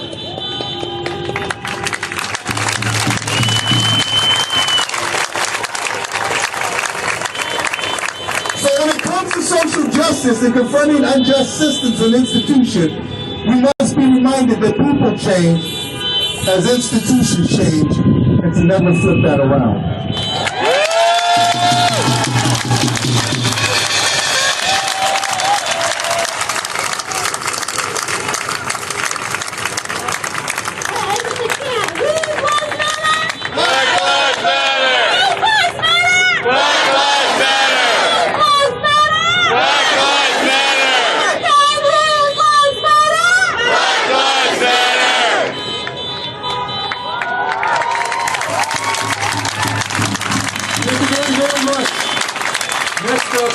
Someone who knows the IG who's going to come up here and talk to us and give us a little bit of a Know Your Rights 101, which is very important considering who the police are and what they do. But before I hand the mic over, I just want to mention very quickly, the Socialists of Color Caucus of DSA is meeting tomorrow at 8 p.m. Please go on to Twitter and find their Twitter account, or you can go on to the Portland DSA website, and there's a very helpful calendar that will give you details on where to go online to find that meeting. Can you say that again? Yes, Socialists of Color, DSA Caucus, tomorrow, 8 p.m. Right here. Right here. Right here. Right here.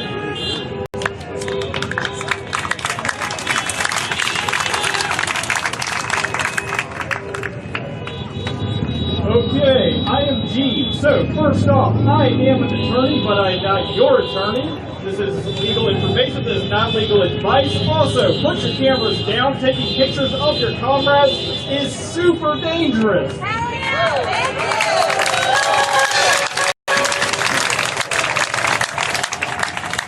Okay, there are 3. Okay, so I'm going to do this super fast. If you want a more comprehensive one, get in contact with DSA. Louder? Okay, there we go. Okay, so I'm going to do this super fast. Normally these take quite a long time, but I'm going to go through it as fast as I can because we're going to get out there and go to town. Okay, 3 levels of interaction with the police. Casual questioning, detention, and arrest. Casual questioning, what should you do in that circumstance? Don't talk to cops. Say it with me now. If you don't remember anything else from this, what do you do? Don't talk to cops! Thank you. That will make your life easier, and it will give your eventual attorney much less heartburn. Okay. If you are being detained, you'll know. How do you know? Ask if you're being detained. If they say you are not free to leave. If you are free to go, leave. Don't talk to cops. Okay. If they do not let you leave, you are going to do a few things. First, you are going to assert your right to not be searched. This is one of the only instances where silence does equal consent. I know. First, you say, I will not resist you, but I do not consent to this search or any other search. Why do we say, I will not resist you? Because we know that the cops love to start screaming, stop resisting, as they're beating you in the face. I do not consent to this search or any other search. That's so they hopefully don't search you. They will search you because your rights don't matter to them. However, it is so that eventually your lawyer will be able to do something about it. Next, I want to see a lawyer. That's where people like me come in. We're not that fun, but we do have a purpose. Now, I want to remain silent. Okay, that is one of the most important ones. Don't talk to cops. And how do we do that? That's our Fifth Amendment right to stay silent, which basically means shut the hell up. The cops will try and get you to talk to them. Do not do that. Because guess what cops do? They lie. They can and will lie to you. Right. They will tell you, oh, your friends are snitching on you. They're not. They will tell you that you can go if you just help them out. They're lying. Cops can lie to you. They will to lie to you. And if you do, you'll get in trouble. So what do we do? Stay silent and don't talk to cops. Great. And then, if you're arrested, you'll know because there will be very angry people throwing you in the back of the car and probably, doing things they shouldn't be doing. Okay. Quick thing. Oregon law does not require you to disclose your identification to cops. However, they can detain you until such time as your identification is ascertained. What that means is, if the cop asks you for ID, you don't have to. Okay. Let's see. Got that? What happens if you get arrested? First, you are going to be cuffed and put into custody. Cops only have to give you your Miranda rights before they question you, not immediately, which means you can be arrested and not Mirandized. Anything you say can and will be used against you in a court of law. You have the right to an attorney present. Okay, everyone knows this from Law and Order, so I'm actually not going to go through the whole damn thing because it's really annoying. Okay, general reminders. Cops are like wild animals. They are very dangerous, especially when scared. Stay away from them. Don't get in their lunging distance because they're basically violent creatures. Okay, don't touch cops. Same principle. They react poorly to it because they are more scared of you than you are of them. If you run, get away. Running equals getting your ass beat, and in Oregon being charged with fleeing or attempting to elude, and it will also give the cops probable cause to detain you and arrest you. Freeze when the cops start shouting at you. Often they will shout things that are confusing and unintelligible. They do this for two reasons. One, to give them an excuse to use violence on you, and two, to drop more charges on you, such as disobeying a lawful order. If you are in front of a cop, move slowly. Once again, cops are like wild animals. You move slowly so they don't react violently. You tell them what you're doing. That's what you do. So, don't touch cops, keep silent, ask for a lawyer, don't consent to searches. Those are the basic tips, and also don't post pictures of your comrades doing things.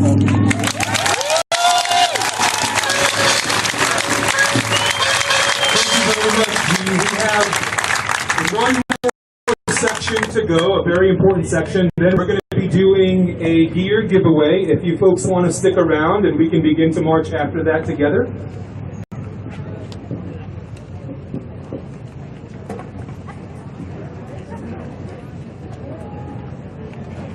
Hi everyone.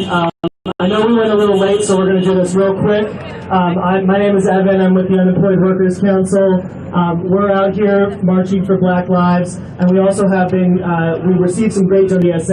I want to have, Wade, if I could have you raise your hand. Wade, over here. Yep, okay. He's got some gear. If you are a black, brown, indigenous person, and you are going to be protesting, and you need a respirator, you need good goggles, if you needed something to cover up tattoos on your arms, we have gear for you. We would ask that you would just, for white folks, to not prioritize yourselves. We really want to make sure that the most marginalized among us are prioritized and have the right gear, okay? So we're doing that over there. Feel free to come by. We're going to be here for one of our march leaders. It's SpongeBob. Where are you, SpongeBob? SpongeBob. Yeah. They're on their way.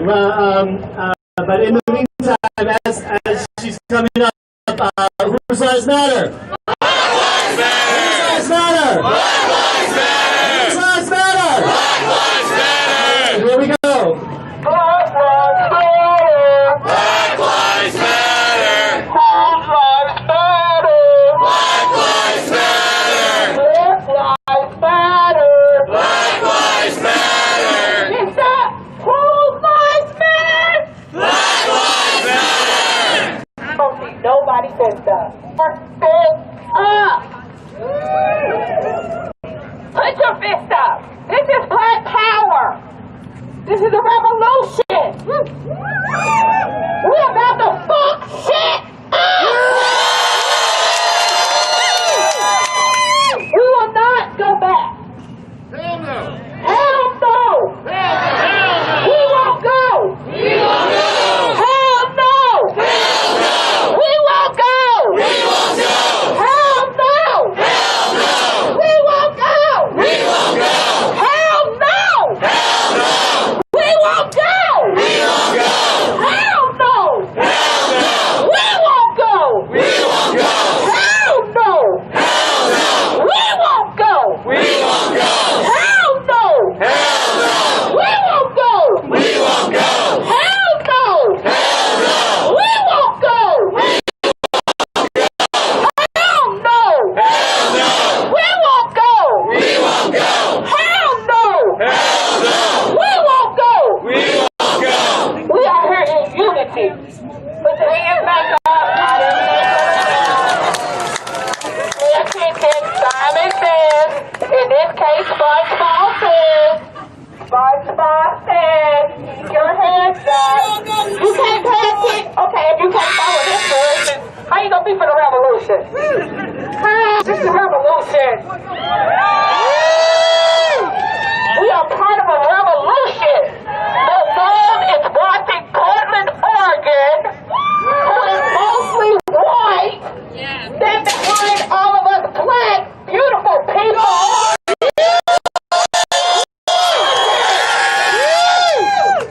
Fuck black! For equality! For love! For unity! That's what we're about!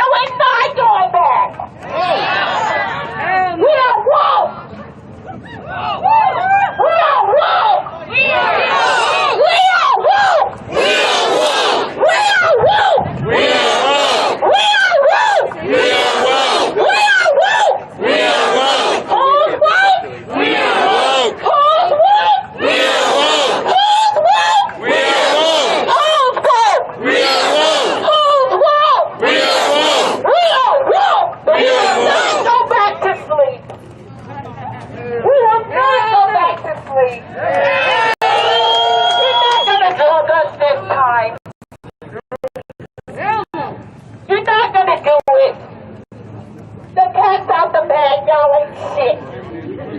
The cat's out the bag, the government ain't shit. Cat's out the bag, that the government ain't shit. The cat's out the fucking bag, that the government ain't. So we gonna keep this motherfucking government that we are beautiful. Here, we're united because Black Lives Matter. Black Lives Matter. Black Lives Matter. Black Lives Matter. Black Lives Matter. Black Lives Matter. Black Lives Matter. Black Lives Matter. Black Lives Matter. Black Lives Matter. Black Lives Matter. Black Lives Matter. Black Lives Matter. Black Lives Matter.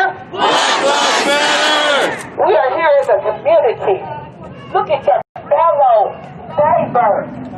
And look at your woke community. Look at us. Ready to fight this till the end.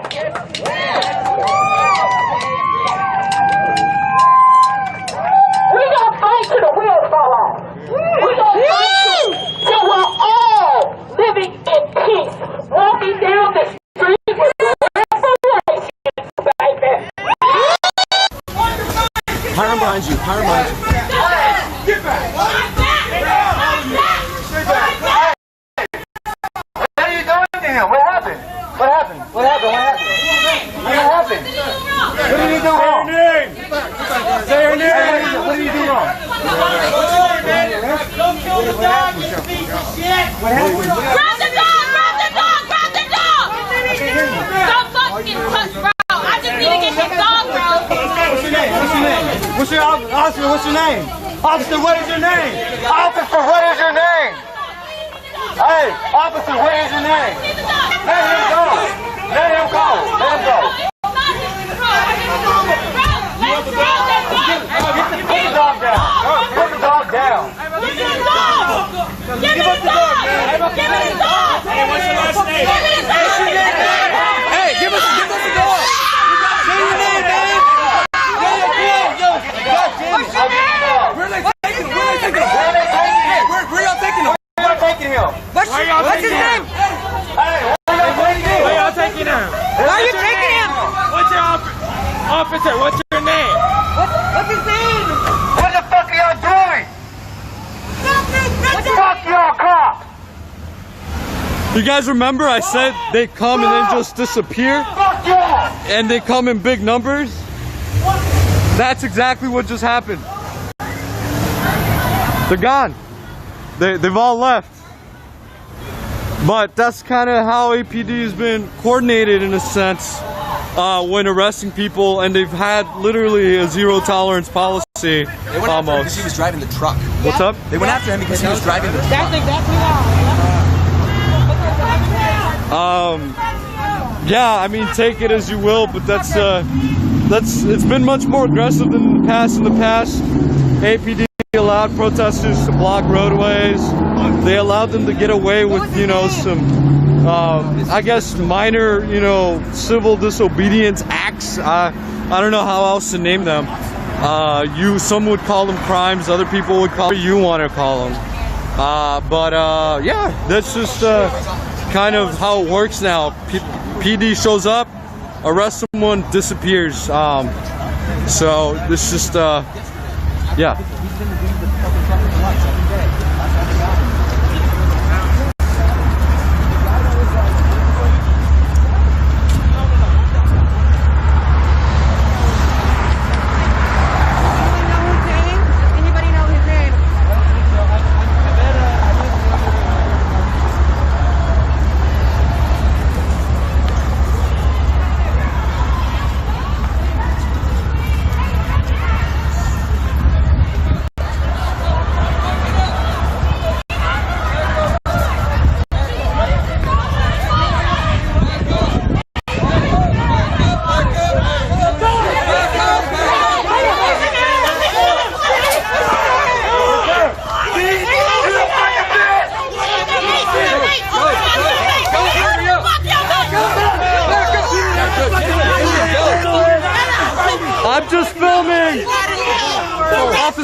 Get back! Get back! Okay.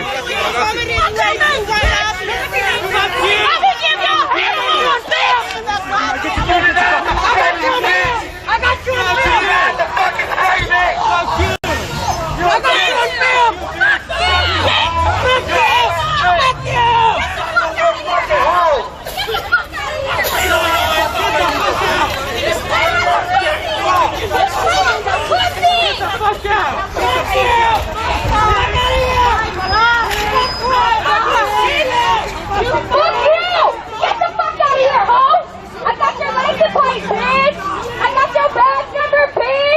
What's poppin', bitch?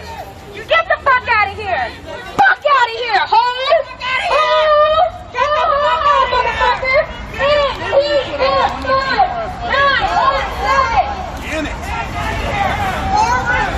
So I just tried to ask the officer his name and badge number as he was exiting, but as you can tell, there's just a lot of chaos and you know, I have press written on my equipment, but even then, it's you know, I didn't intend, you know, he seemed calm, he seemed like things were calming down, but he felt like I was gonna attack him. So man, there was a moment there where my heart jumped because I thought I was gonna get pepper sprayed. And for those of you wondering why I asked for name and badge number, it's just, you know, to have a clear idea of who's out here, what's happening. You know, and in Texas, it's an obligation from law enforcement to identify themselves. I mean, it just, you know, it's just good record keeping. The police are using violence on us. That's why we said to defend us. Defend all the fucking police. Defend them. Hey, you monkeys up there! Guess what? We're out here, and we're still here, and we're not going no fucking where. They really sprayed us while we were walking back. We're still here!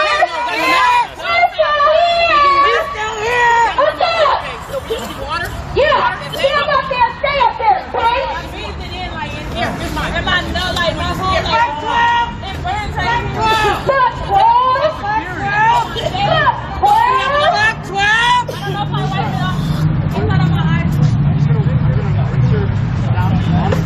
They're fucking using pepper spray and pushing us and shit. Again, guys. What they've been facing is, it just leaves me lost for words in the sense that nobody should have to go through that. Nobody should really have to fight for things like that. Fight for the right to just freely speak without being harassed. And like, we're even feeling that right now with those Utah Citizens Alarm spin-offs over there with their guns, right? So they're out here trying to suppress our voice to intimidate us. Many people do get intimidated by them. So, and that's okay. That's why we're all here. We have to stand basically up in their face and tell them like that's not okay. No matter, they can keep coming out, they can keep coming out and trying to do stuff to us, and trying to intimidate us, but we're not going to fall for that. Went down in a parking lot in front of a Whole Foods market. What the fuck? What the fuck? Couldn't have been better. We couldn't have been better, man. What do you want? And y'all take y'all time. We don't need you as militarized as you are. I feel like this economy, we focus on fucking self-control and not fucking about cowards. Helping fucking us cowards. and making us better. Bless you. Encourage people to make a difference in your department because we need it. We don't need you here to hurt us. If you're hurting us, you're going against what we believe in, and that's equality. What's so hard about that? We couldn't have been better. Rolling the fuck up like Gestapo. This is the problem. I know you can fucking hear me. Soon as the feds roll in, I bet you're gonna be standing right fucking beside him, every one of you. Not a second fucking thought. That's the problem. That's why we're here. So, just in case you're wondering, there's police officers on the roof of this building. I think that's the second floor, actually. I think it's like a terrace. But that's why people are talking in that direction. I got that on film. They fucking maced and pepper sprayed us, pushed us. I saw. Asking for a damn dog. I mean, there's still people. Yeah. Where's my phone, Mama? She just asked him for his badge number, and he fucking pushed her and pepper sprayed her. Who's got my phone? Who did I have my phone to? Yeah, mine shit too. No, I took it out. I'm out fucking down my fault. That's all right. You hit by a fucking straight, you get up and walk that shit out. I ain't gonna see if I fall. Thank you. Damn it, bro. I got it. Guess we're going to the fucking jail tomorrow, too. God damn it. This is fucking bitch shit. That motherfucking dog, we gonna need it back. Why the fuck? They gonna kill him. They gonna kill the fucking dog. No, they're not. They can't. The only animal shelter that's supposed to be here is Austin Animal Shelter. You got a Snapchat? I mean, I can wipe my face. I got my snap. I don't got one. Because actually, like, nobody actually knows how many dogs talk to us. That's it. Well, It's a lot. Can't put it. Even the cops do it. I think. I'm kind of always suspected that a lot of the dogs in animal shelters. Hi, where you at? What's up, Hi, let me see your shirt. What was the timestamp? What time? Well, I don't know. It's 11:35 right now. Let me see. 3:03, maybe like 5 to 10 minutes before 3:03. Sick. We're 3 hours in. Yeah. 2:53. Hey, y'all. Hey, y'all. It doesn't matter if it's What's up? I just want to say, y'all don't have the number. We need 1,000 people down here. Y'all gotta shut AP down. Hey man, I don't care. Who are you? Can I have a wife? Can I have a wife? Hold on, yeah. Walk my way. I need a wife. Here, take this. Hey, Todd, take that. 1,000 people and shut down APD. Million. I see also. I've been doing this shit for years. They can fucking double back, y'all. They can double back. Let's get the fuck out of here. Y'all know we'll be there tomorrow. Hey Jay. Hey, who can drop me up? What's going on, man? Get the fuck out of here, man. We should have left a long time ago. And then they Did you get pepper sprayed? Yeah. we were leaving, and then they fucking came out and fucking. Yeah, Jay. I talked to you. Good. Did she? Who needs batteries? I have that. Oh my god! Why is no one listening to me? What's up? What do you need? Guys, there was I could have found a better time to explain what's been going on in Austin. I mean, they just literally happened as I had described it in front of you guys. I mean, obviously no horses or white van, but typically, you know, you will see the horses in the white van. Again, the mace, you know, that I had described. I mean, that's kind of what Austin has been like in the last maybe 2.5 weeks. I'm just glad that, you know, it happened because, well, I'm not glad it happened, obviously. Like, I don't want any conflict between anyone. I hate to see tension, and I hate to see people being arrested, you know, and I know some of you feel they deserve it or whatever, but I think nonetheless it's just, you know, I wish the best for everyone in our entire community, and I know that this isn't necessarily us looking at the best, whatever way you look at it, whatever side you take. Sitting here protesting, making your voice heard. That is what changes it. And I am committed to helping change that in every and any way that I can. And it might not always be the way you want it. I'll be honest with that. But I'm trying. And I appreciate everyone out here, always out here. And I don't want this voice to go away. We have to continue doing this. I support you. I'm grateful for you. I stand with you, and I'll do what I can. And thank you. Oh, and don't forget to vote. Not for me. I don't care if you vote for me, but because I ain't running. But vote, right? All of this is about voting. It's about making sure that we make that change. Okay, that's it. Y'all ready? And this is going to be painful because it's painful. It's painful. And I don't think any of us up here ever heard it. Now I'm going to say some things. And all I want you to say is, I'm sorry. I'm sorry. I'm sorry. Louder, please. I'm sorry. Okay, I'm going to read off some things. And when I'm done, I'm going to hold the mic out and I want you to say that. And if I start crying, I apologize. Why? It's okay to cry.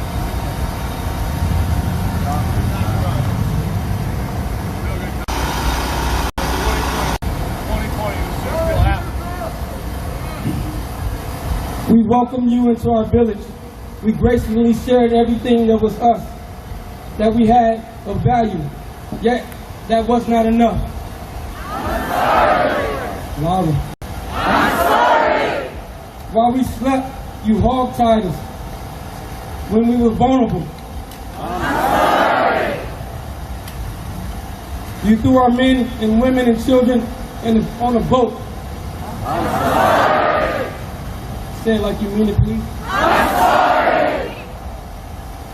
Those of us who wanted to die, you refused to eat. You shattered our teeth and put funnels in our mouth and shoved slup down our throat so we wouldn't die on that boat. I'm sorry. You brought us to a land that you already had stolen. I'm sorry. You gave us a language that we couldn't even write or speak. I'm sorry. You gave us a name that we couldn't spell. I'm sorry. You gave us a God and a book that we didn't even know. I'm sorry. For centuries you tortured us until we broke and called you master.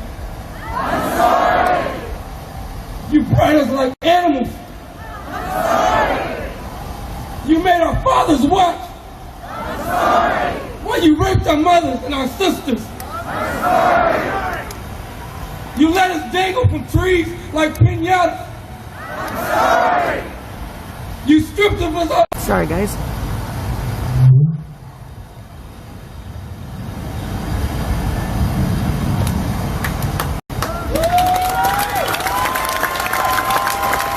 We don't need no applause for that. That was powerful. What are you clapping for? Because of his courage. He took courage what he did. I'm gonna speak from all of us. We forgive you. And that's something that we never heard. Yeah, you say Black Lives Matter, but I think it's a roundabout way of saying you sorry. And you want to know what Black Lives Matter? That's what it means. Taking some ownership of what's been done to us. Yeah, I know that you didn't do it personally. Just like we know that officers in here didn't kill George Floyd. But somebody has to take accountability. And I appreciate y'all for doing that for me.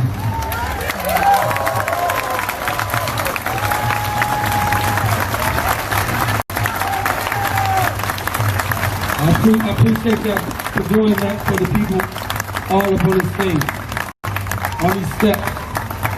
That's true justice.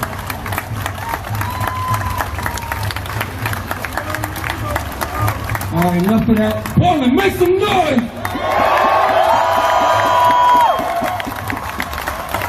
Make some noise! Do you feel like you got some power left? Yeah, the trolls are out in full force tonight, man. I got power! I got power!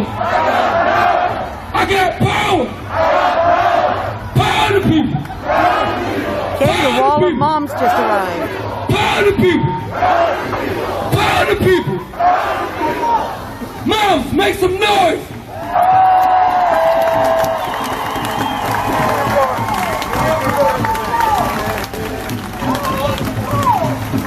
We're gonna let them get in place before there's no distraction.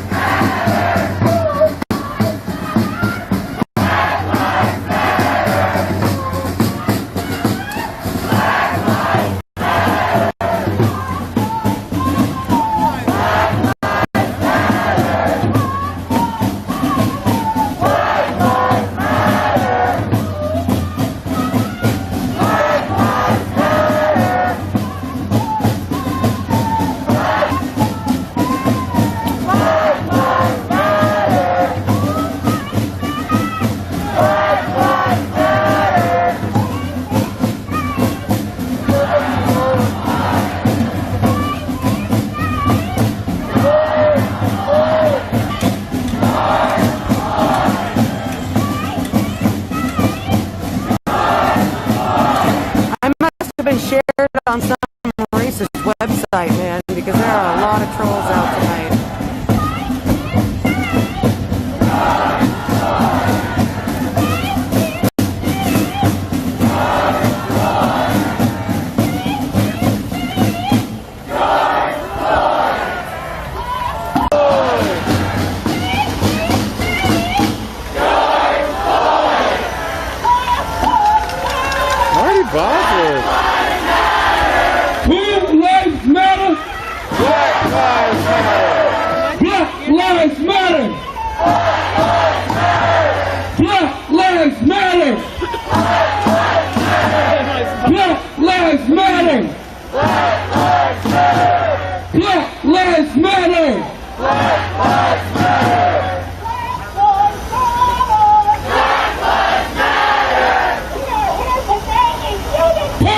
Make some noise!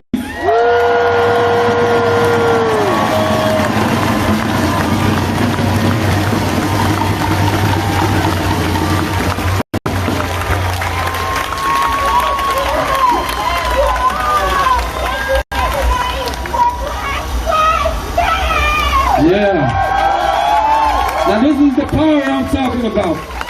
This is the power that I'm talking about. This is the magic that I'm talking about. This connection that we have, this bond that we have is amazing. This is the feeling of change. This is what change looks like. This is what it feels like, and this is what it smells like. So, can you feel it out there?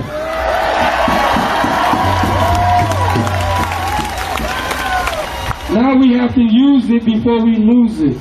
Portland, we got some cleaning up to do. We almost there. We got some cleaning up to do on all aspects. We got cleaning up in this house to do.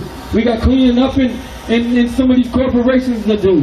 We got some work to do, but with these numbers, we can do whatever.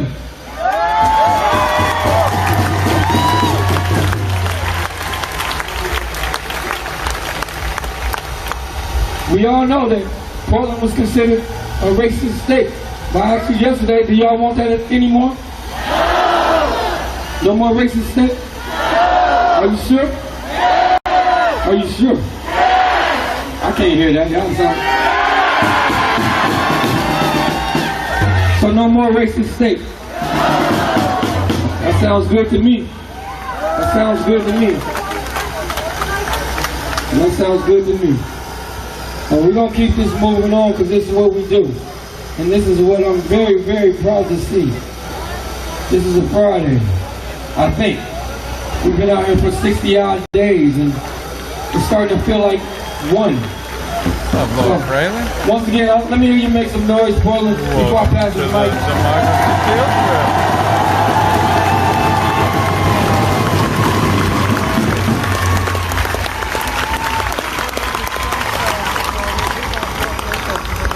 So in order for us to fully unite, we must make a pact with our...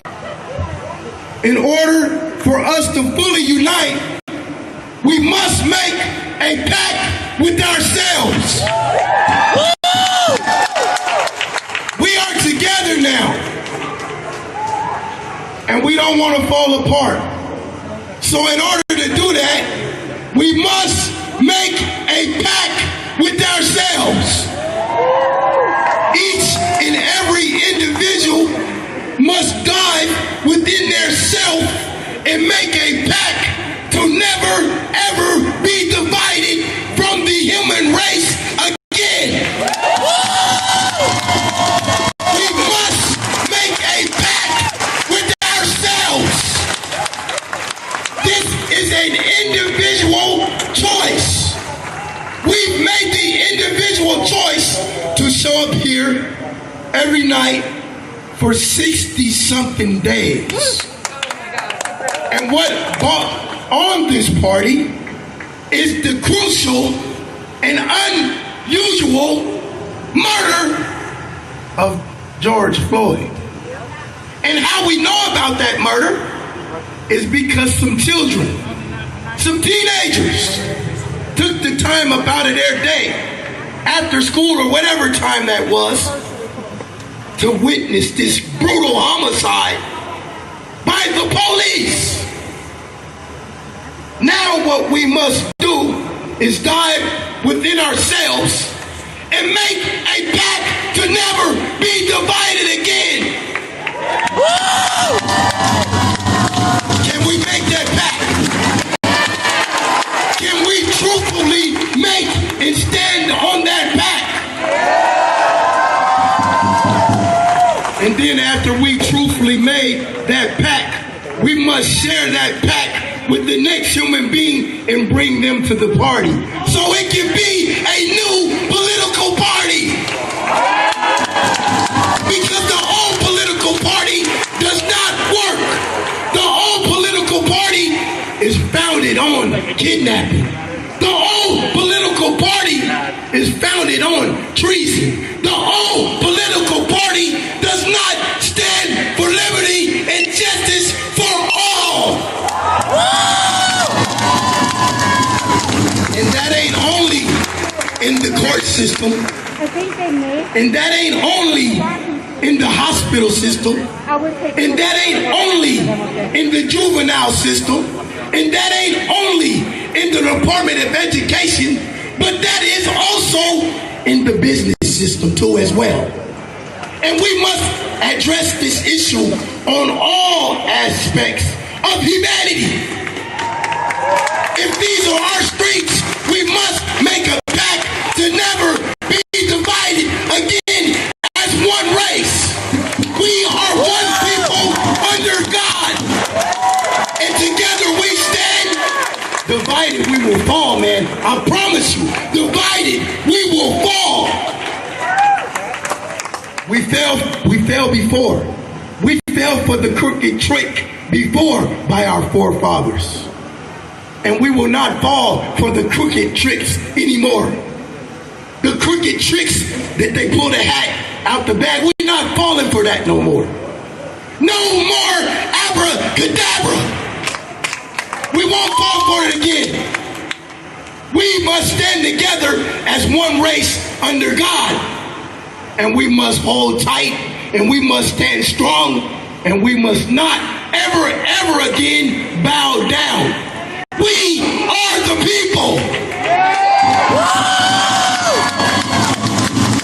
We are the people. And we are out here standing against the fight against injustice. And as you witnessed, not everybody is standing for injustice. And it's crucial when the people that are supposed to be protecting and serving you is proving that they don't stand for justice. They stand for brutality. They stand for bigotry.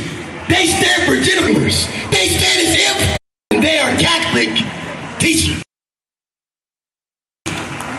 We don't want that abuse. Equality on all aspects of human life. We want to not be racially profiled.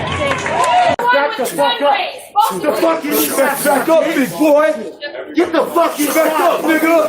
Get the fucking trash. Hey, lieutenants. Fuck you fucking did. Lieutenants. Lieutenants. What's the man's name without his fucking badge number?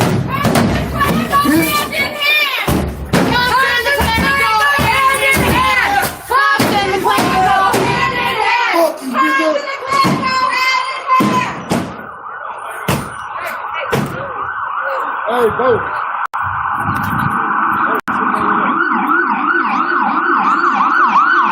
Shit, the shooting happened and I missed it. They fucking beat them motherfuckers up. Fuck them. Fuck APD. Fuck APD. God, that got me a little lifted. Supposed to stay impartial, aren't I? Doesn't work out so well when they fucking hauling people around like that shit. It's really hard to stay impartial then. Damn it, did you get it? Did you get the footage? Where are we gonna find it? Where are we gonna find it? OZ Cavelli Photography on Facebook or Instagram. O.Z Cavelli. O.Z Cavelli. I went after the shooting. The cops moved in, and I missed it. Bro, I was hanging out with that guy last night, the little black dude, man. That's fucking... She? Huh? Is that his name? She? No, her name. Oh, my bad, my bad. Got way too much time than what the crime carries. Let my homeboy son free! I've done a whole slew of prison time. I completed my prison time. I completed post-prison supervision. I completed every last drop. Let the fucking felony free! Now let's get back on the business. Let's get back to the business and these rich corporations. And I'm gonna let my boy tell you a little bit of something about it. Make some noise if you understood what he said. Tell you a little bit of something about it. Make some noise if you understood what he said.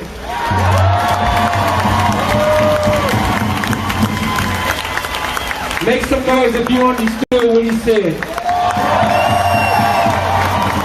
Make some noise if you felt what he said.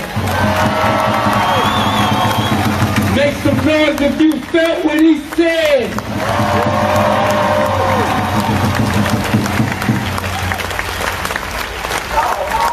On all aspects, we have to stop this injustice. Not only in the streets, not only in the courts, but on the workforce as well.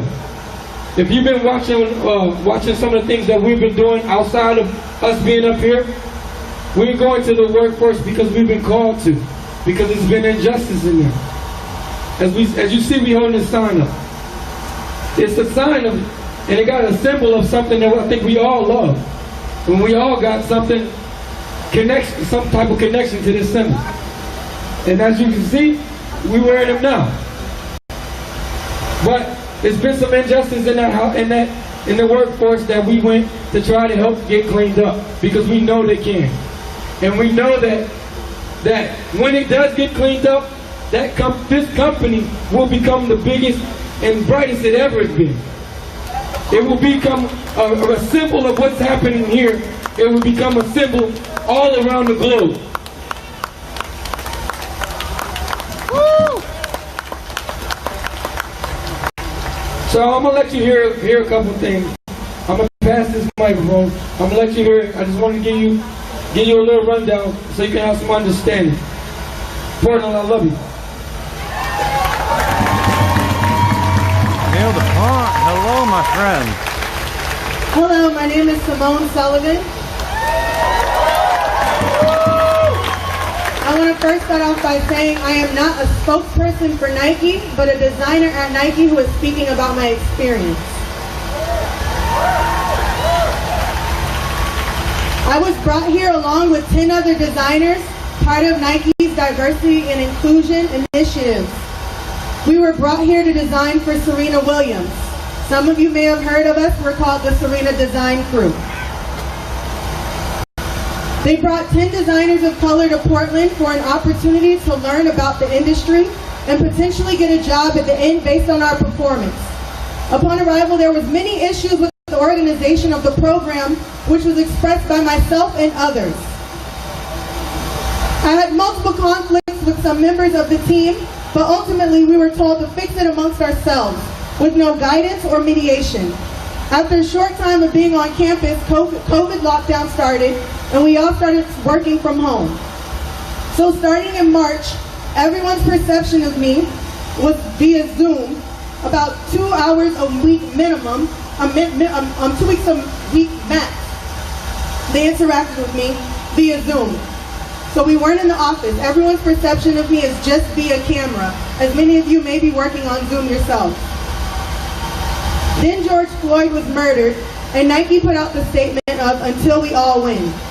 I was not satisfied with that because I felt like it came off like all lives matter. So I urged Nike to say Black Lives Matter. It took 2 whole weeks of back and forth for Nike to finally put Black Lives Matter on their social platforms and their website, which I find to be unsatisfactory, being that most of their customers are black and their athletes are black.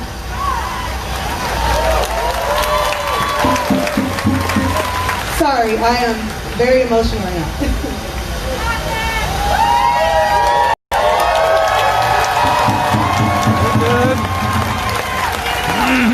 After that, I continued to push the message with the discovery that many people of color across the company were feeling ignored internally. As you all have probably seen, there was a Black at Nike Instagram page made that was then taken down. And if any of you have seen the page, there are heartbreaking accounts of injustice within Nike. A lot of which were never held accountable. For sure, right now. And people just continued working at Nike despite knowing that these people were of power and were looking down on them because of their skin. I immediately felt pushback and awkwardness on all calls with leadership from diversity and inclusion, which makes absolutely no sense if you're leaders in diversity and inclusion.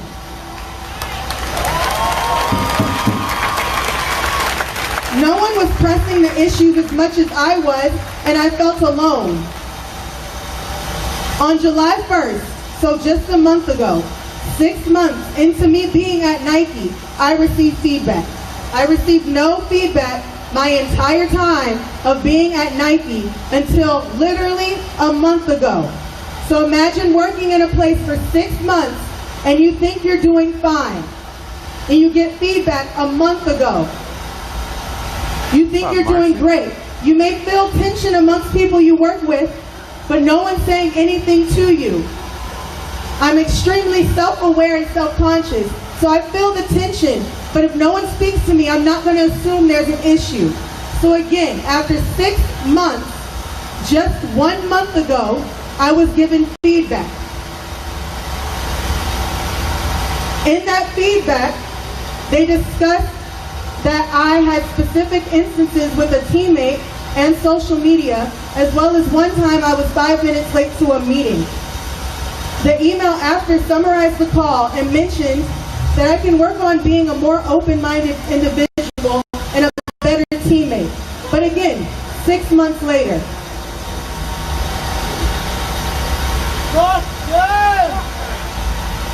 In this past month, we've only had 3 group Zoom calls, each about an hour each. So 3 hours in the past month, my team has been able to observe me. Just this week, I was told I will not be given an opportunity to work at Nike at the end of this month after this program for Serena Williams is done, based on my inability to work on a team.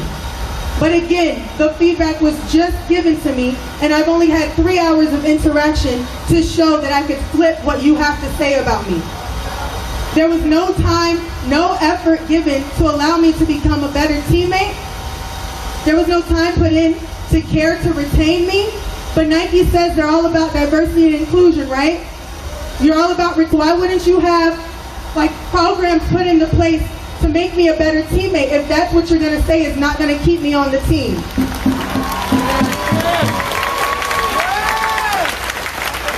They said my portfolio was amazing.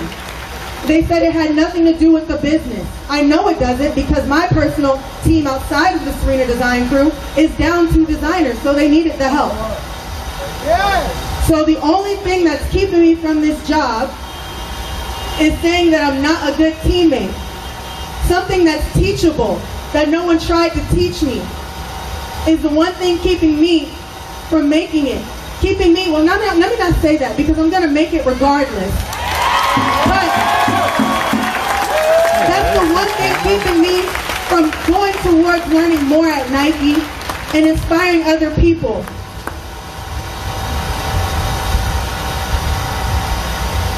I'm upset because the grace and care given to my white counterparts are not given to me. I spoke with a white young man here at Nike and he told me that when he is written up, he is guided thoroughly and almost has a wing of protection over him. I overheard him speaking to the media, something that we're not supposed to do, and he was able to give his name, and when they said, why do you feel comfortable giving your name, his answer was, well, I'm a white guy. Meanwhile, I'm concerned. I'm scared to tell everyone what I'm going through because I'm a black woman. I'm already looked at as angry. I'm already looked at as confrontational. I'm fully aware of my personality. I'm fully aware that I have sass. But if no one gives me feedback and tells me how to be a better teammate, how do you expect me to improve? The diversity inclusion program in Nike, an integral part of it is the professional development. No one professionally developed me. No one tried to help me, even with the recognition that this was my first corporate job. I am only 26 years old.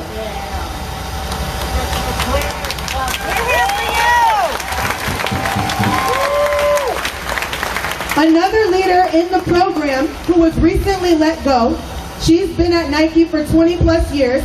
She is a white woman. She is a very, very powerful person, and she is also very bold. I saw myself in her, with her boldness and her ability to just say things how it is. She let us know that there's been multiple times that she's kind of, bumped heads with people. But again, she's been at Nike for 20 plus years. Why is that? She's given more grace. They will give her the guidance. They will talk to her. She gets more understanding. However, me, I'm not given that understanding. You're not understanding that I'm a 26-year-old black woman from the East Coast who was brought to the West Coast in the middle of COVID, in the middle of social justice movements. There's no understanding there for me. No one will take that into consideration why I may not be showing up as my best self. No one took into consideration that the only interaction you've had with me is through Zoom. You haven't seen me in person. I may not get along with the 10 people I work with that you see every day, but you don't get to see me work with my other teammates that love me. You don't get to see that because we're on Zoom. But none of that was taken into consideration when offering me a job. Well, not offering me a job.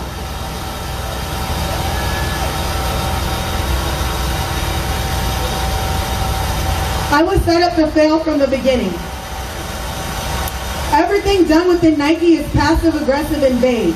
They're actually known for that, and a lot of the employees say that. If Nike is actually hoping to be more diverse, they have to change their ways of interacting with new hires and create a plan of action to guide us. They can't just say they want to keep people in Portland and then pretend to not see the problem.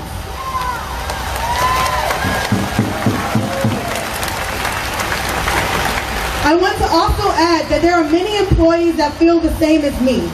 Many people are afraid to be confrontational, as I've been labeled by many. Afraid to make a difference out of fear of retaliation. I'm aware of my faults, but I'm also aware that I wasn't guided properly, and this is far too common amongst employees of color. There are people that have been at Nike for years that won't get promotions, can't move up due to the lack of leadership and development. I've been on calls with young men crying about how tired they are for fighting for themselves. Me speaking up against these injustices is not because I want my future children to be able to show up to work as their authentic selves, knowing that.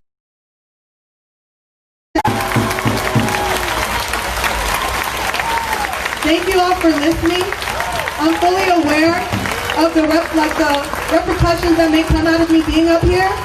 I have 1 month left of this program. I don't know if they're going to quickly kick me out of it because of this. Who knows? But I felt like I need to speak up for all the employees who can't speak up. Thank you.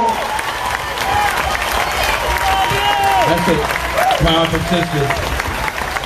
Give it up for the sister one more time. At the end, she said she don't even know if I'm gonna have her position that she came out here for. But there's a moment in here. See, out of the 3 cats, I'm the oldest one on the stage. So I speak to those of you who I know benefit from the white privilege. You know you benefit from it.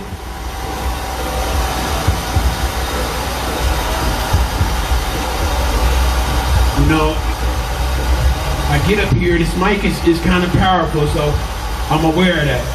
And I'm not trying to push our allies away. We have to have some difficult, hard conversations with some people that don't look like us.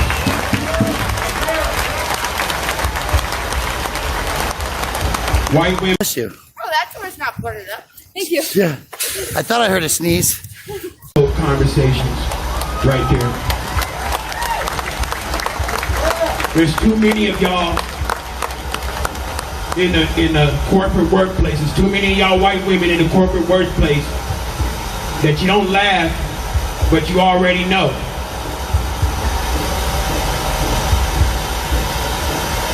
That's a hard conversation to have. You have to look your own self in the mirror right now. And I'm not going to scream at you about it because I have to have my own conversations with some people that don't look like me. Where I can look back and I can see where my own personal bias, my own experience has made me miss opportunities because I came off a certain way. So I had to have a conversation with myself. You know, but this is, when I talk about the insidious nature of the racism, of the oppression, of the abuse, when we talk about the insidiousness of it, it doesn't stop with the badge. I know y'all, I know it. Nike's big out here, I know it. It's hard to clap against Nike. Woo! They put a lot of money in the town. I buy them all the time. I'm not mad. What we are asking Nike to do, and what we are asking other corporations who mean well, is to stop taking advice from your own people, talking about that's the Office of Equity and Inclusion, and yet you hired them. Do you not see the correlation between that system? If I am the king, and I want to keep my system a certain way, I may hire my nephew to be the Office of Equity and Inclusion because, you know, he gets along with black people pretty good. He seems pretty hip. But at the end of the day, he's still going to do my bidding. That's the insidious nature of it. That's the insidious nature of it. And it requires it requires not only your participation here, but your demonstration where it counts. Where it counts, people. It just doesn't happen downtown. Racism just doesn't happen downtown. We got our brothers and sisters here. I don't know where they left. Where the veterans at? Is the veterans still in the house? Did they leave? We got the native veterans in the house. We got one. Where the veterans at? We got some veterans here, man. You know what I'm saying? Shout out to the vets. You know, shout out to the vets. A lot of people laid down their lives for a lot of different reasons. You know, but the ultimate sacrifice is to stand up for the rights of others. And that's what it's about. The ultimate sacrifice is to stand up for the rights of others, because you know what? It requires your time.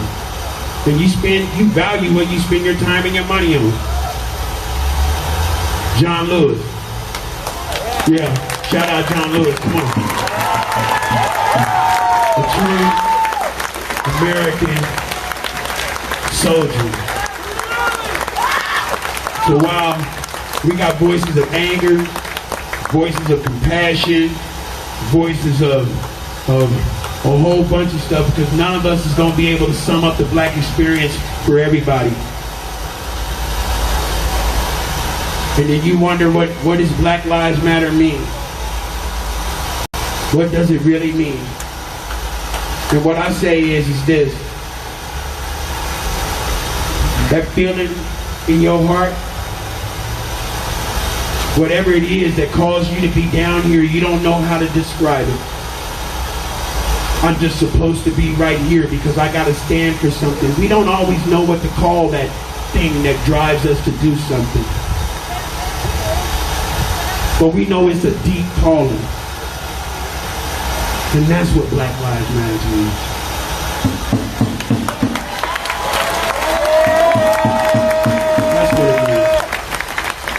That's what it means. And we got to change some things systemically. But on a human level, on a human-to-human level, you know, we're going to have to figure it out in our hearts and our minds. So with that, let y'all go.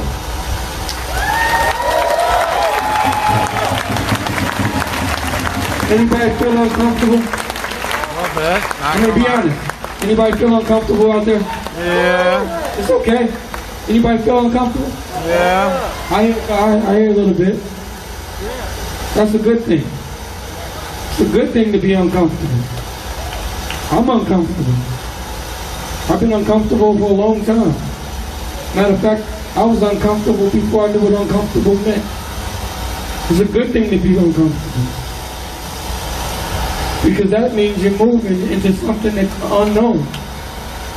That means you're moving towards something greater than yourself. Something that you can't explain. So it's okay to be uncomfortable.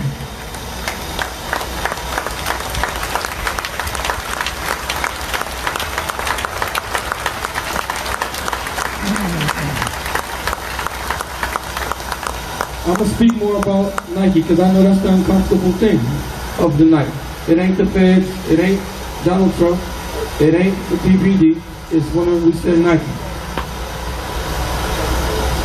I went there because I knew that it was a place that we could fix, or help fix, and be part of the solution. And help some black lives, immediately. And yes, I needed the help of everybody.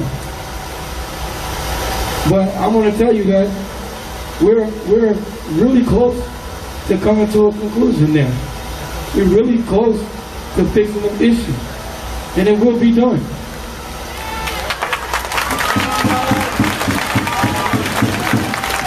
It will be done. So don't feel uncomfortable anymore. Because that uncomfortable feeling is that power being used in the right way. We didn't use that power to go knock down a building. We use that power to build one and make it higher. We did not go to Nike to make it weak. We went to Nike to make it stronger than it ever been. So don't feel uncomfortable. Celebrate. I just want y'all to know that. So, with that being said, we're going to get back to the normal, the usual. And that's using our powers. So I'd like to know if y'all feel like y'all got some power left? Okay. You sure you got some power left, or did we use it up on these guys?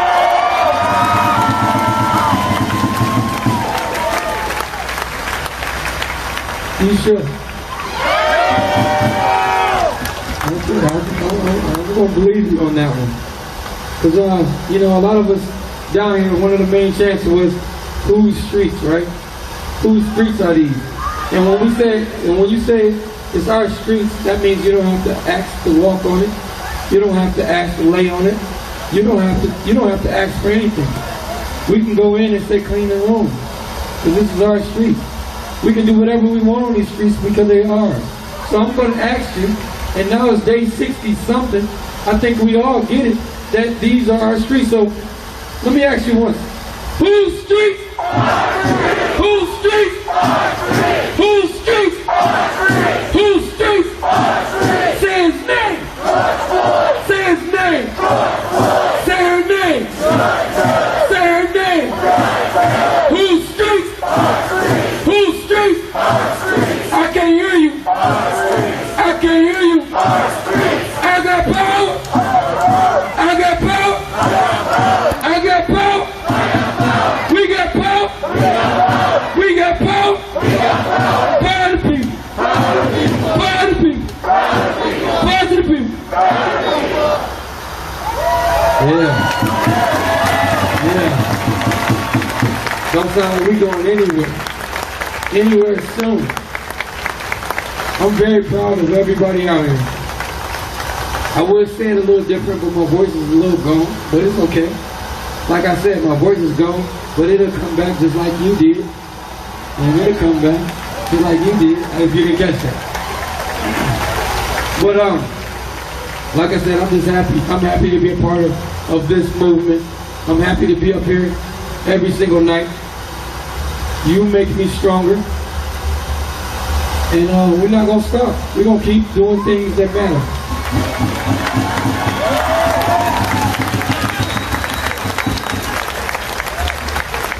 Let's go ahead and make some noise!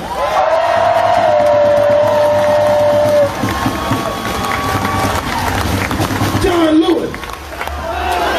John Lewis! John Lewis! John Lewis! John Lewis! John Lewis! John Lewis! John Lewis! John Lewis! John Lewis! John Lewis! And his memory won't be forgotten. His memory won't be forgotten. Y'all want to know why? Because it's a new set of John Lewis's in Portland, Oregon. And this new set of John Lewis's is going to reign through the whole United States. John Lewis! John Lewis! John Lewis! John Lewis! John Lewis! There's a new set of John Lewis's, right? John Lewis! We gonna keep civil rights right. We gonna make sure that they don't violate our Constitution. John Lewis! We gonna make sure our constitutional rights are not breached. And we gonna make sure we stand on each and every one of American citizens' constitutional rights. John Lewis! John Lewis! And we gonna make sure every single American's civil rights are upheld. John Lewis! John Lewis! John Lewis! They thought the death of John Lewis was the end of civil rights. No! We have a new set of John Lewis's right here. And we gonna make sure civil rights are upheld. John Lewis! John Lewis! John Lewis! John Lewis! Hell no! We won't go! Hell no! We won't go! Hell no! We won't go! Hell no! We won't go! Hell no! We won't go! Hell no! We won't go! They asked us how long is the protest gonna last? The protest is gonna last forever because we gonna make sure that y'all don't violate our constitutional rights ever again. John Lewis! John Lewis! John Lewis! John Lewis! Power to the people! Power to the people! Power to the people! Power to the people! And we are the people! And we are the people. Who are y'all? Who are y'all? Who are y'all? We are the people. We are the people. We are the people. Power to the people.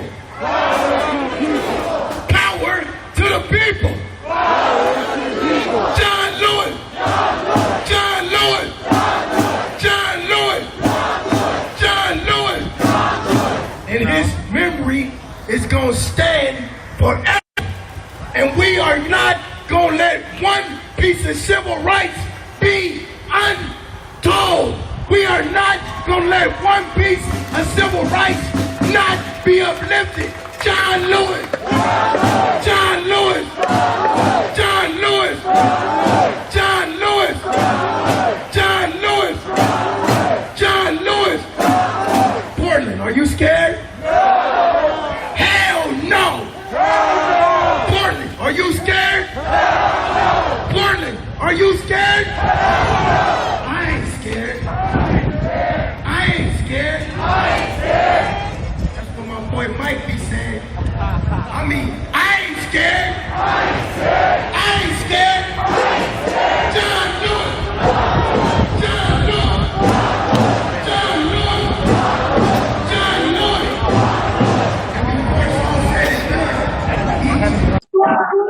And I ain't scared. I ain't scared.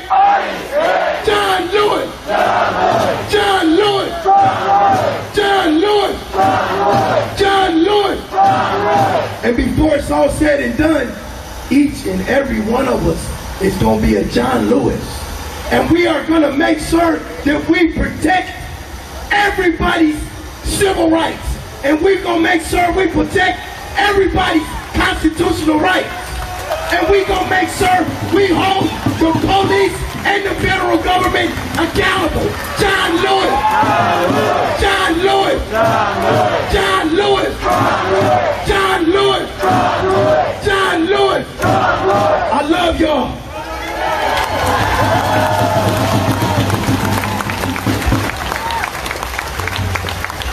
You might be wondering what's happening to yourself.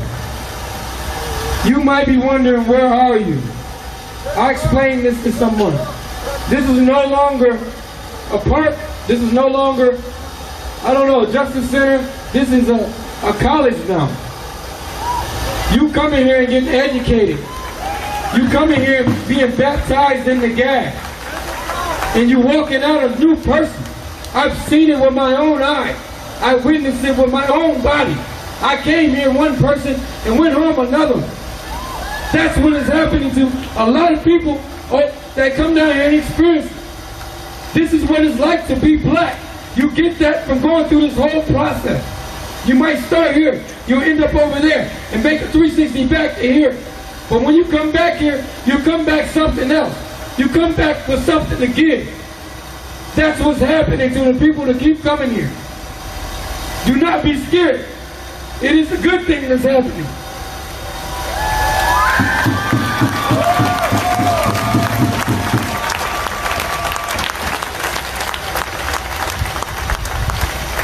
You might not get it. You might not get it.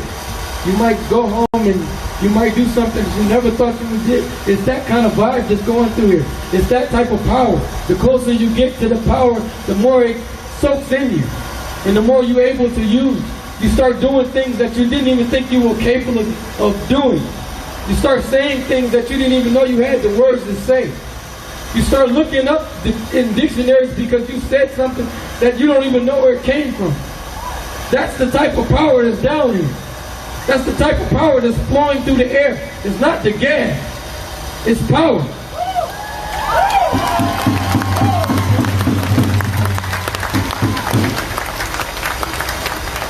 This is a love.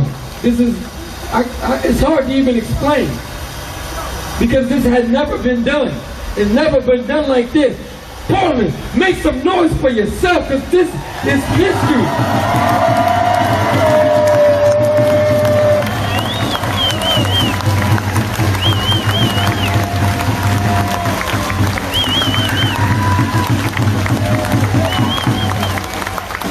When you look at the history books, 30 or 40 years from now, it's going to have a picture of all of us. It's not going to have one person, because the power is in the people. They're going to do an aerial view, and that's going to be on the cover, because that's where the power was. We were so close together, we looked like one big old giant. That's where the power is. You have to understand that. That's why I asked you to come closer, because I can see. I can see what's happening when we close. I can see what's going to happen when we close. When we divide, I can see the past. I can see what hurt us and what kept us down. It scares me to see you apart. I do not want to see that ever again. It scares me. Yes, COVID says we need to be 6 feet apart, but that scares me because it looks like a divide. The power is there. The power is here. I hear no cough. I see nobody looking sick, and we've been like this for 60 days. This should be ground zero for COVID. COVID should be running rapid right here. For some reason, it's not. That gotta tell you something. That has to tell you something. I know it gets quiet because you're thinking that what I just said is true. It's true. I'm just so proud of everybody out here. I'm so in love with everybody that I can see. I'm so in love with everybody I can feel.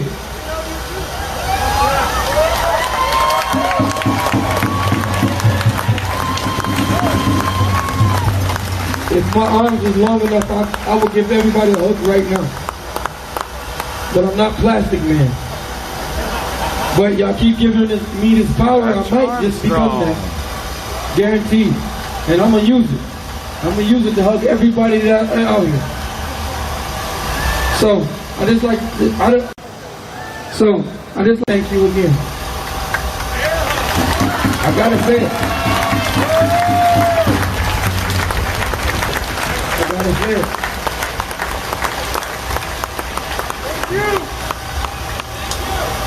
My mother never lived to see this. And I woke up feeling crazy. And I'm gonna post it on my Instagram if you don't believe what I'm about to say. But I woke up feeling crazy and wondering what was that feeling that was coming over me. And I realized I'm only days away from when she died. And the closer it gets to that day, the more and more I feel some type of energy. She's coming to stand out here with us on the 3rd. August 3rd, she will be out here with us.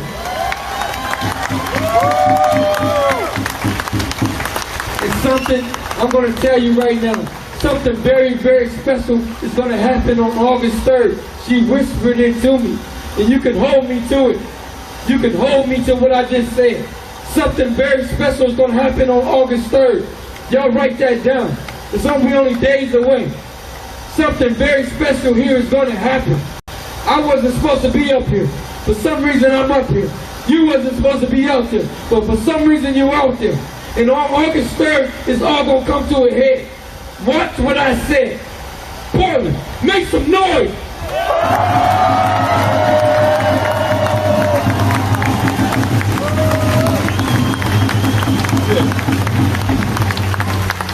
You know what, I keep thinking all the time, you know, I go home and I reflect on everything I heard, everything I said. You know, and like my man said, you know, I've changed the way I talk several times since I come down here. You know, my mind has been changed several times, but tonight it's about y'all, and this is what I want to end with. This is what I want to end with right now. Portland. I asked my son one time, I said, son, who's your favorite superhero? He said, Dad, I like Captain America. I said, why do you like Captain America? And he began to describe all the attributes, all the selflessness that his superhero displayed. What I'm trying to tell y'all tonight is that's a movie. But I'm looking at real life superheroes right now. Give yourself a hand. No, for real. That's not just no cap. I'm looking at real life superheroes. Who else? Who else? Who else but a superhero says, I'm going to stand for somebody else? Who else but a superhero does that? So, that's all I had. You know what, there's a turn up going on for you youngsters that want to go dance. On 12th and Stark right now, they got a DJ over there and they are turning it up. I was at the first one and they dancing and they celebrating tonight over there. You know why they celebrating? Because we won. We won, man. We won. We made them go back and think about it, come up with a plea bargain amongst themselves, and they worked it out. And that's the type of shit that we are going to make happen. But they think we going to stop right there. We know that racism doesn't begin and end with the police department. Racism does not begin and end inside our prison system. Racism does not begin and end inside a lot of these institutions around here. You know, I was about to say in the education system, but I talked fast. I said, well, maybe it does begin there. I don't know. I have to think about that again. But you know what I'm saying? Like, you know, they're gonna try to come out of this, and they're gonna try to wiggle their way out of this. We need to see the men and women that are in uniform We need to see them come take a knee with us. We need that to happen. Do we need to see that? I know some of y'all right now ain't really telling the truth, but that's okay. Right? Because this takes real commitment. Like I felt the vibe. We can feel the vibe when we up here. We can feel the vibe of the crowd when we up here. Just like anything else. And when he went to go to talking about Nike, y'all was like, fuck that. Well, I can't really deal with that. Nike, whoo. I don't know. I live out there, right? My aunt works there. I got to hook up. I don't know. You know what I'm saying? Shit. You know how hard it is to go to a Nike store right about now? Need them in my life. So we're not mad at Nike. That's not the point. That's not the point at all, you guys. We are encouraging them as a partner. To say, hey partner, you need to do a little bit more. You need to do a little bit more, partner. You're not pulling your weight right there. This is just a pull-up for Nike. This is just a pull-up for Nike. And so don't talk around it. You know, be about it and just do it, Nike. You know what I'm saying? And just do it. Yeah. And that's all we asking for. Just do it! Just do it! Just do it! Just do it! Just do it! Black Lives Matter! Black Lives Matter! Black Lives Matter! Black Lives Matter! Black Lives Matter! Black Lives Matter! You damn right he do. You damn right. You know? We ain't playing. We ain't gonna stop. You know, we ain't gonna stop. Stop till we get it now. We've been black a long time. You know what I'm saying? So we're not gonna stop. We're gonna stay on the grind. How long has injustice been going on? How long? What? Yeah, it's a lot of numbers. Whatever just flew at me. 400, 200, 300. It's a lot of numbers. And they want us to quit in 60 days. I don't think so. Should we quit? Hell no. Well, I think we see y'all back tomorrow then. Good night.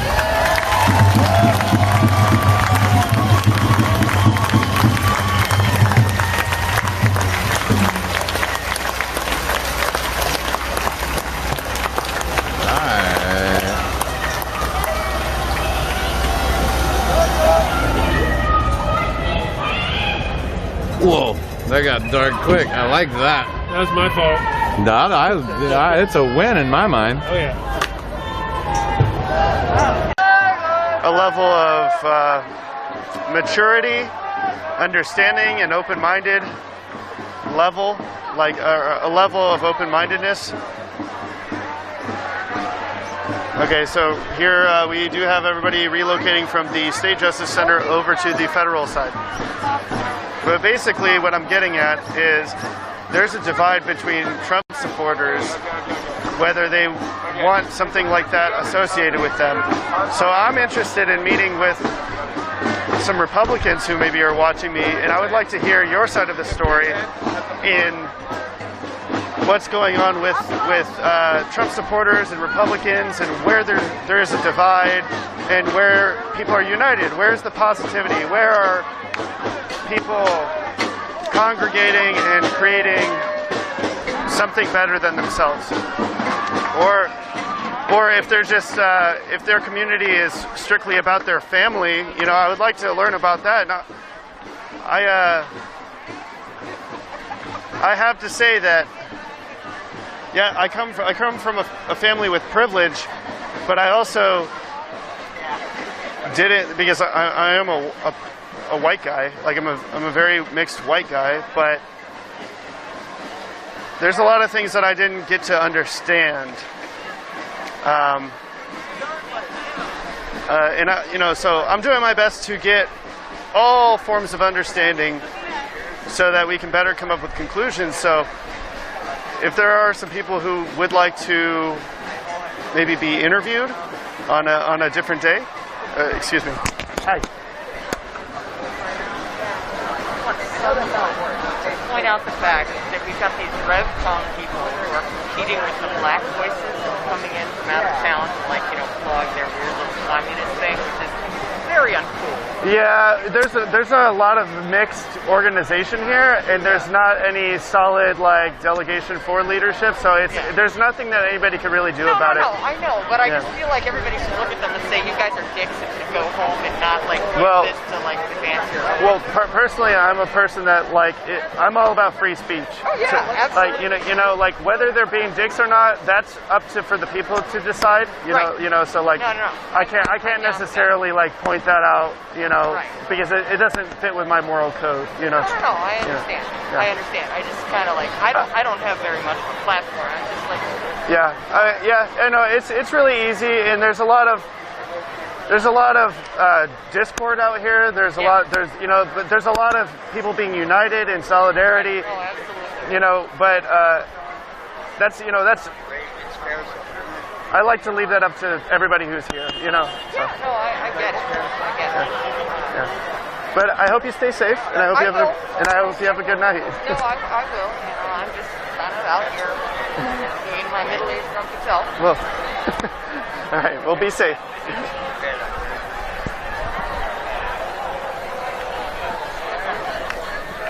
What's up, dude? How's it going? Yeah. Hold on.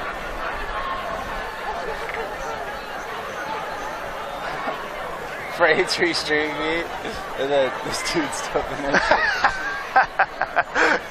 I came back on and said, "Hey Steve, you fucking bitch."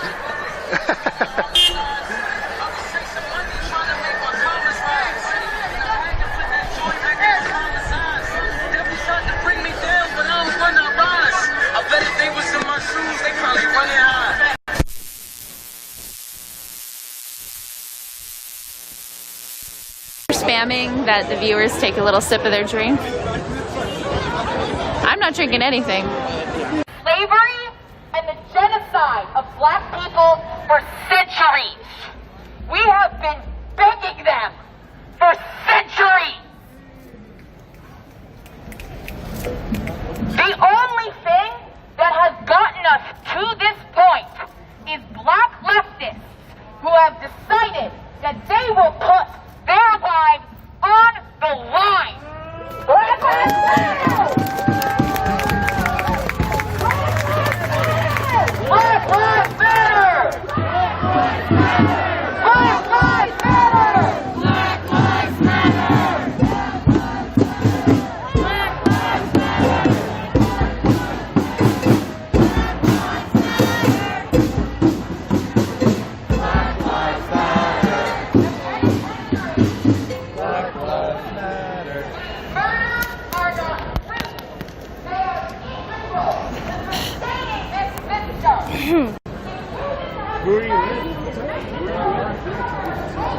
Oh, I'm sorry.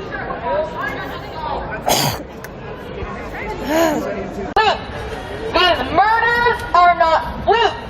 They are integral to sustaining this system. If you didn't have slaves make the clothes that you're wearing right now, a t-shirt would cost hundreds of dollars. If you didn't have slave labor putting together your phone, you could never afford it in your life. If you want to oppose the murder and enslavement of black people, then you need to oppose the reason that sex exploitation has existed in this country for centuries.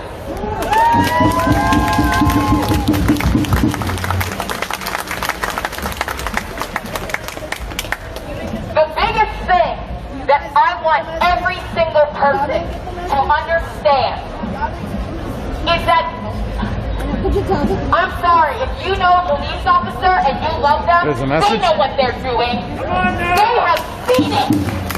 They have heard it. They've probably seen someone be fired for trying to speak up. At this point, if a Portland police officer has been seeing their coworkers beat people and shoot tear gas at pregnant women and brutalize night after night, and you're still willing to keep that job, fuck you!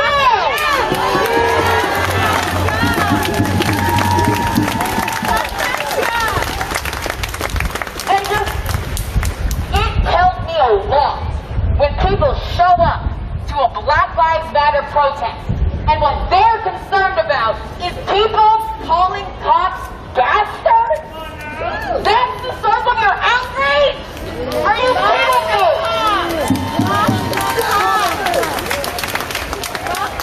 If they were going to stand down, they would have done it 2 months ago.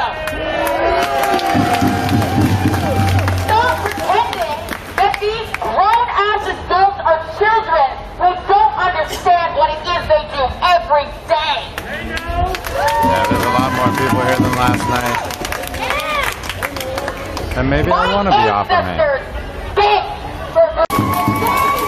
None.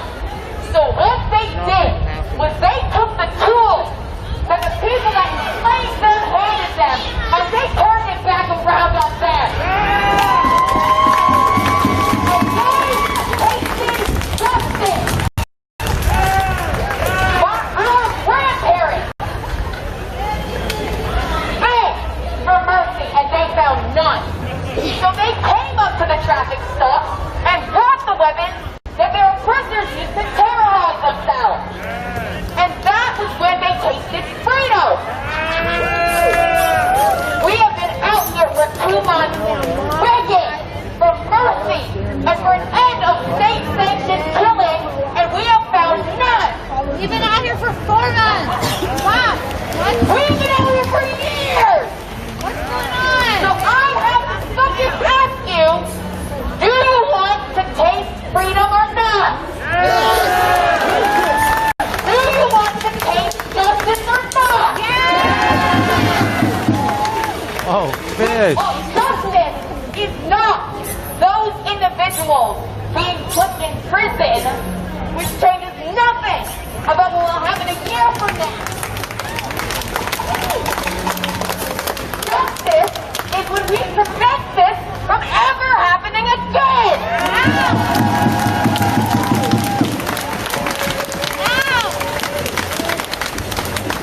None of us are free until all of us are free is not just a catchy slogan.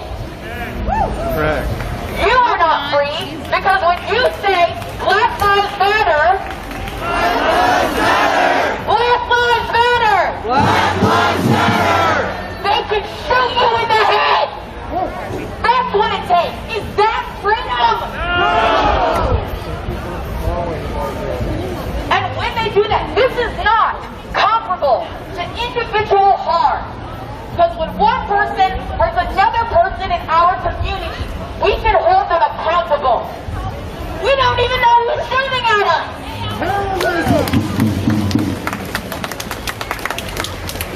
Okay, y'all. I'm sorry, but I'm not sorry for this next part. But this is going to be hard. Don't be sorry. June 16th, 1994. George City Jr. was a 14-year-old boy, and he was murdered by the law enforcement system, but he was not shot. He was not strangled. He was executed by our government in an electric chair. Now, he was accused, 14-year-old boy, of murdering 2 white girls. And they got a confession. What they failed to say is that they got that confession after torturing him with solitary confinement and starving him. Of course they did. Feeding him with food until he would confess. He had a fucking alibi. Fuck that. The people that sent that boy to be murdered was a white judge and a white jury that took 10 minutes to consider that they were going to murder a child. Of course. Of course they did. When law enforcers brought George to where he would be put to death, he was too small for the chair. Portland, so they put a Bible on the chair as a booster seat. More than Portland. Somebody asked for a And when they decided that it was time to flip that switch, the mask was too big for him. So when it flipped, you could see him crying.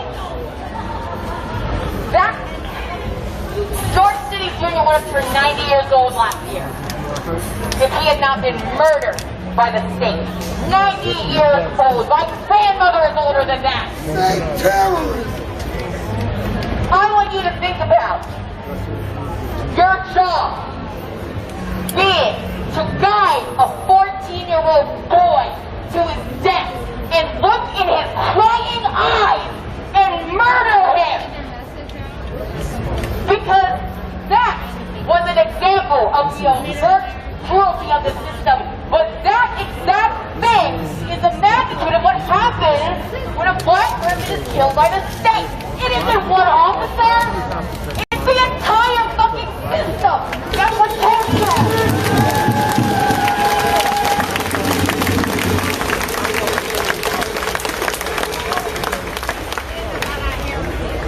The level of atrocities never stopped. They just got more clever. What? He shot an innocent man in the street, put a gun on him. He was a threat.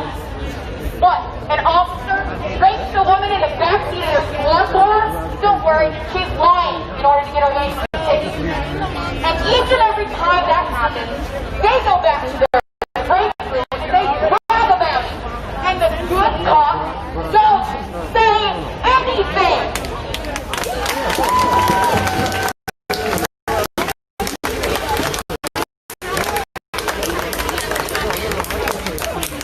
And you know what? Then they drive up to a 12-year-old black boy with a toy. They gun him down without a second thought, and the blue wall of silence holds. That is what people are willing to do for their job.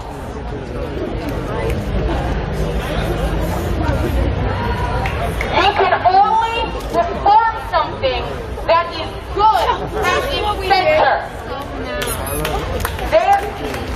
The police were never intended to protect and serve.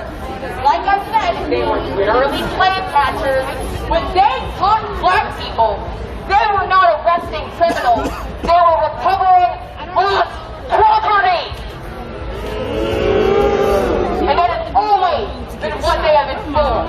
To protect the interests of the state plantation owners, now they own corporations. Okay, we can deal with it. And they will call that is why they terrorize us. Because they know that if we challenge the way that the system operates, if we're just asking them to stop murdering black people, that is so fundamental to how they operate that they shoot at us. That they try to kill us. I'm pretty sure most are out here for black lives, and that would be me. That would be me. I'm the black life. What's the black life? I'm the black life. Yeah? I'm the black life. You can tell what is effective, but what they try to suppress. Black lives matter! Black lives matter! Black lives matter! Black lives matter! Black lives matter! Black lives matter! Black lives matter! Black lives matter! Black lives matter! Black lives matter! Black lives matter! Black lives matter! Black lives matter! Black lives matter! Black lives matter! Black lives matter! Black lives matter! Black lives matter! Black lives matter! Alright, I'm gonna wrap it up with a quote from, listen, y'all know that, okay? Can I get a picture of your shirt? There were also other black leftists that were organizing at the time.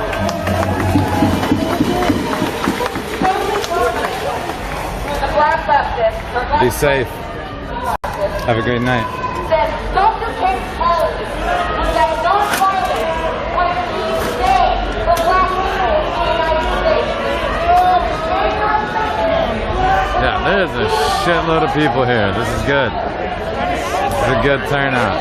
If this goes as peacefully as last night did, that's gonna be the fucking win of wins.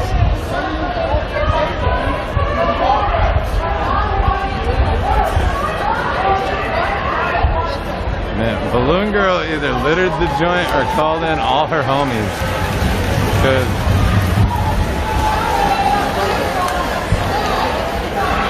the whole joint has a bunch of balloons. I think Bubble Guy was like, hey Balloon Girl, I'll give you 400 balloons if you go down there and lay them out. That way I don't have to blow bubbles all night.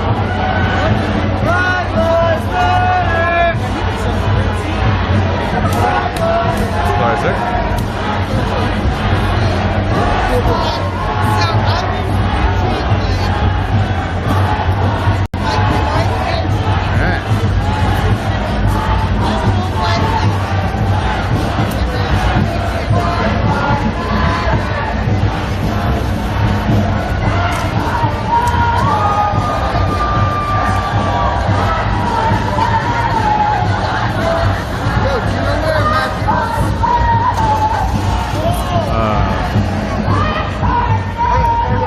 Hey, Chris and Shay.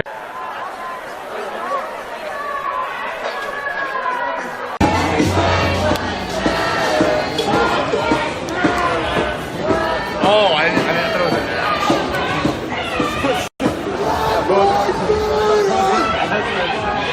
Respected POCs! Black Lives Matter! Do not forget why you are here! Black Lives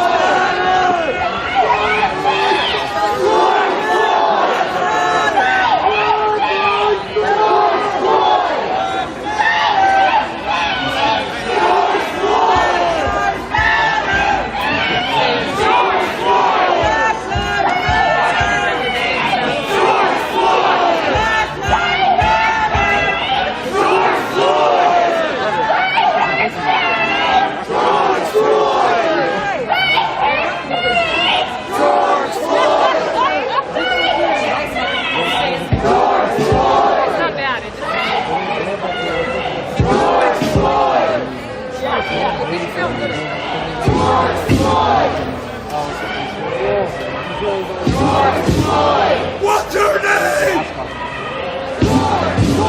Breonna Taylor! Breonna Taylor! Breonna Taylor! Breonna Taylor! I might use. Yeah, tell Soros that he forgot to send my check.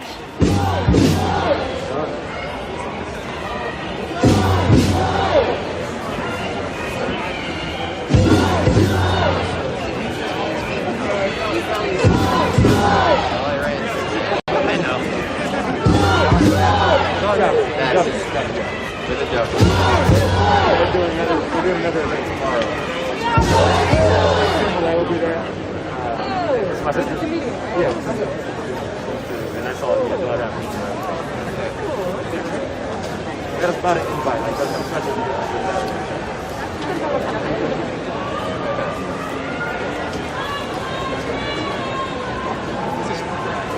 Black Lives Matter! Black Lives Matter! Black Lives Matter! Black Lives Matter! Black Lives Matter!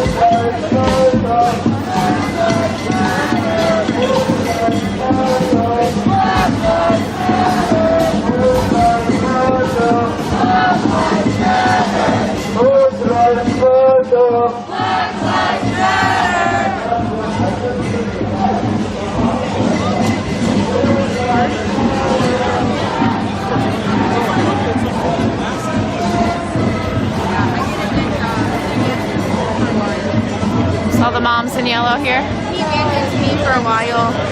I don't know what the pink balloons are. I don't know if they have a meaning, do they? Perimeter check. Check, check, 1, 2.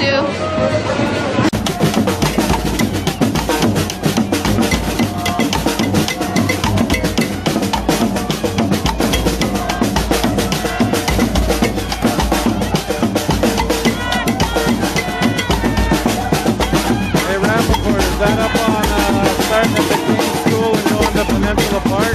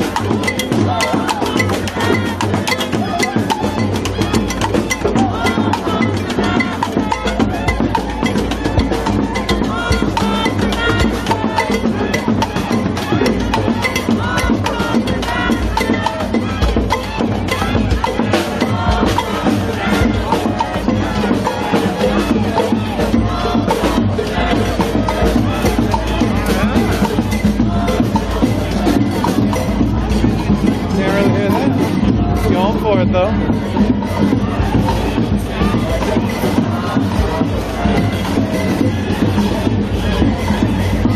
Alright, I think it's time for a little perimeter check. My little democracy field trippers. That was a fun little party. Moms United for BLM. Yes, yes, yes.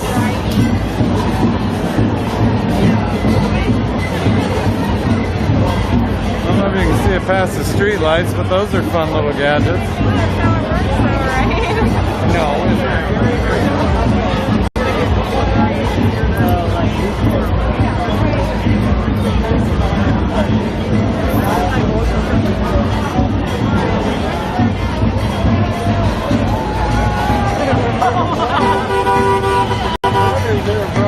Doobity-doop-doop, doobity-doop.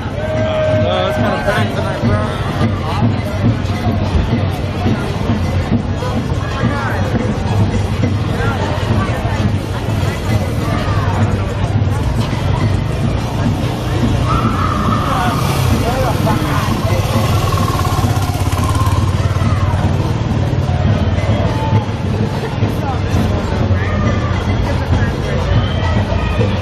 Randall Pratt.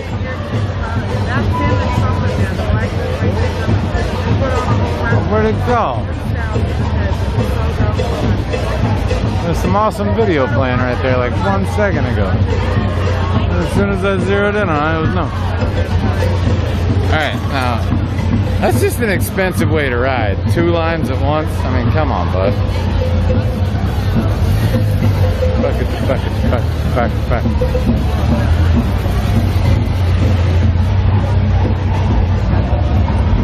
I'm out on time, Democracy Field Trippers. 2:38. Another hour and change on the stream. It's okay. It's a goodly amount of time.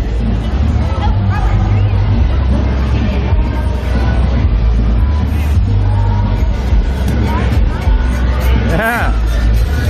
Yeah, this turned into a fucking party. Turn on the right to that music.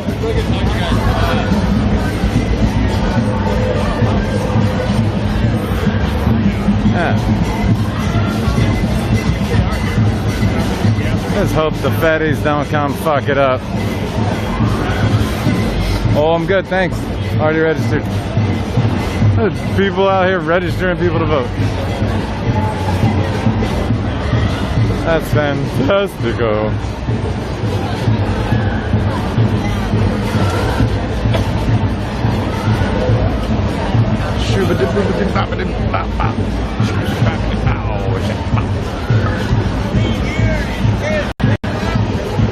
Man.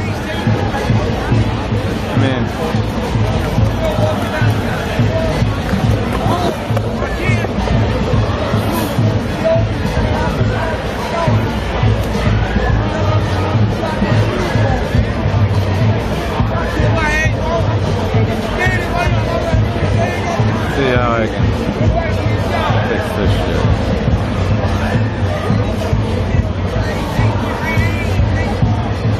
There you go. See you tomorrow, Jason. It starts at 2, right?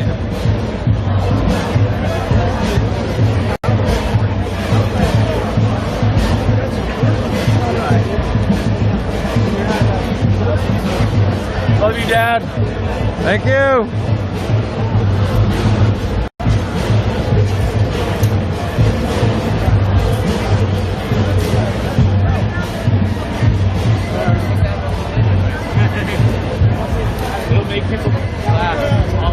I think we did that a couple times out on Goats Bluff Fish.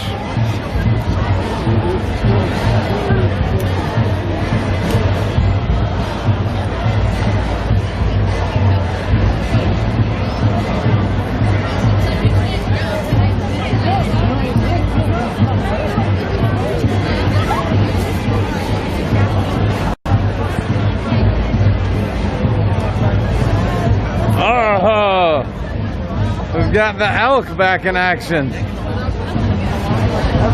That's fun. Got elk antlers, because there used to be a big brass elk right here on top of a fountain pedestal, but it became a fire pit. The elk's still safe. They took it and put it in storage, but the fountain, aka the fire pit, got pretty busted up because it wasn't made to be a fire pit. Shocker, shocker. But you know, after like 35 days of getting gas, they were like, well, we might as well throw some smoke of our own, and they made a fire in the base of it. And then it degraded because, man, Portland can't build anything nice. Just kidding. Portland builds a lot of things nice. Ah. There you go. It's a nice social distancing.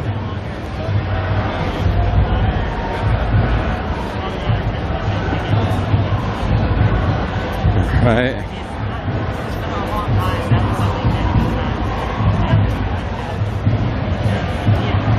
Yeah, Chris, it's been a street party for most of it. Especially tonight. I mean, there was a lot of... There's too many rude people in this world.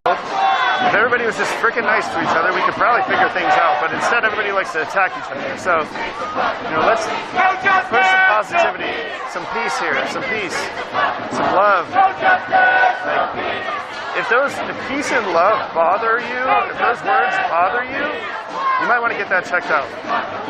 No justice, no peace.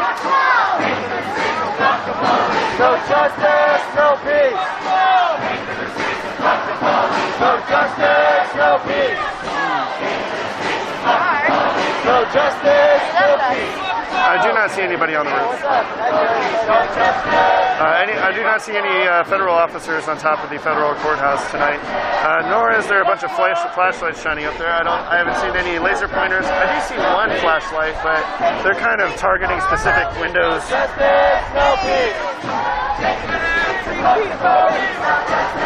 bounce that out,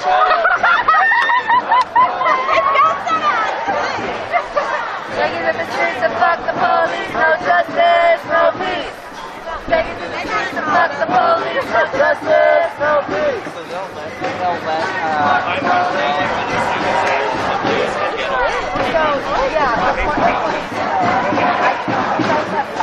Yes.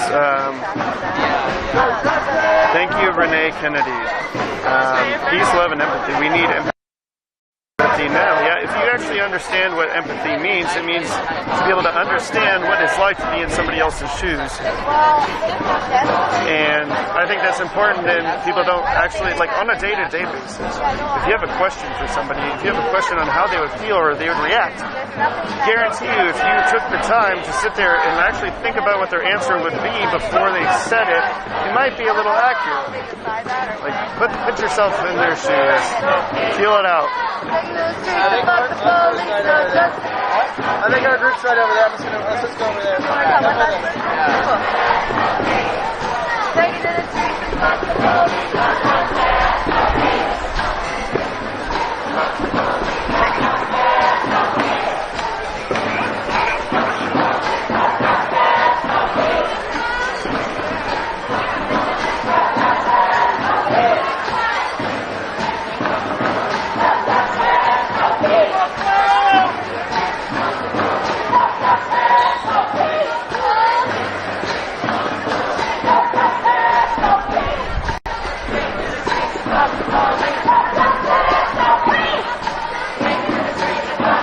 Okay, so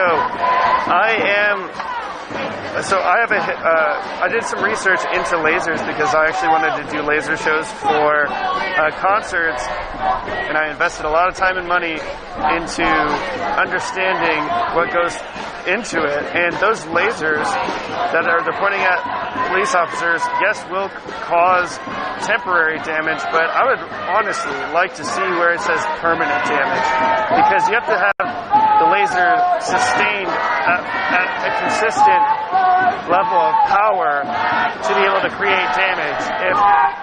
If they're just scanning, they're going to create some damage, but it's not going to be permanent. And all these lasers are so far away. I would like to see the report, honestly. It's hard for me to buy that the police officers have permanent blindness. Permanent damage, maybe. That's still kind of a stretch for me. But I would like to see the report behind that.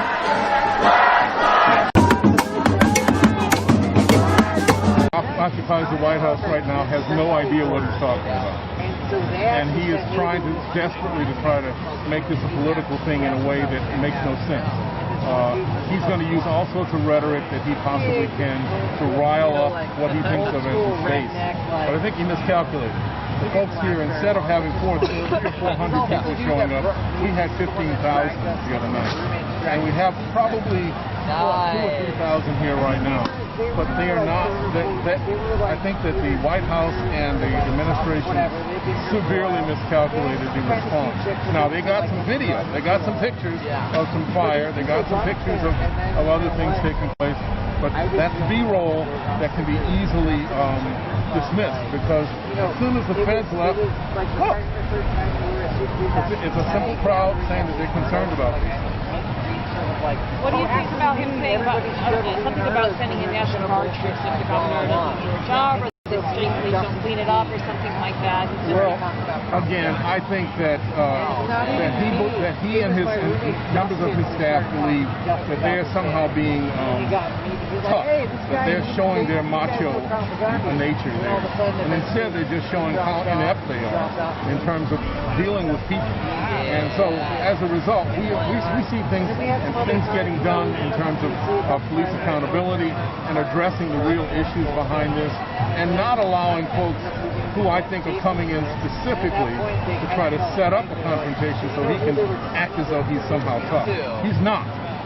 He's just simply not. This is what he is doing is trying to act as though he's an adolescent. That's what happens on a schoolyard. People know how to respond to bullies in schoolyards. We know how to respond to bullies in schoolyards. You were there. Any questions, Matt? Yeah, one question I had was, what's it like for you to see young people continue to come out? Other cities' protests have kind of, taken a pause, but Portlanders, they still continue to come out. People of all different races and backgrounds. You can't see the smile behind this mask, but my first tear gas was when I was 8 years old, in the civil rights demonstrations in the South. To see these folks say, okay, this is something that we really need to do, we're going to be part of it, is an incredible joy to me. I am very, very pleased.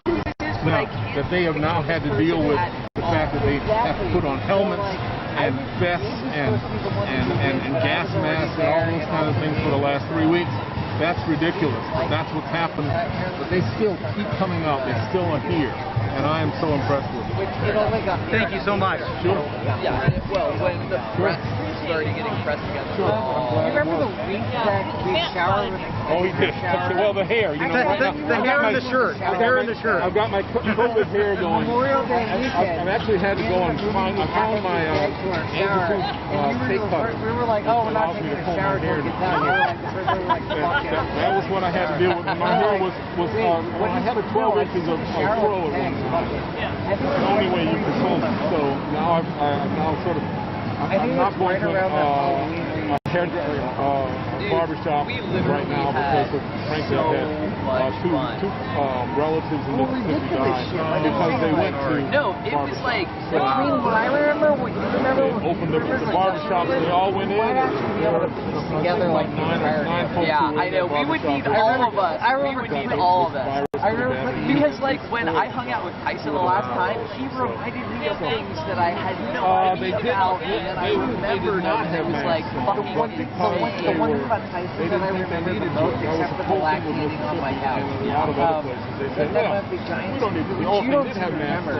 Well, I didn't go to the show. You're activists, so definitely some action. Black Lives Matter. Just saying hi. George Floyd. I've been okay. How about yourself? Yeah, pretty chill. Yeah. George Floyd. George Floyd. Oh, actually, that's something that one of my live stream friends donated to me. Brad Fox. He came over here to visit Portland and he donated to me a battery that charges my phone like 4 times. So if you're wanting to see some protests in Seattle, Brad Fox, he usually streams like speeches and stuff like that if that's something that you're interested in.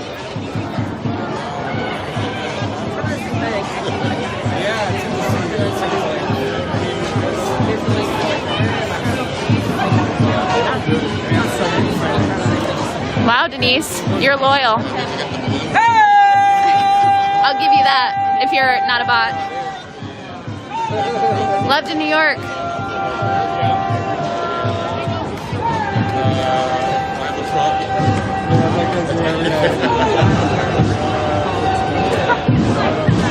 Yeah, I love those drummers.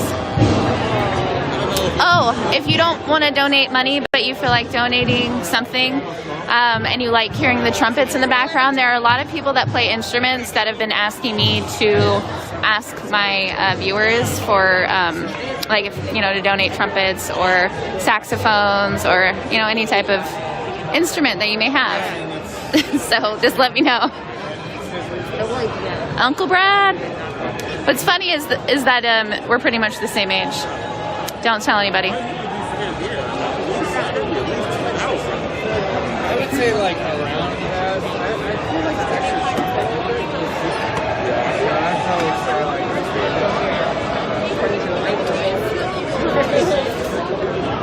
Love to the Netherlands, where my ancestors are from. Some of them.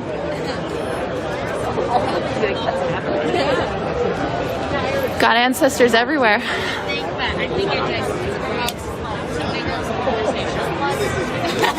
That's cool, Chelsea.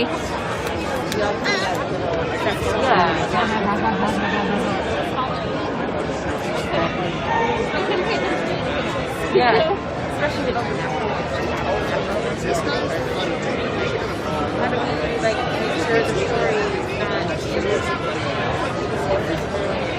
I don't know, right? I have no idea. You're gonna take a deep breath and then do a sneeze.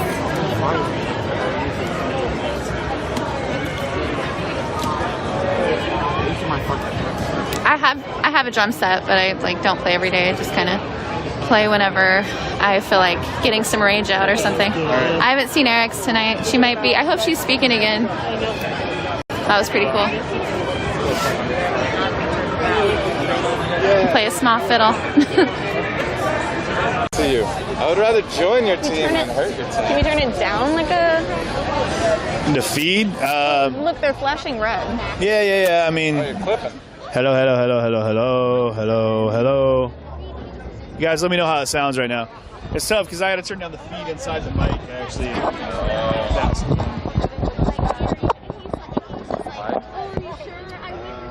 Tabitha, I don't know you. Hold it down either way.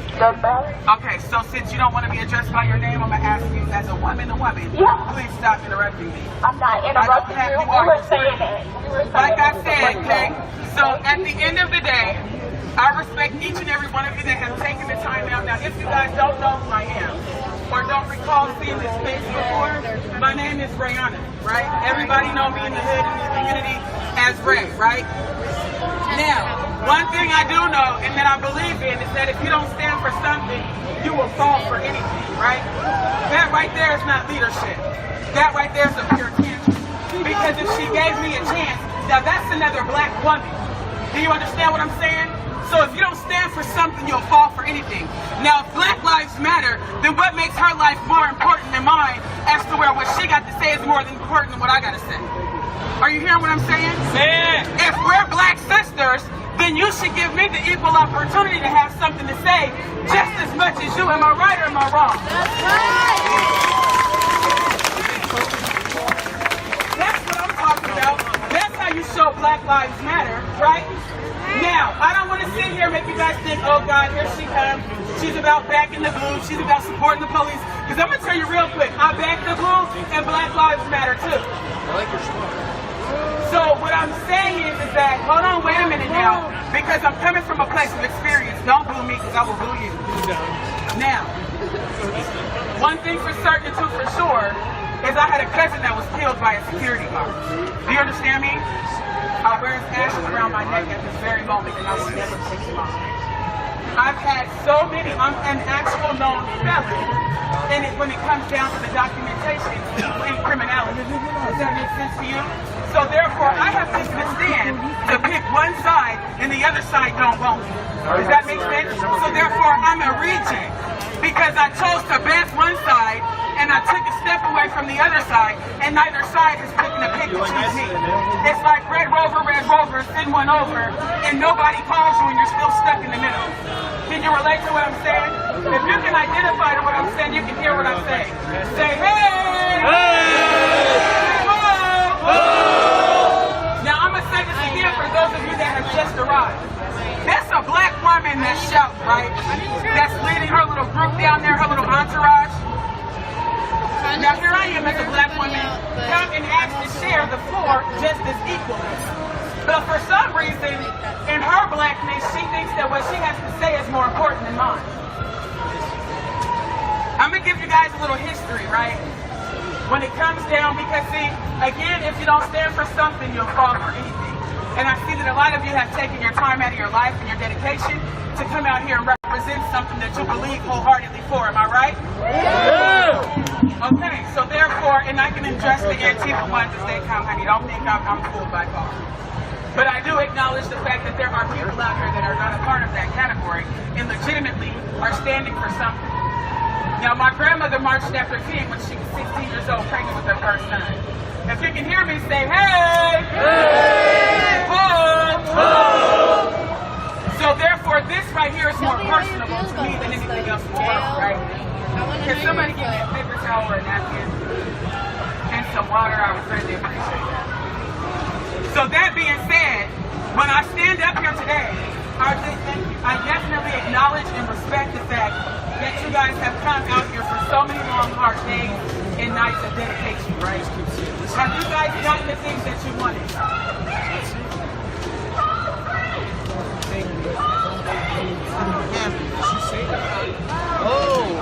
This is a different story now. Let me hold it for you. Sure. Looks like folks are moving, so I'm gonna walk that way.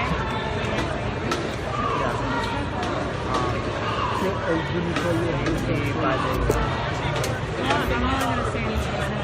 Okay, go. I'll find you. You might find you back here. Or I can find you over there. Okay, can you guys hear me a little bit better now? Yeah. Hey! Looks like I'm the second class bubbles all night. I had to get some water, okay? Now, so first of all, I'm taking a step outside my comfort zone. Can I give a shout out to whoever got my office stick this up on top of this wall? Y'all rock. So, now I don't want to waste your time because I didn't stop what you were doing to waste your time to come up here and stand before you with a bunch of BS, right? So as I was saying, my grandmother marched behind King when she was 17 years old. We're going to give a shout out to Rebecca Tavy.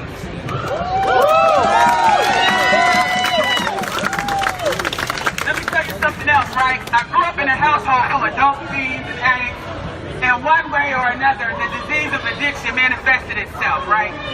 Whether if it was in work, whether if it was in alcohol and drugs, whether if it was in sex, money, or a career, right? Either one form or the other, the disease of addiction had manifested itself. We have watched one too many black people out here die behind drug overdoses or die behind being incarcerated and institutionalized in the system in one form or the other.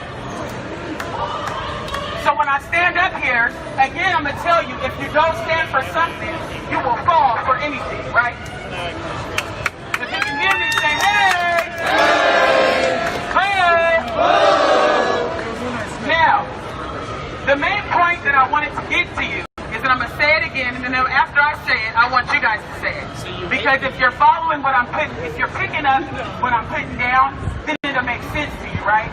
I'm educating you a little bit about black people in my personal life, so therefore the next time you pick up a sign and you decide to stand for something, you won't just fall for anything. Does that make sense? Yeah. So everybody repeat after me. If you don't stand for something, you will fall for anything. And in my life, you don't have to repeat this, but I'm going to tell you this, and if you feel it in your pinky toe, then you can go ahead and repeat after me. But I fight behind what's right, and I will die behind what I believe in. Now, that being said, you just said a whole lot, right? Because that means that now you take it after me. I got some big shoes to fill. Okay?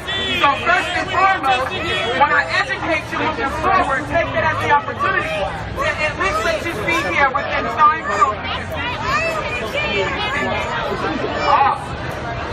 Tabitha, knock it off. Again, I am a black sister, and I've asked to share the floor with another black sister, and she's so caught up in her own blackness to where she won't allow me to share the floor with me, right? Now this, I'm going to take this back in the day. Now they had the house niggas, and they had the slave niggas, right? The ones outside and the ones inside. I'm going to keep it real, whether or not you like the garbage that comes out of my mouth, it's still a reality for me. So I can't dress it up and make it sound pretty when it's real ugly. I'm talking, gentlemen, 1 second. I'm gonna need you to put a little respect on the Marine vet. I don't know how we're doing all that with all that in front of you, but I'm gonna just respect it anyway. But you're gonna put a little respect on it, because if I gotta scream louder than you, that means that you're not listening. We can all sing together, but we can't talk together.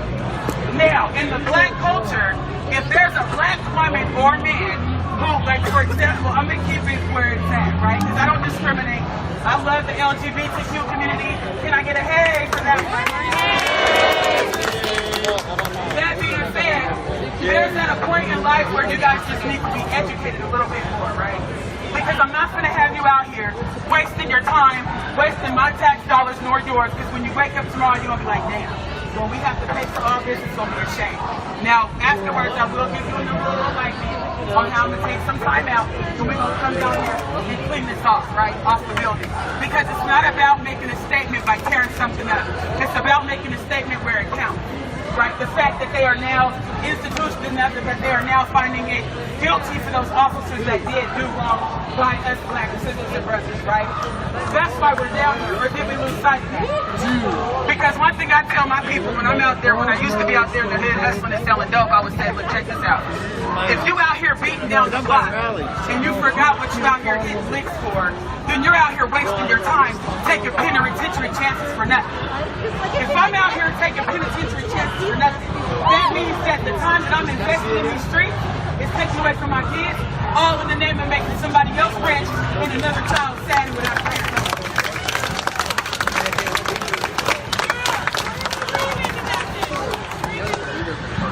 Come again? Come again?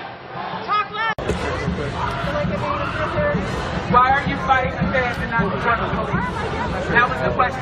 I'm going to answer your question because it was so polite, and then I will get back to what I have to say. You guys are fighting the feds. Does anybody else know the answer to that question? Hey! She asked, why are you guys fighting the feds and not people? Now, I'm gonna answer that question while telling the story. You know, a lot of old folks used to do that, right? Okay, so I have an aunt. She's deceased now. Her name is Diane Wade. Does anybody know who that is? That's the research, right? That's my mother's sister. That's my grandmother's third-born child, right? She died from having a seizure. She had epilepsy. She was a parole and probation officer, and they were stationed over there off Columbia Boulevard, right? She primarily focused on the demographics of black people, culturally specific, but she also primarily focused on black men. She also knew that black men were lacking a lot of the help and momentum that they needed to keep going, because the system is so undesigned for culturally specific people, right? And when I say that, I'm going to break it down to you, because we're not oppressed, we're not impressed. Watch out. I'm going to need you guys, hey, wait a minute. Hey, open the gate. Knock it the fuck off. Who just threw that? Knock it off. Knock it off. See, this is what I'm saying. Knock it off. I'm going to say this one last time, and I'm not afraid to get off this wall, right? Because what you won't do is disrespect me. I got asthma and I can't do the smoke. So, that being said, you guys are fighting the feds because you're choosing to fight, period. Baby, what's understood don't need to be explained. The fact that this movement is way bigger than the feds is something that everybody needs to realize. Do you get what I'm saying?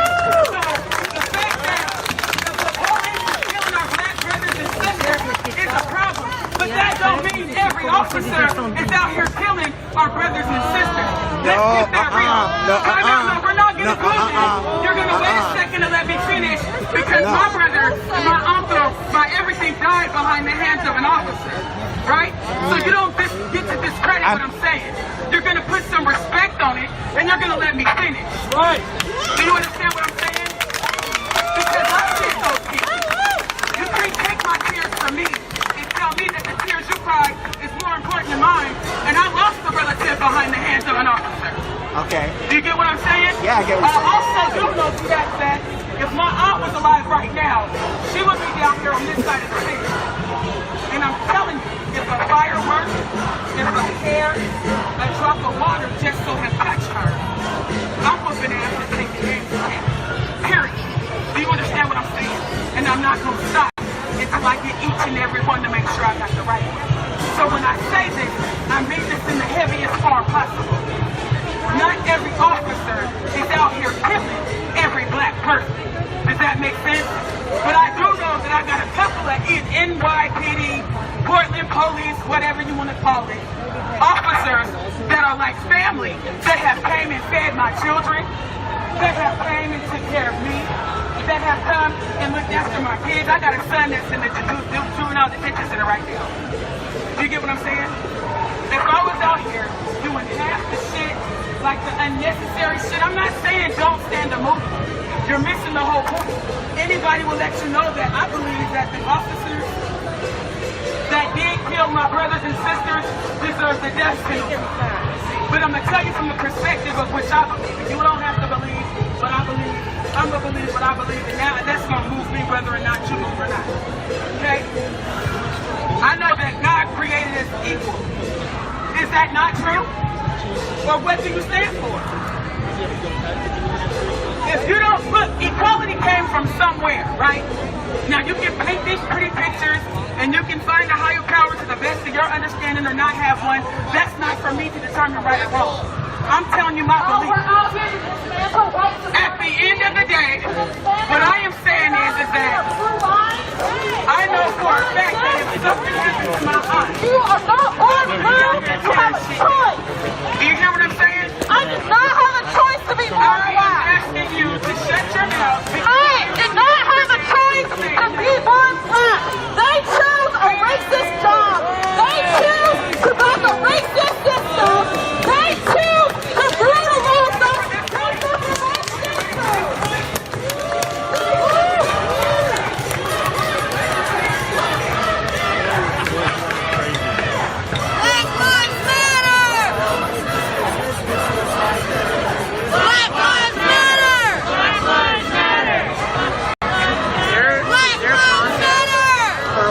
Shouting down a black chick on the Black Lives Matter.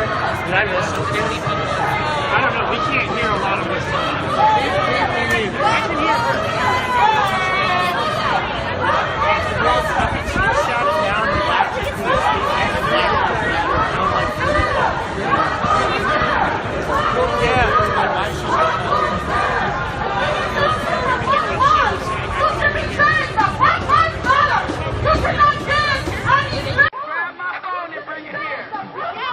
iPhone 11 that was up there next to my seat. This is like my girl.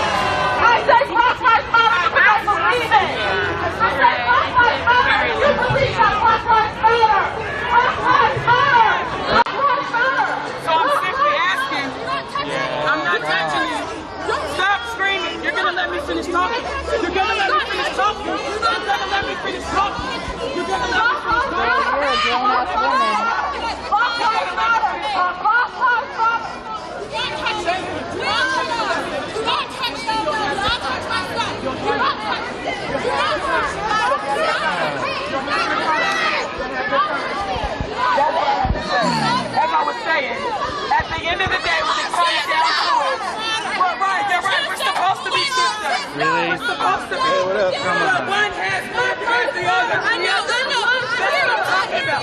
I came down here to educate. Thank you. That's your point. My point is that she's equal as her. All she's doing is repeating herself. I'm trying to make sure that you guys know what you stand for. There were light skin and dark skin, and y'all know how we ended up getting mixed. The slave master was fucking a slave. Okay? We have our own racism within our culture because of the simple fact that we have the light-skinned black sisters that think that they're better than the darker-skinned black sisters because they were always kept in the house. Don't listen to me just because I'm black. You know whole space for people who are saying Blue Lives Matter, regardless of their skin tone. I am not about because you know what?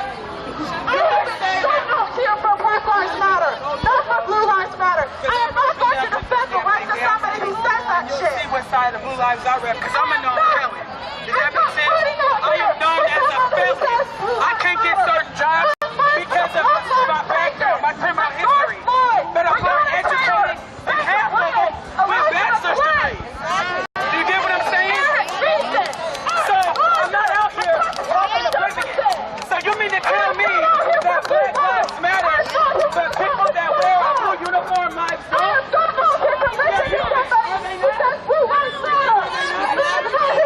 No, I'm not saying now. Let me tell you this because my cousin, my loved one, was killed by a security guard.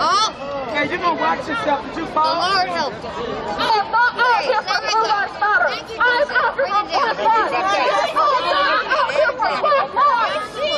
We're all out here for Black Lives Matter, not Blue Lives. Antifa in the house interrupted. Antifa is not the enemy. Antifa is anti-fascist. I'm gonna tell you something right now. When I say you don't fight behind what's right and you'll die behind what you believe in, I'm about 2 shakes and a twerk from job kicking this one right here. Because I'm gonna tell you why. I don't believe in peace to just be peaceful. Sometimes peace, you gotta go in the temple and flip over some damn tables. Do you get what I'm saying? How can we help? How can you help? Shut her up so I can finish talking. I ain't been coming down here every night. But I'm telling you now that I'm out here for a reason.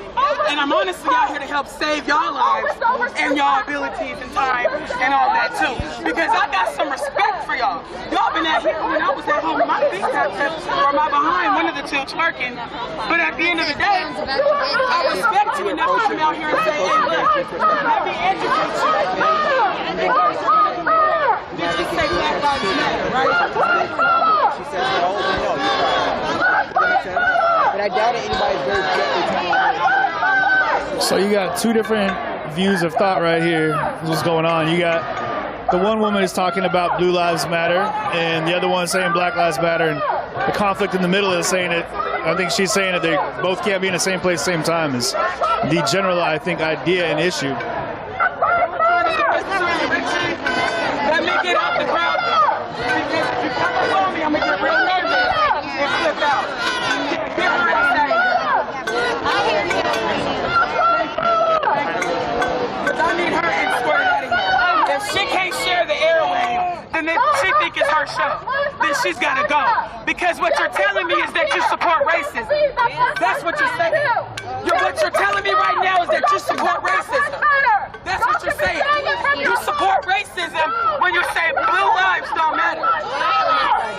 Now the motherfuckers that shot my brothers and sisters, they can get the death penalty. I don't give a fuck what happens to them. At the end of the day, I support and I will back the blue. And I'm gonna tell you why. Because that's somebody's daddy, that's somebody's sister, that's somebody's son, that's somebody's mother, and that's somebody's brother. And if you came at mine like that, I'ma ride till the wheels fall off, baby. So I came out here to let you know that if you don't stand for something, you will fall for anything. I challenged the last protest. Who was at the one in North Portland? Yeah. Who was at the protest in North Portland? Nobody in this crowd? Now, do you see what the hell is wrong with this picture? Yeah. That's here now. I was not at the crowd in North Portland. I was there. Right? You talking the Union Building? Right there. Yeah, no, past that. Lombard by the Aaron's Furniture Store. Okay. Oh man, they had a great time. Now I'm gonna tell you something. I'm gonna just shed this light and it may be telling too much, but I want you to have a reality check and understanding. My homeboy, right, a friend of mine. Keep moving. Keep moving. In my own community right now, because I chose to stand for something different, they don't even acknowledge me. They don't accept me as friends. They don't accept me as family. In fact, they've turned their back on me. I had my best friend say, bitch, fuck you, we ain't rocking with you because you back in the blood. So do you know what it feels like? And guess what? I can't rock with the police because I'm a felon. So I can't walk up in there and expect to get a job and walk out and everything be all okay. Do you get what I'm saying? I'm not out here for the police to back me. I'm not out here for y'all to back me. I don't give a flying shit about who picks what side. What I do care about is the fact that my kids can't come down here and look and see a normal downtown Portland. We are in the middle of a pandemic, you guys, meaning that this shit will never be the same. We will have to wear masks for the rest of our entirety because things have been fucked by the government. I get that. Or by whoever accidentally let it spill, right? Let's do, like, y'all, I'm out here sweating bullets so y'all can feel where I'm coming from. I would love to have a conversation with her when she shows me some respect. Y'all both got megaphone, so maybe y'all should try to have a conversation. Well, yeah, no, we can have a conversation, and I would love to have a dialogue back and forth if she agrees to actually listen and respond. It's a conversation, not a debate. So at the end of the day, right? Can somebody take this? What I'm saying is that if you don't stand for something, you'll fall for anything. And I'm gonna keep saying it until you guys know what that means in its entirety. You're falling for anything by repeating a chant after any body. She doesn't know the half of what it's like being pro-black. My skin don't get no lighter in the winter. It don't get no lighter in the summer. It gets blacker and blacker. Okay? Which means that there is a difference. You guys are unaware of that because you're not black, baby. And I acknowledge your guys' get down. I respect y'all more than y'all even know. But at the end of the day, we have our own racism within our own culture. The light-skinned chicks think they're better than their darker-skinned ones because their daddy was the slave master. Does that make sense? So therefore, they were allowed to do slavery duties within the house, and the ones black like me and darker had to go outside because our skin, the melanin in our skin, can obtain the sun a whole lot longer than theirs. So it's always been generation after generation of hate amongst our own black sisters. Are you picking up what I'm putting down now? So it gets a whole lot deeper than just her having something to say and not me. Genetically, she feels like what she has to say is more right than me. And guess what? We're both saying the same thing. She just won't shut up long enough to hear it. You get what I'm saying? I respect the Black Lives Matter movement. I'm out here because the Black Lives Matter movement has been hijacked by Antifa, by anti-niggas. If y'all have seen the video that I went viral in, it got over 700,000 views. It was hijacked by What the Fuck Files when Common Sense Conservatives honestly had all rights to that shit, and them is my boys and I backed them 100. Right? I'm gonna just keep it all the way real. Robert and Quincy is my day ones, right? So I'm gonna tell you I had a white lady that claimed that she was Black Lives Matter movement, but she talked about my gap and how ugly my teeth was and how fucked up they were. If you go live, you go on any type of YouTube channel right now, you'll see I was cussing her out because she talked about my mama. And she said that I got gap teeth and my teeth was fucked up.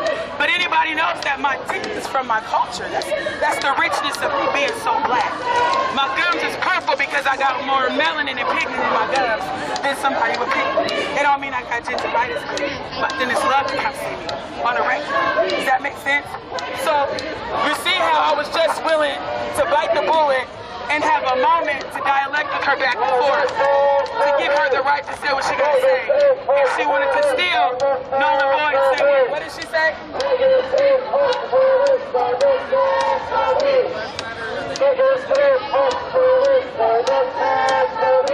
So again, that's a racist movement if you guys are going to stand here tonight and continue to say, fuck the police. I'm going to tell you something. I have a friend that's an officer, right? And this may be too much information to share, but he asked me to pray for him. And I said, pray for you? Like, damn, is it that bad during the riots? Bro, you going through that? You want me to pray for you?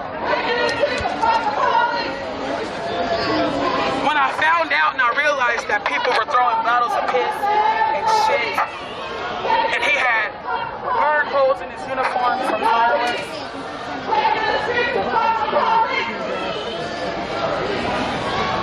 that he couldn't come and teach my kids and go hang out, teach them how to kickbox and all that, because he was so spiritually drained from fighting out here every single night. A part of my heart said, damn, if the shoe was on the other foot, at that point, how can I sit there and judge somebody when I don't want to be judged? I don't want to be looked at by the skin color, right? I don't want to be judged by the way I talk or the way I walk, or my big booty and my big breast and my little nasty ass attitude, right? So how can I sit here and judge somebody for deciding to grow up and pick the career that they chose? So when I say this, I'm going to tell you this, and I hope I'm educating you guys and I'm shining some light. Because God convicted me as to why I'm down here right now. I could be doing 1,000,001 things, and down here is not one of them. I'm sweating. Okay? Coronavirus is on a rampage, and trust me, this is why the numbers are going up. And then when we get martial law, right? And they tell all of our punk asses to stay inside and can't nobody go nowhere and we're on lockdown, thank yourself. Because the first ones they're going for are the niggas. They're going for the black people. The people that are transits and homeless, they're putting them in FEMA camps and locking them away, and then that's that. I'm going to keep it 1,000, so thank yourself for the outcome of that. So you have the chance to make a decision tonight, tomorrow, and the next night. Now look, I want to come out here and have a barbecue. If my life and another black person's life really matter, then y'all gonna join me on this. I'm starting my own nonprofit organization, and I'm so happy to be doing it all by myself. Thanks to God and some supporters. But I'm gonna tell you this. I just put up there on Facebook. It's called Helping Hands. It's one of the little things that we're doing. I'm gonna have people come out here for 3 days straight. We're gonna meet up. We're gonna cook. Share some food, because if you're black, we know food we there. Chicken, watermelon, Kool-Aid. I like the organic lemonade, in case y'all don't know. Okay, I noticed that organic sour cream lasts a whole lot longer than that processed crap you got that's on wheat and food stamps. So if y'all honestly want to be a part of the solution and not the problem, I'm gonna tell you something. Those police officers, one of the gals asked me, why is it that you guys are fighting the feds and not the police? You know why? Because they don't want to do what other officers have done. And that's blow somebody's brains out because they're tired. They're fucking human. You understand me? Somebody asked me, why is it that you guys are fighting the feds and not the police? Because they're tired. They can only take so much. That's like somebody's poking me and poking me and poking me and poking me. There's only 1 second before I drop kick their punk ass, before I just snap. Do you understand what I'm saying? I feel like my whole dress just fell down. My pants, like I ain't got on no underclothes. You would have thought I didn't have no panties on. Right? I felt like, But I say that because that's the truth. So somebody's got to tap them in. When the police get tired, who takes over for them? Y'all? My son was just down here 2 nights ago. And I was terrified that I couldn't depend on an officer to be there because they couldn't come down here and defend my baby because y'all was out here on a straight rampage. My baby ended up going to jail. He was fighting with a pistol on him at 14 years old. Do Do you know what it's like to make some decisions in life that are so serious you can't turn back from? So you think in your mind that all you have to do is keep going the opposite direction. You don't want to change. You don't want to turn around. You don't want to do nothing right. Because why? It's too late. I'm going to say this again. I'm a felon. Okay? I've been arrested before. I can tell you some stories about being incarcerated that you would never believe. So when you say that you don't back the blue, I can understand where that bias comes from, but I can't support that, and I'm gonna tell you why. When I need somebody to help protect me and my kids, I can't go wake up one of y'all in the middle of the night and say, hey, come on, my son just pulled a gun out on me or he just ran away, or his daddy ain't, you know what I'm saying? I can't do it. You can't sit here and tell me that I can. It's the reality of it. Do you not know that the police, women and men, they got spouses at home? They can't come out here and stand with y'all with Black Lives Matter because y'all too busy hating their motherfucking husbands. Do you know how that feels? Martin Luther King said to not be judged by the content of your, not by the color of your skin, but by the content of your character. So that means when somebody's out here acting an ignorant, dumb, don't be ass. That's when you can sit back and judge that punk ass. But when somebody is conducting themselves with sense, with some understanding, with some intellectual, analytical understanding, and comprehensive debates and stuff like that, and can sit and communicate effectively on the same level as you, that means you listen and you do something different. Insanity is doing the same thing, expecting different results. Now tell me, what is this doing? Now tell me, what is this doing? Is this making a change? Is this backing my black ass? I mean, shit. Because the damn it, y'all talking about defunding this and that. There's a whole lot of more places that money can come from. We support us black people. Sorry. Have you ever looked at the No peace! That's like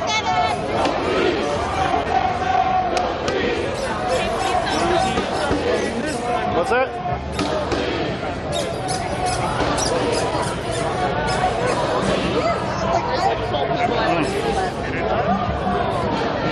Okay, how are you, man? Good to see you. Good to see you, buddy. Doing all right? Yeah. Different vibe, huh? Yeah. So what we got going, like, I got it just in case. There you go. Hey. Hey. How you doing? I'm good. What brings you down here? This is my first time. Is it? It is. What prompted you to come down? Gosh, I've been following it since day one. On what? The newspaper and the news. I watch the news every night. Okay. What do you normally watch? What news? JTO. Okay. Local news? Local and the national. Okay. Sometimes twice. Okay. And I wanted to see it from my own eyes, and I felt strongly for it since day one. Forever. So I just wanted to be a part of it. I just wanted to be down here. Based on what you saw on the news and what you're seeing right now, what's your feeling? Totally opposite. It's so peaceful. And my friend's daughter's been down here 55 of the how many days? 64, I think it is right now. So we're actually we met down here with her, and so she knows the lay of the land. Yeah. Although I worked downtown for 30 years, so this is my hood too. Okay. So, which is, it's hard. It's hard to see all this, but I can't believe how peaceful and wonderful and everything is, and the support. It's like this big family, and the national news is just totally screwing it up and making it something it's not. Right. And now I see you have a Black Lives Matter shirt on. Yeah. How do you feel the message, the BLM message, is being conveyed here, as for what you've seen tonight? Do you feel it's being properly represented, or do you feel like it's being represented? No, I totally think it's properly being represented. Absolutely. I feel that's the main message. Absolutely. Which I'm surprised because the news portrays it as something else. Well, it has been different. I mean, there definitely has been. It's been different. This is a very different vibe from what you have seen. But it's refreshing to see it, you know. And we want to stick around for a little bit later because we've heard the later the evening goes. You know, I want to see that from my own eyes too. But you know, fuck Trump. Can I say that? I don't know if you're gonna. You can say whatever you want on this one. You know, this is where you say what you want. Oh my gosh. You know, it's so hard. It's so hard to watch the news every night and read the paper and see all the bias and everything. Yeah. So,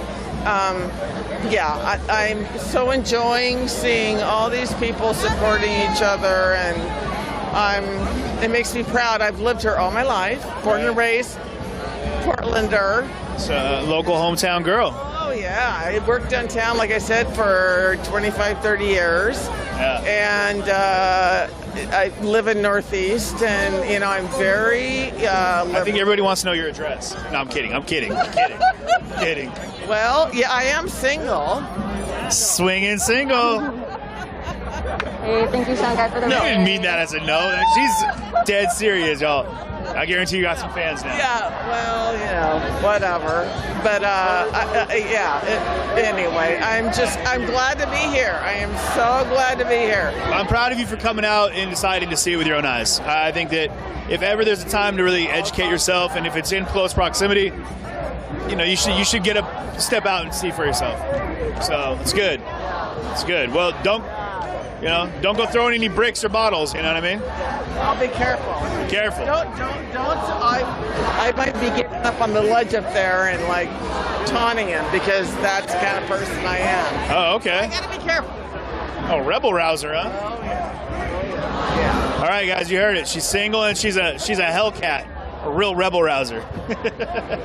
Thanks for your time. Appreciate it. Thanks, All right, take care. God.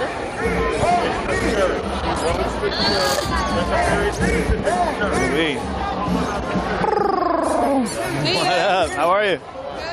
I'm good. I'm good. So is this a line of all vets right here, right? The vets is right there. It's awesome. I sent our video of us being all shot up to Yeah. Oh, did you? Yeah. Good. Good. It was all press. You can't Oh, yeah, no. tear gas and shoot press when there's a restraining No. order specifically against that. And like an excessive amount all of. of us were press. Yeah, like we made it clear, like, hey, we're all press. Like, no, you're not. All right, now. Well, let's see how this reacts to press bodies, huh? Yeah. Here's a 9 Yeah, that was insane. press. Oh, here's some pepper bullets for the press. Yeah. Now you got something to report about. No, I was talking to them.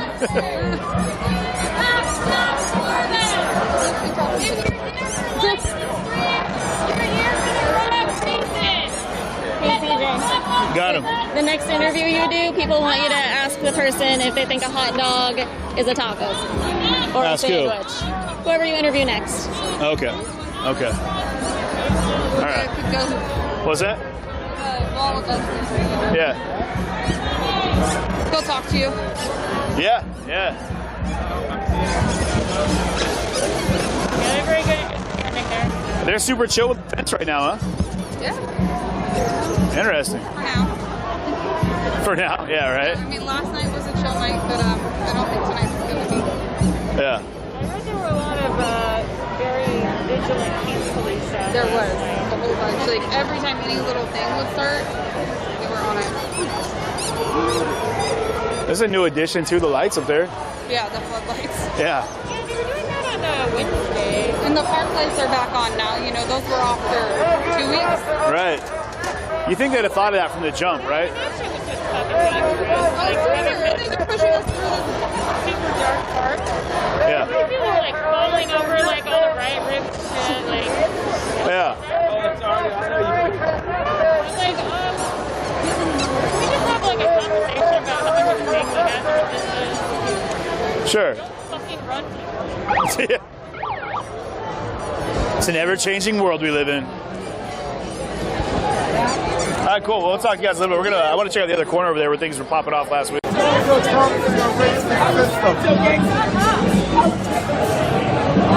Literally. And that's the point that I'm trying to make. We're all on the same page. Whatever it is, but like, with the direct response to that, you're gonna have to realize that like all of the cameras they have are 10 times better than any of the ones that we've got. And our whole idea, what we're looking to do is provide a platform for what's happening here, and to give an opportunity for people to go ahead and have that voice be heard. So, you know, if that's not understood, then you know I don't know much better way to explain it. So. Let's go check out that other corner real quick. Plus it smells like super ass over here.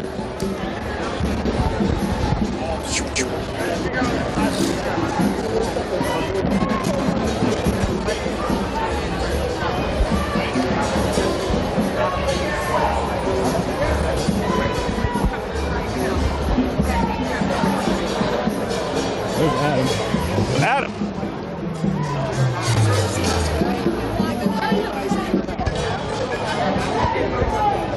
What's up? What's up, man? I didn't know you guys were coming down. Oh, no? Well, you said you were... It's Adam Costello, y'all. All y'all giving her a platform after saying Blue Lives Matter are the issue. Who's Do this? not give her a platform. What's that? If it says Blue Lives This is Shay. Matter, we're not giving her a platform. This is Adam Costello. Nice to meet you. Finally. She said Blue Lives Matter. Why are you giving her a platform? Walk away. Why are you listening to her? What was the platform she was talking from over there? Blue Lives Matter. She was saying Blue Lives Matter and Black Lives Matter. Do not listen to her. Here listening. Like, it's that simple. Don't listen to somebody who's gonna say Blue Lives Matter. Period. Do not hold space. I get that white people are out here because they support Black lives. You don't know who to listen to. That's a clear example. Don't listen to her. She's saying Blue Lives Matter. Blue lives don't exist. Period. If you're out here for Black Lives Matter, you are not for Blue Lives Matter. You're saying that when they say blue lives, you're mean like blue lives as a group of people aren't actual. We're talking about black lives, which are real, living human beings. And they're saying is what Black we're Lives saying, Matter. Even though she says that her family has been killed by the police. Right. My family has been brutalized and killed by the police before. Right. Why the fuck would I give a shit what happens to them? Right. They have done this as a choice. They chose that job as a choice. Right. I have cut off family that has joined the police force because they don't fucking matter to me. They're blue now. They're blue before they're anything else. Sure. Yeah. So it's get to take their blue uniform off when they go home. Black people can't take their fucking skin off. Right, right. This is a problem. Yeah. And people's white guilt is what's making them listen to her say Blue Lives Matter, Blue Lives Matter. Like my family's a police officer. Right. So, like, you're black. I think it's interesting. I think a lot of people are curious because it's a black woman that's like saying something that is co-opting the movement. that's completely contradicted what we have been hearing. You know. I've been down here for 60 days. Right. I've never seen her before. I was one of 2 black women down here for 6 weeks when the media stopped caring and people stopped caring in Portland. Right. And there was only like 150 of us. Yeah. I was one of 2 black women. She was not one of them. Yeah. I was one of 5 black people down here, period. And then the feds showed up. And then the feds showed up and people started caring. You're not supposed to drink in public. Like, sorry, boss. Like, I've never seen her before, and she's coming out here saying that dumb shit. Yeah. Like, and she also got very physical and aggressive. We saw that. We saw that. Yeah. I'm nonviolent, but if somebody wants to try it, like, I don't want to have to do anything out here. I mean, I had to step in between that. That's ridiculous. Right. Like, Yeah. you had a Black Lives Matter protest. Stay on message, stay on point. You're out here for Black Lives Lost. Yeah. It is not that hard to get a crowd energized and get them to remember why we're out here, refocusing them. Right, right. There are a lot of people out here because they didn't know what to do before this. Yeah. With the feds here, they're like, okay, I hate the feds. I hate what's happening to my city. Right. Okay, remember, we're also out here for Black Lives Matter. Tell me about that platform right now. So, I mean, we've been down here for weeks now with you guys, and we've seen, I mean, between just BPD, and then it went to the feds, and now it's back to a platform that's more or less peaceful. Like, do you feel right now is peaceful at all. well? it's calm right now. We'll say it's calm right now. Nonviolent. Yeah, there we We're go. still disrupting the peace. Right. That's our goal. We're down Okay. here to disrupt the peace. Right. That is what a protest is in its essence. Okay. So the only reason why it's peaceful right now is because the feds aren't out here. When they make a presence, they escalate. That Right. should show you right now. Nobody is doing anything wrong. They come out, they tear gas us, they shoot us. Yep. Because they escalate. They don't, like, that's what police culture is. It's violence. Right. Regardless if it's the feds Okay. or the state police or PPB. PPB did it for weeks before the feds Yeah. got here. They gassed us for weeks. And also, 2 days ago, before they, stopped making a presence out here, that was the worst night I've ever seen. They brought out a thermal fogger to gas us. A thermal fogger? A thermal fogger machine, so we couldn't see how many canisters they were using on us. They literally were like... You guys can check that out on Adam Costello's page right here if you want to see like what they're talking about, the thermal fogger. That's insane. And we have seen an escalation in what tactics they were using, from like your police issue tear gas to that CS gas to just... They took protester tactics and used them against us with the leaf blowers, with the lasers, with the strobing lights. You gotta almost give them credit for like adapting, like, yeah, you know. Even come up with your own Because the protest adaptation and power is amazing down here. Like there's been like incredible force The of things that the people collection. have access to, though, Right. it just shows that nobody out here has a gun that they're using against them. No. We're able to rise up against them with literally $10 goggles, $30 masks. My body being out here just shows them that, like, we're willing to rise up against a racist system. Right. And that's what they're scared of. That's why they're beating us down so bad. What is, like, if there was like a core group of demands, like if we could say this is what we want to see happen? We have 4 demands. 4 demands. Releasing all protesters and dropping their charges, Ted Wheeler resigning, feds leaving, and PPB being defunded by $50 million every year. 4 of them. That's 4 of it. them. Very simple. Super easy. They don't want to do it. And that's pretty universal. That was from, we're up in Seattle, same thing, defund SPD by 50%, no more youth jails, got the same thing. We wanted Mayor Durkin to resign, and then there was a couple other that came through, and it boiled down, but then, defund SPD by 50% which is actually happening in Seattle right now. So when it comes down to that protest power, it does take root and grit. Like that actually is something that will, And front liners are some of the strongest people out here, mentally and physically. Right. Yeah. Like to be able to be shot, like I've seen some of their stomachs. Yeah.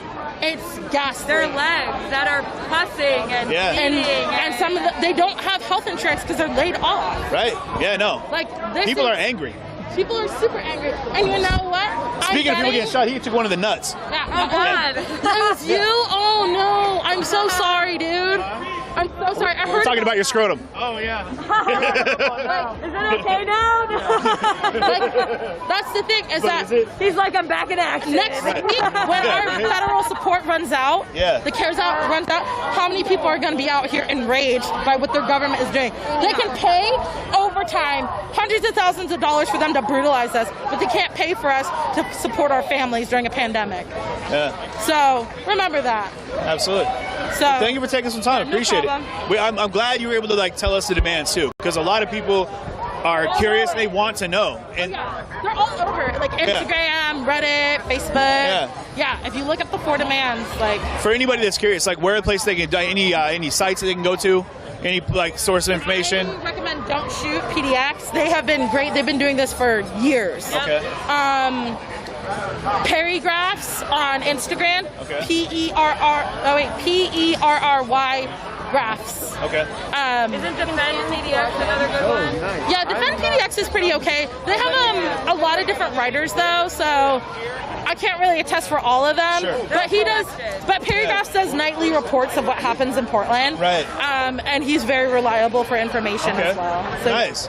Well, thank you very much. I'm sure everyone appreciats that too. Thank you so much. Try to get this crowd away from her. Yeah. Right. We'll let you get back to what you're doing then. All right. Sorry for that. Everyone shout out Asphalt Reporting. What? Everyone shout out Asphalt Reporting. Asphalt Reporting. Asshole reporting over here. Where's he at? Ian's on a local sabbatical. Yeah, where is Ian? Oh, he's on a fun adventure. He's having a grand old time. First of all, I'd like to thank the people at McDonald's for making that scrumptious little egg McMuffin, and then they went ahead and made a McGriddle, and that changed my life. Shout out to McDonald's. Hey, no, it's good to see everyone down here. He knocked my phone out of my tripod onto the ground, so you have permission to do the same to him. Costello. Etiquette, my friend. He works for me, so you have my permission. I don't work for him. But that's not what he said. It sounds to me, if I'm judging right, that you're a destructive employee and you might need to be disciplined at some point. He has insurance, so that makes it okay. So insubordinate, man. So insubordinate. It's crazy. No, whoops. I can't. I can't. He's trying to stumble my toes. Oh my God. Can I draw everyone's attention real fast down here? He's repping Oregon to the heart, y'all. Like some Perkins. This is happening right now. This is really happening.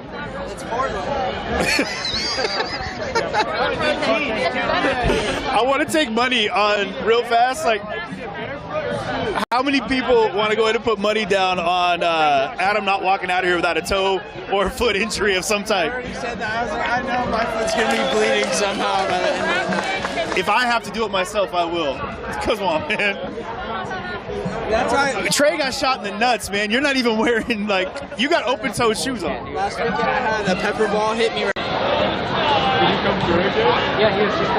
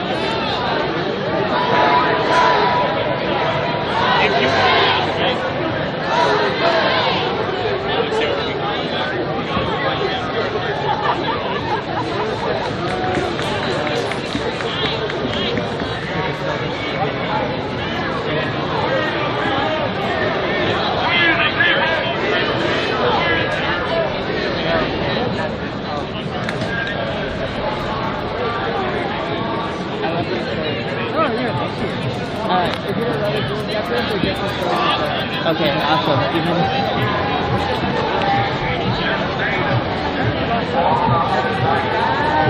I didn't see it.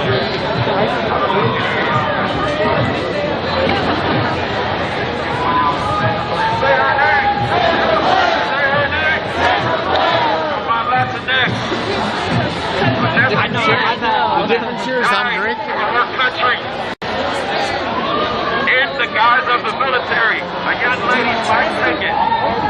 Justice for Vanessa. Justice for Vanessa. You guys out there last night.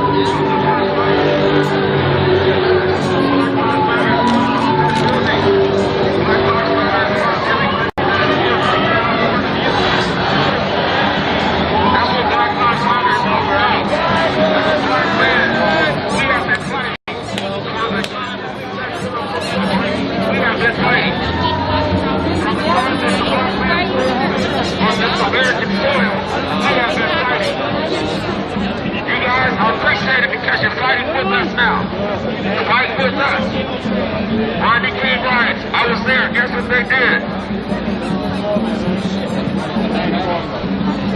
Everybody went home. The fight cannot stop. If you believe, no matter what color your skin, if you believe that Black Lives Matter, you cannot give up this fight.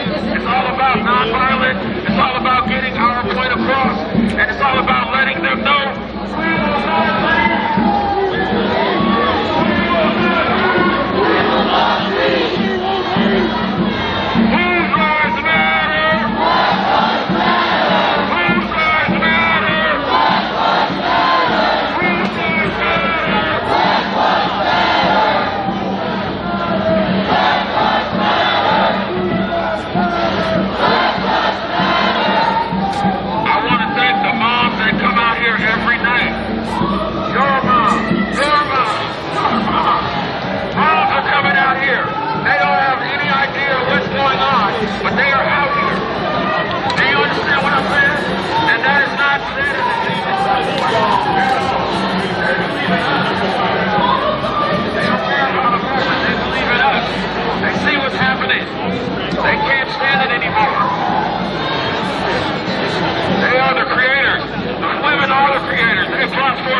day that we have for us now.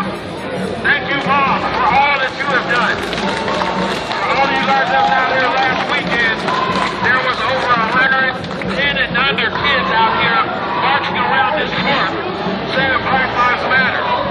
That's what this movement is about. Those children, they are out here because you know what? The dying has got to stop. The killing has got to stop. We lost the bully. We lost the last of one of our great civil rights leaders, John Lewis, and he was all about good trouble. That's what this is all about. Good trouble. We gonna get in trouble, but it's gonna be some good trouble. If you are about good trouble, if you are about the movement, say Black Lives Matter. Black Lives Matter. Black Lives Matter. Black Lives Matter. Once again, thank you guys. It's not just not stop. It'll go from here to somewhere else, to somewhere else, to somewhere else. But we cannot give up. They're trying to wait us out. They're waiting for the lights. They're waiting for us to get tired. They're waiting for us to go home. They're waiting for us to give up, thinking that nothing is going to happen and nothing is going to change. I have a 15-year-old daughter. I am out here for her. If we don't start now, they have no hope. We have to start this now. We affect the change.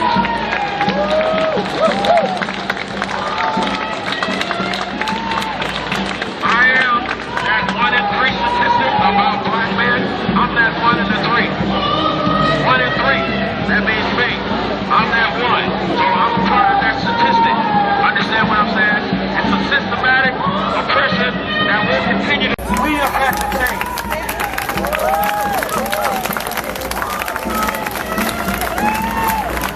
I am that 1 in 3 statistic about black men.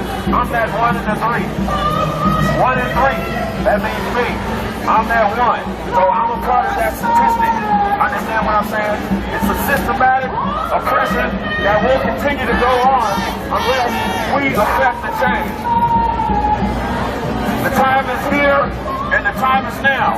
When I say the time is here, you say the time is now. The time is here. The time is now. The time is here. The time is now. The time is here. The time is now. The time is here. The time is now. The time is here. The time is now. One last thing we're going to do, and understand something. It's not about any type of symbolism. It's all about a unified people. We're going to all put the fist up for the Black Lives Matter.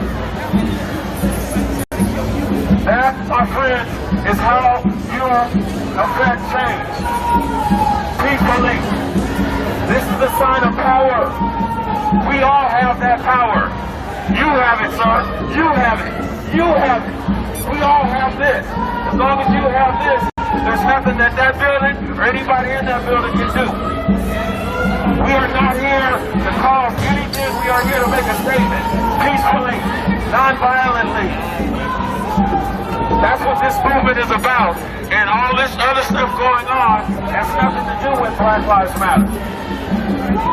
We're not out here, it's not a show, it's nothing.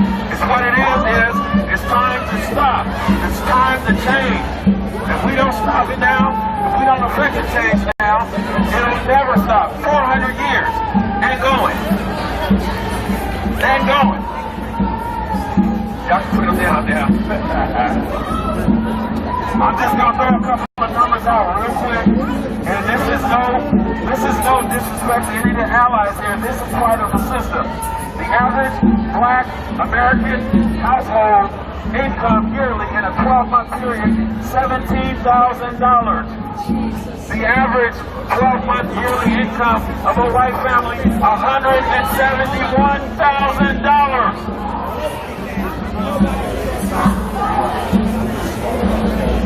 75% of home ownership is non-black.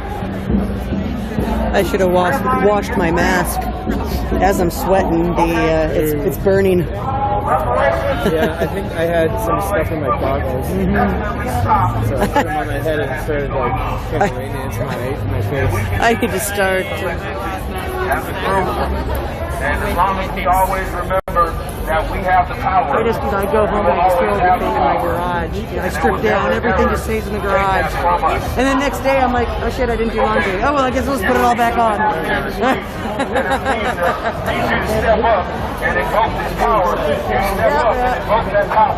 It's just a PR stunt. It was a photo op.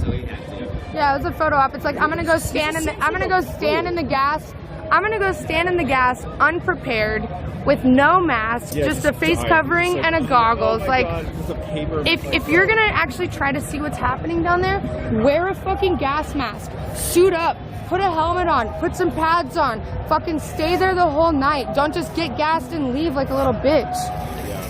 Stop.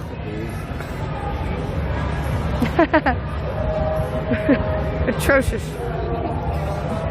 But yeah, we'll walk down this way. Honestly, these two buildings are like the main focus of everything. And what's great is like you have these two beautiful areas to congregate outside of the buildings, like the parks. Yeah, absolutely. And this park was the main focus at the beginning of the protest, which this one's Chapman Park, this one's Lonsdale Square. And when they were first created, this was actually a women's only park, and this one was a men's only park. Interesting, okay. Yeah, and that's why the men's restroom is on this side, and the women's restroom is all the way over there. Very interesting. And then, yeah, old Portland. And then the elk that was in the center, it was donated in like the early 1900s. And it was donated by a mayor that we had. I can't quite remember his name, but it was donated in order to represent all of the elk that once roamed this land that had to be evicted essentially in order for the city to grow. And I'm like, okay, but what about the Chinook people that were here? What about the Tumwater people here? What about all of the other Native American tribes that you literally uprooted and ravaged in order to build this city? Like, the reason that that Portland is called Stumptown is because the city developed so fast that there were still stumps in the street as like businesses were growing and stuff. I assume it's like a fucking pioneer or something. Yep. Another. Nose holding a gun. Jesus Christ. Right. And then people bring their dogs, and I fucking hate it. Yeah, not the safe space for a dog. No. It was pretty quiet last night though, so maybe that's why. Yeah. I gotta ask. It's like when I think I might have already said this. When I was at shop, like I was meeting people coming back from Portland, trying to learn from us. We up there, definitely here. Yeah. Was there any, like, I know there was one attempt made, right? Where was that? I know that was like up the Ted's condo. So yeah, Ted Wheeler, he lives on 11th and Gleason, which is public information. And they, is that like close to you? Like... No, it's about a 15-minute walk. A lot of people think that it's appropriate to go there. I might be a part of that crowd, but then there's another like large group that thinks that this is where the fight needs to stay, and so I'm not one to direct people where to go or where they think that the protest. Yeah, exactly. I can't tell people how to protest. I saw some of that shit in December and only create division and just fucking bullshit. Like, Exactly. So I can suggest places like this is where this person would be able to hear our message best. You know, this is the time of day. This is the time of like. These are the moments that you could get your message across most clearly. But I'm not going to tell you that you should do this, you shouldn't do that. That's a... When you guys go home, take off your hoodies, take off those black hoodies. You're alright, you're white, you're okay. But I'm like a teenager walking around, that person will get it. So instead of George Floyd, we will get a million George Floyd, we will get millions of Breonna Taylor. Why? Because they, you know, like the same thing, they all take our anger on the black people. So shaking with the black people, you know, shaking with the black people.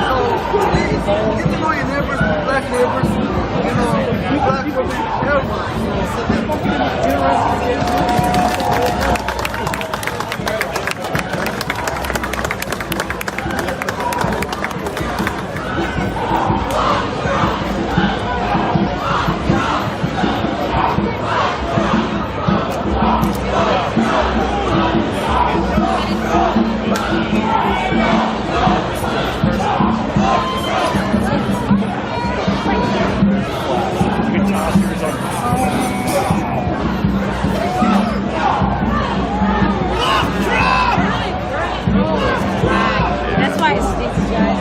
This is not what we want people. A lot of miscommunication within the community, and then all of a sudden they were like, there was a red flag on the event or something where somebody's like, don't go, ops organize this or something. It's like, yeah. Well, then we saw, like, we got there, we were trying to find parking, and there was, like, every other car was a squad car. Yeah, we were like, man, they were, like, all around there just waiting. Like, the second you guys would have stepped out of the park. And that's why everyone's there like, let's just make this a meeting, and then we'll talk later. Let's just play this one smart, yeah. Exactly. And nothing pisses, like, you know, like a sign of force off than when you know, don't show force on your own. Like, but we're ready for it. And you're like, no, we're just going to take a seat and chill and talk.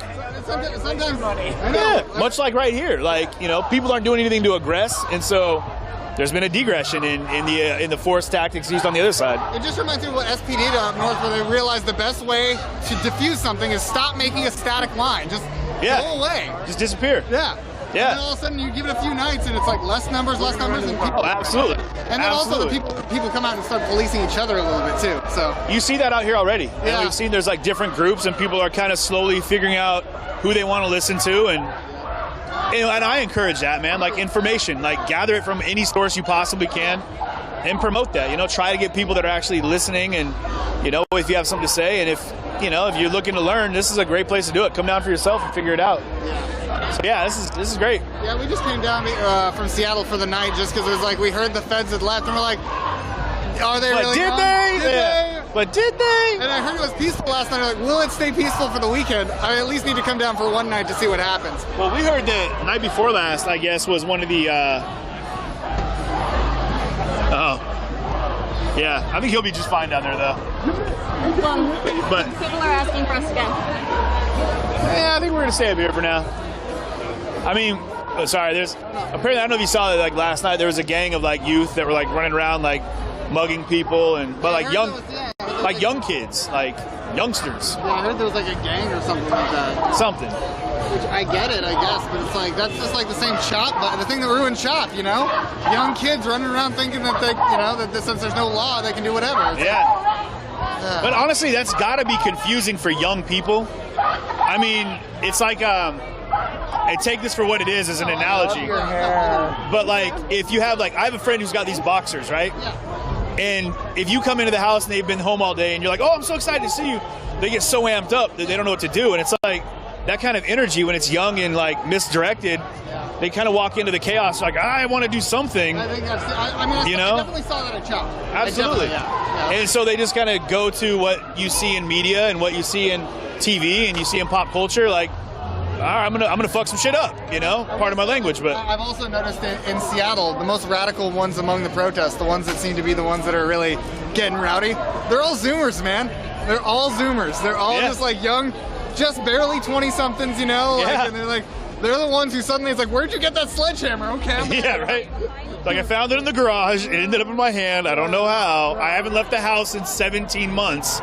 But here I am. Yeah, as an older person, I mean, not too old, but older than them. Right. I don't want to see anyone get hurt, so I'm just there, just like, no. I'm here for just making sure that, whatever I can do, Yeah, and that kid, what you just said, like, you want to see, like, you don't want to see people get hurt, but that's where it's like, hey, if you're going to direct that anger at something, do it at a building, not at a body, And I think that's important because it's all about people, not property. Property's insured, but we don't want to see people get hurt in the process of, making a statement. So yeah, and I think that people get that misconstrued, they're like, oh, you want to encourage people to go and destroy things. Like, no, but if they're at that frame of mind where they're already ready to go out and do something damaging, like, don't damage a human being, You like, gotta direct them in the right direction too. Yeah, if it's at a concrete wall that might suffer a little bit of spray paint, Well, you know. I don't know if the SPD was telling the truth, but they said they had 59 people injured on Saturday.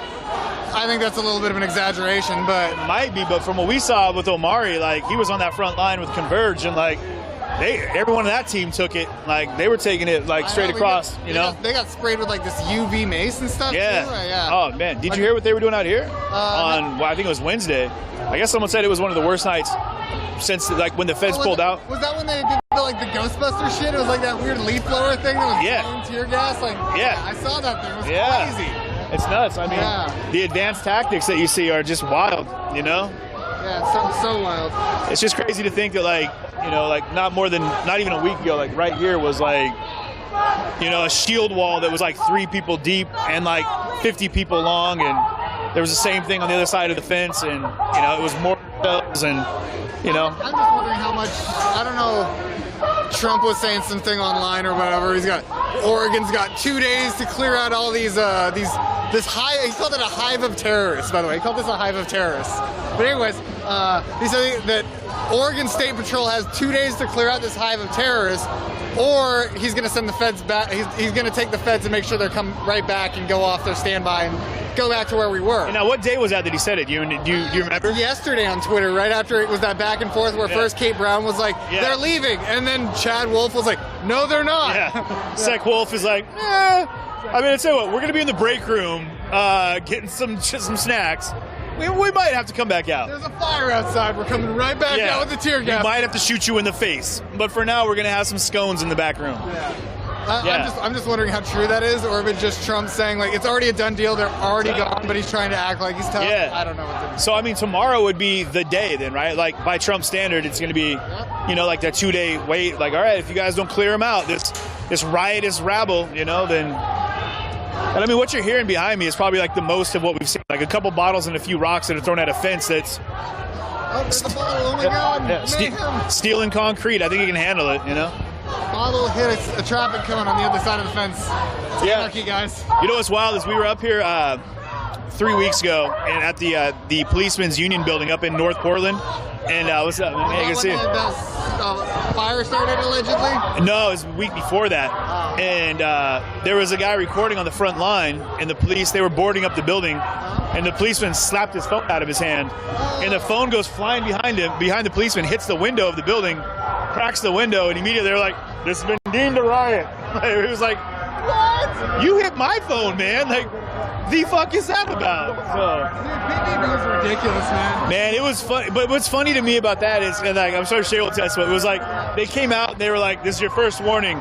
And then you get lost in the fray and they're like, this is your 17th warning. I was like, did he just say 17th warning? You know? There he is. What's up, my guy? Good to see you.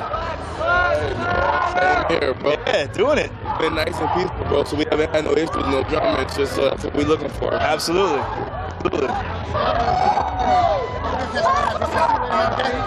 Yeah. That's a familiar face. Here he is. Shoeless crew ran through. Justice vet for BLM. Hi. Appreciate the help earlier. Oh, anytime. If you need it, just grab it. Thank you. So that was the nice shield man who helped me get through. With the fucking Wu-Tang symbol representing. Sorry, I had to catch that. No, it's good. Protect your neck. Everybody that has the laser pointer. Protect the neck.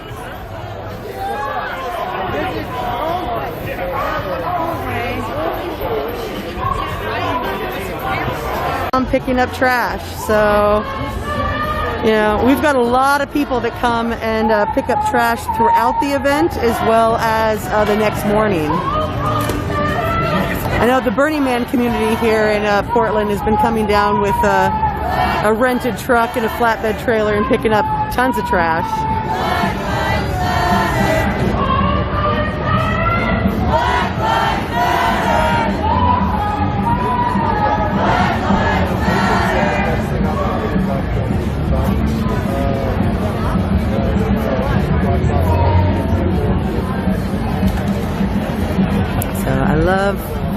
I love You're pulling the wrong mess. Okay. Now, if they start to act the ass and you want to bring your aggression, then you do that. But you don't aggravate or you don't throw the first punch. You let them do that, and then you respond. But really, we've been like really peaceful and shit. So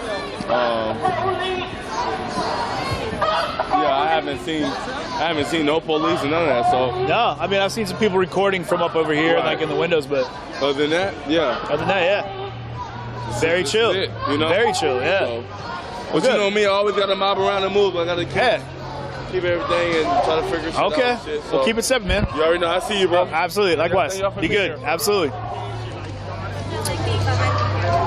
So, man, it's really cool to see that response. You know, like even like some of the organizers, people that have been down here and are repping for the message that it started. And a lot of people saw that get twisted up and lost in like the narrative of the bigger group. You know, like there was that BLM umbrella, and then underneath that, I think a lot of people got confused as to what was happening. And I think that you had the ideology of different viewpoints, and you get enough people together and things might pop off, and you know, inevitably they're going to. But then you spark that with a federal presence, police presence, when really, you know, the anger is geared towards their presence directly. And, you know, it really did convolute a lot of that BLM message. Thank you. Oh, snap. They do have drones up there. Check it out. I'm a tattoo artist. I know you can't barely see it, but see the blinking green lights right there? Yeah. I don't know if you guys can see that up there, but there's... I don't think you can see it. Oh, wait. They've got... trying to see it on stream. They got those... That high-tech Fed dronage.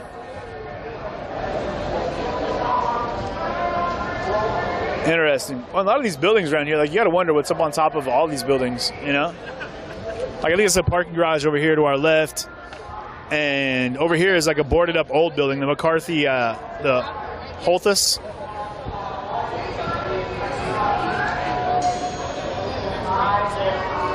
That reminds me, if you're old school, that movie Batteries Not Included. That was like the first sign of drones, which is wild. What's up? Batteries Not Included, remember that movie back in the day? Forrest Whitaker? Oh, you gotta watch it. Classic. Oh, I'm good right here, actually. You have a helmet and gas mask in there? Oh, no, I've got mine in here. Thank you, though. Someone might need it, though. Either today or tomorrow. I mean, if things go the way they say they're gonna go, we'll see. Yeah, thank you very much. Appreciate that. Thank you. Yeah, check it out. Yeah, I dig the bike. Thank you. Welcome to Portland, man. It's the capital of bikeage.